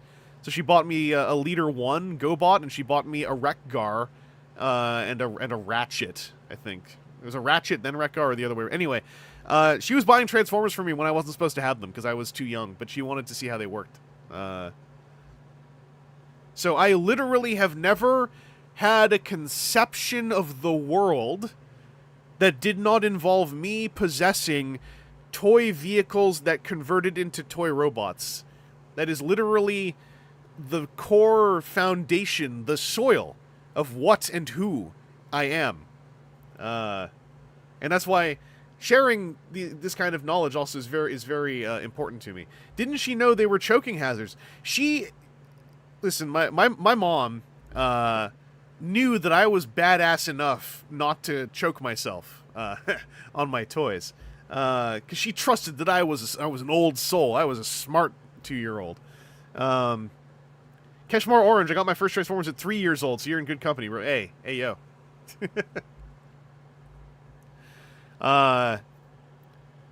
Like, my mom also took me to see, like, The Crow when it came out and I was in elementary school because she wanted to see it and she thought I could deal with it. And it didn't mess me up as far as we can tell. So, generally speaking, I raised my mom very well.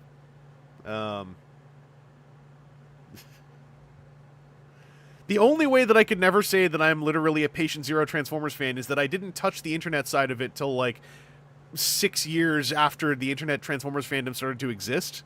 I just showed up in 2000 and then just started acting as though everything started in the year 2000. Because I didn't really know anyone from the Usenet era until many years later. I didn't really know Cypher until, like, sometime in the 2010s. I didn't really know Trickster until, like, this year. But I remembered seeing their usernames when I was a child. So, like, there's this, like, circle around connectivity that is, like, so wild to me. Hey, Chris Carnage! Yeah, I started watching the Botcon 2000 dinner and then started showing photos from Botcon 2000, the handful of photos I have. There's my mom hanging out with guests. But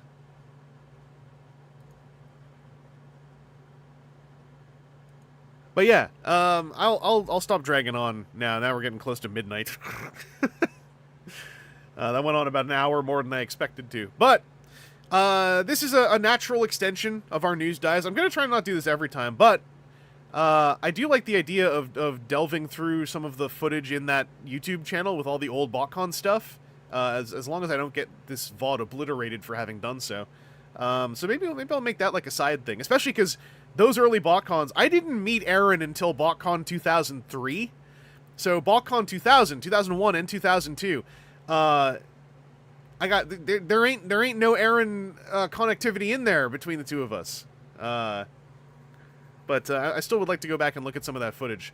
Also, because watching it by myself, I was getting way too tunnel vision. I'm like, am I in here? Is my mom in here? And it was getting me like kind of like existentially weirded out. And I think doing it, like looking at it with all of y'all, would be a bit more fun. So I don't know. I'll figure some of that stuff out. Transformatics, met you first time at TFCon 2010. Yeah, that was my third TFCon. And that was the year of my 11th Botcon. I was going to this stuff during high school meant that in the aughts, I had this certain, I was like very internet old, out of sync with my actual age, having been so like intensely into all that. So it kind of has evened out at this point, but like in the 2000s, like my experience did not match up with a lot of people my age that I knew. Anyway, yeah, I'll switch back to the face cam now. We're gonna get this underway. What was I gonna say? I'm working on a contract video right now, so I'm not sure. I'm gonna try to still get the next YouTube posted video up on Friday or Saturday, which is Prime Changers Alpha Tryon. That's gonna have the new coupon code on it. Coupon code's live. I announced that everywhere. So Toyax coupon code back to Scangelus. In case anyone's buying some stickers. Let me go put that on the screen. I can do that quickly.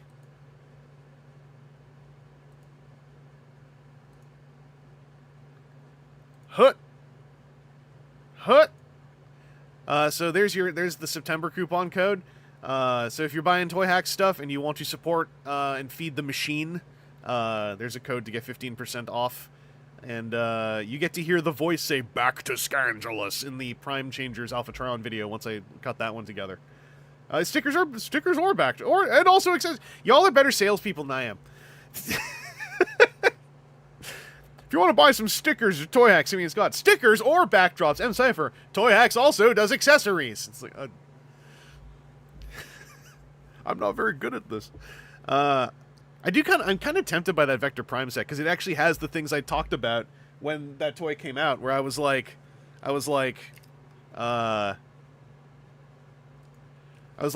ain't gonna take much to put some stuff over this. Like, that's a panel, that's a divot you can put a panel on. And then when Toy Hacks were like, we have a panel that you can put on over the divot, I was like, I knew it was feasible. Trans Salamander, what a deal! Alexis Silver, I think you you showed the Senator Rapat in one of the Discords we're in.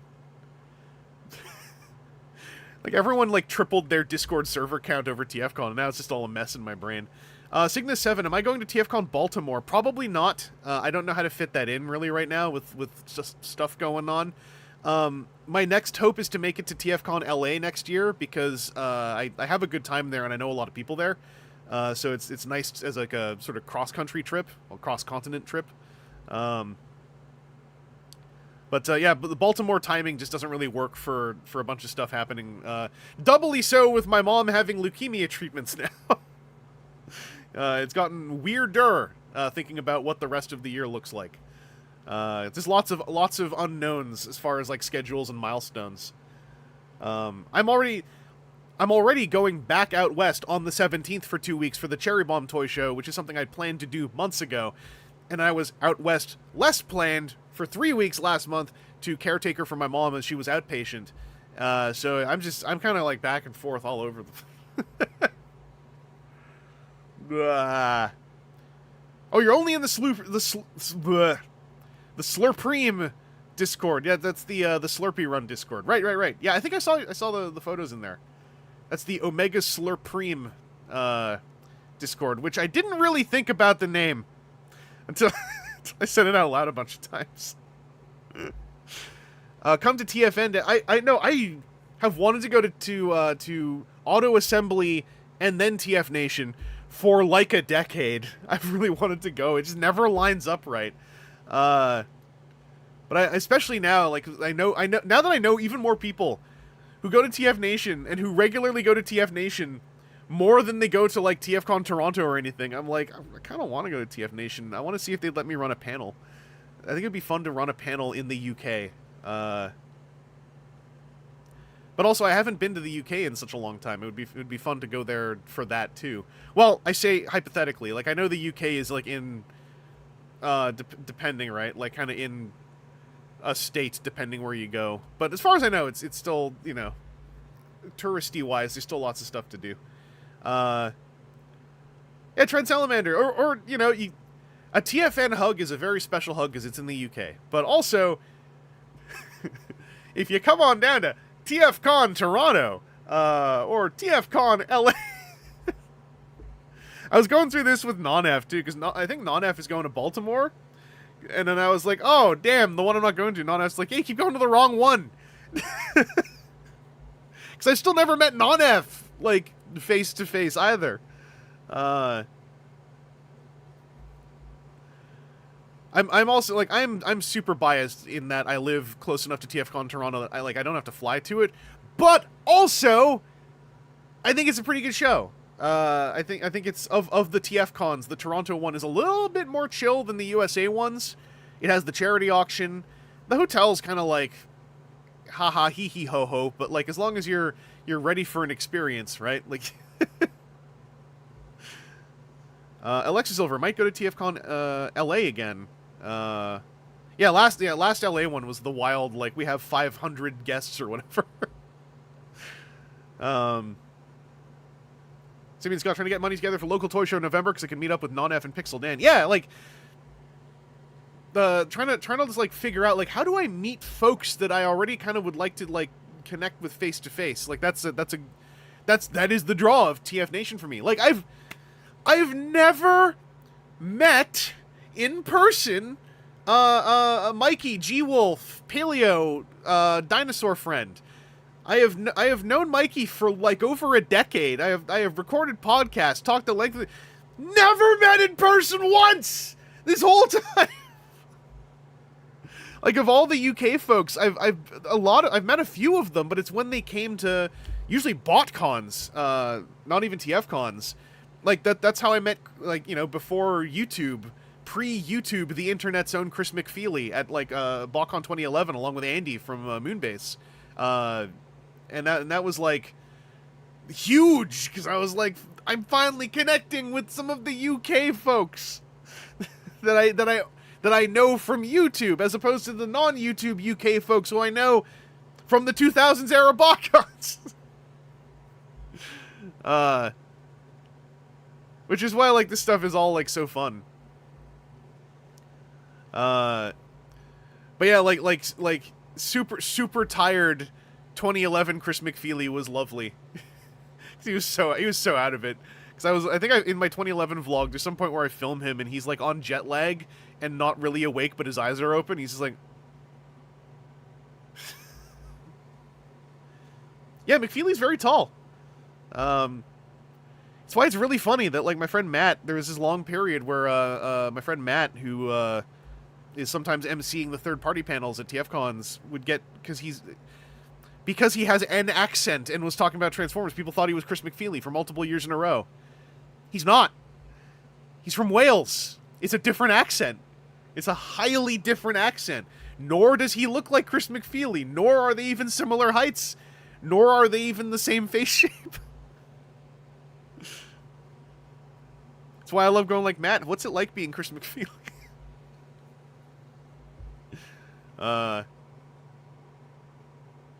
Sidney Scott, Dan has gone to that show every year since like before COVID. Oh, is that the one that he always does the what's it called? He always does like a vlog about that one. I forgot the name now.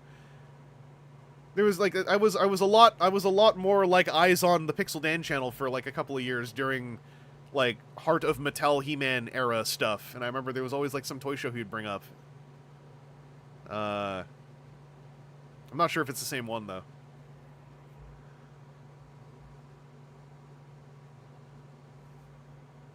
Anyway, yeah, I'm going on and on again. I get excited talking about this stuff because I think that the human connectivity that we can have, spanning across now multiple decades, is one of the truly magical things about all thinking that Transformers are pretty cool. That's really rare. I think in fandom spaces in general, even the long-lived ones. Usually there's more like, I guess my word for it would be gravel that you have to kind of like work through to figure some of that stuff out. But like, yeah, we got it good.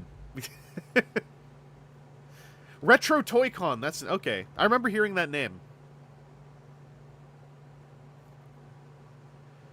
Yeah, the Motu Classics era was like, you were getting lots of toy for what you were spending on, but like, now that we're into like whatever this era is now, I always kind of think about just like, Motu Classics always had the baggage of like, you gotta also deal with good old Toy Guru.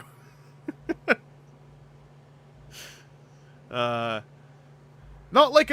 wouldn't say like to me in any way like a horrible human being. It's just like really, you kind of want to shake him, right? Like dog. Yeah, anyway, I suppose having like a human like that attached to it, as opposed to just like Mattel Company, like it's a different thing. Just always remember, like a friggin' 15-20 minute long interview, constantly just probing for info on like what's up with Frank Langella Skeletor. Oh, we can't do it. The moment dude is out of the picture. Oh, we're gonna end Motu Classics on doing a bunch of He-Man movie stuff, and here's Dolph Lundgren and Frank Langella. I'm just like,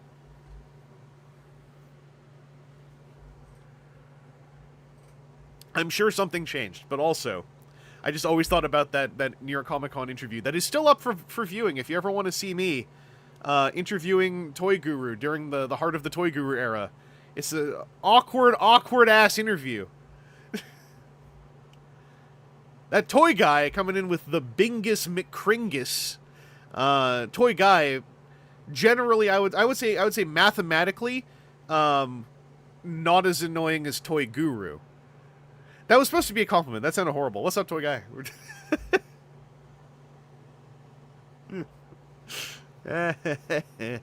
Woohoo! It's also been a hot minute since I did a stream where I was just talking and not like trying to wave toys around, so I'm getting back into it right before I get back out of it, going out west again. Although this next trip out west, I probably will have more opportunity to stream from out west because I won't be at either a hotel or a cancer lodge, where it feels very weird to do that. But I also don't know what the timeline is on my mom's stuff, so we're kind of playing it by ear. Alan Weaver, it's hard to be as Toy Guru as Toy Guru. There's good, y'all know, right, that we're getting far away enough from it. We're now, I think, entering the era where there are going to be people who are just going to be like, who's Toy Guru? And that's going to be kind of weird, right? At least for those of us who were like hard in on toys through the 2010s, right? Imagine the notion of like, who's Toy Guru? Toy Guy, thank you so much. My mom's doing, like, she's got her ups and downs. My brother went over there, like, the day after I left, and she was already doing a bit better, which was really easy for me to irrationally parse as, like, oh, cool, I messed everything up, and it's being fixed now. That's not how it works.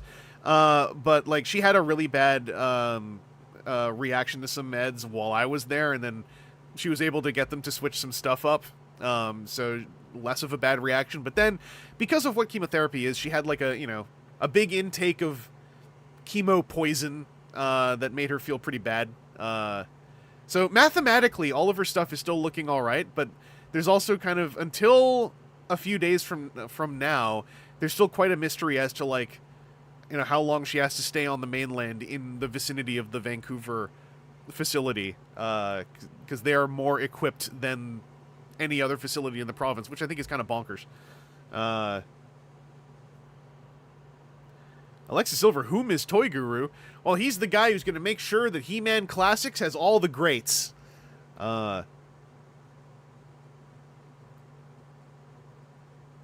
Just think of how when Simon Furman announced his new podcast at this year's TFN, half the auditorium was talking over him like nature is. Oh.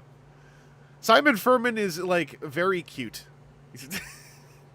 And another dude where you kind of want to go like, ah.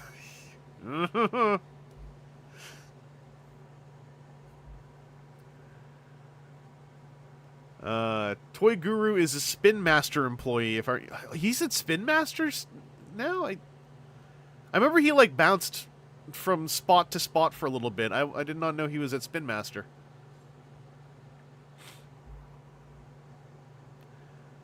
Stevie Scott, that's very kind. I tell my mom people are sending their best as much as they can because it makes her feel better. The clip from the TFCon panels, the 2 clips from TFCon panels, really lifted her spirits. Spin Master does still exist because they are the localized distributor for something I was just thinking about the other day. What was it? Spin Master does distro for some toy line. Oh no, it's a board game. They do the retail distro for Marvel United, the board game, which is weird to me. I didn't like Spin Master for some reason is the distro on that outside of Simon. Okay, he went from Mattel to Jazzwares to Spin Master. Spin Master has some decent stuff come out now and then. But the Spin Master also does dabble in like board game space. So that's also like, you know, part of how they're still around, right? It's like they aren't just toys. They aren't just like the Tron toy line or whatever. They aren't just Tenkai Knights.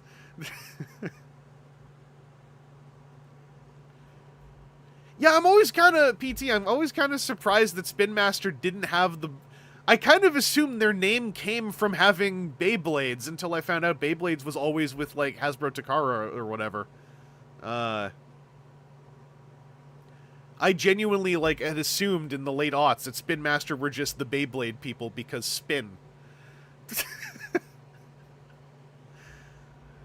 Like, surely that makes sense.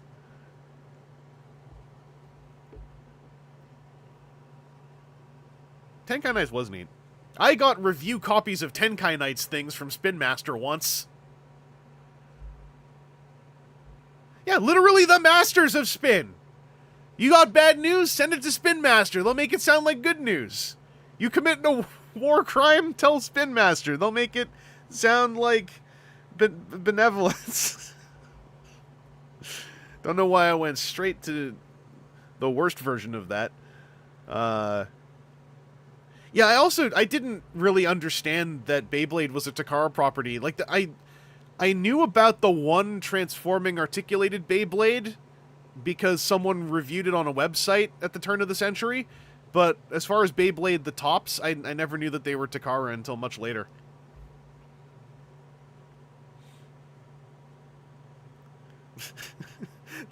That those other guys did a war crime.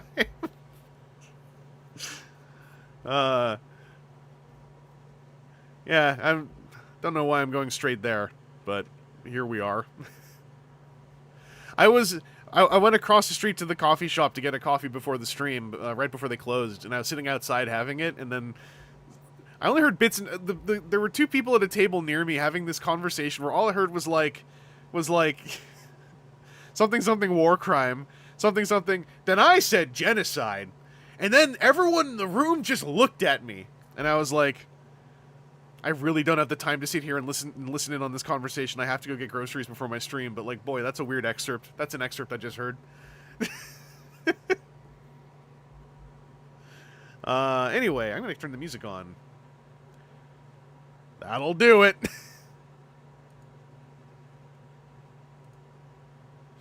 I'm going to preset the volume before I turn the music on, so it doesn't drown out everyone's ears with noise.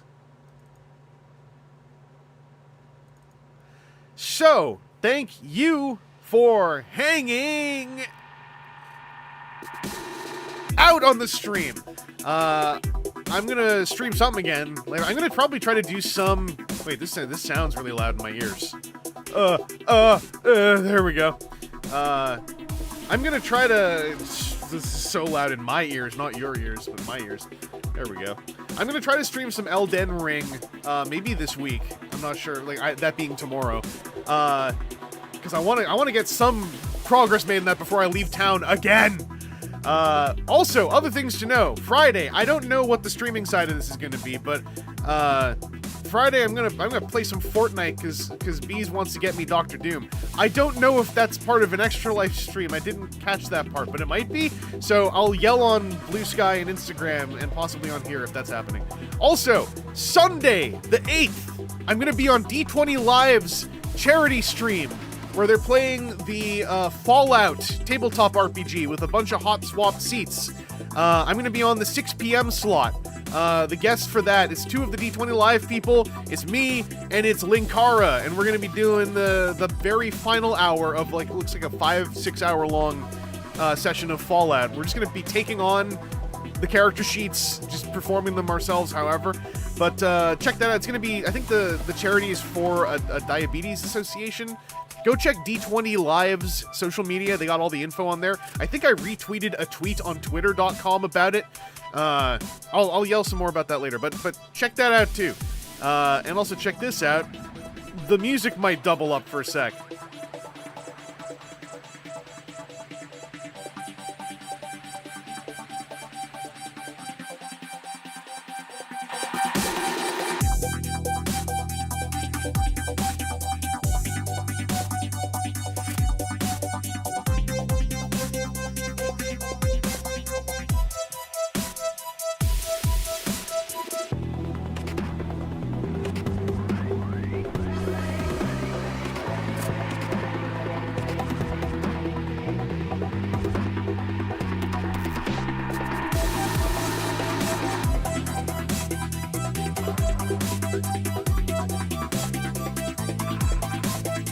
I have never committed a war crime.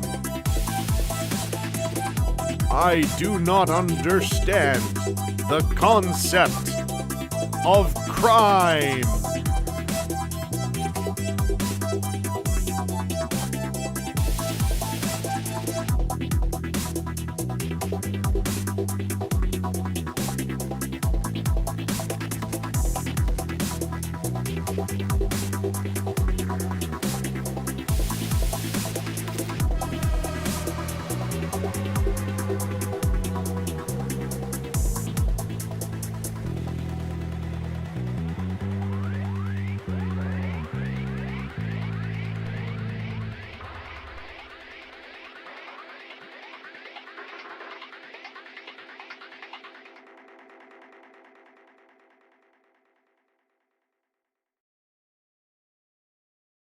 Let them come.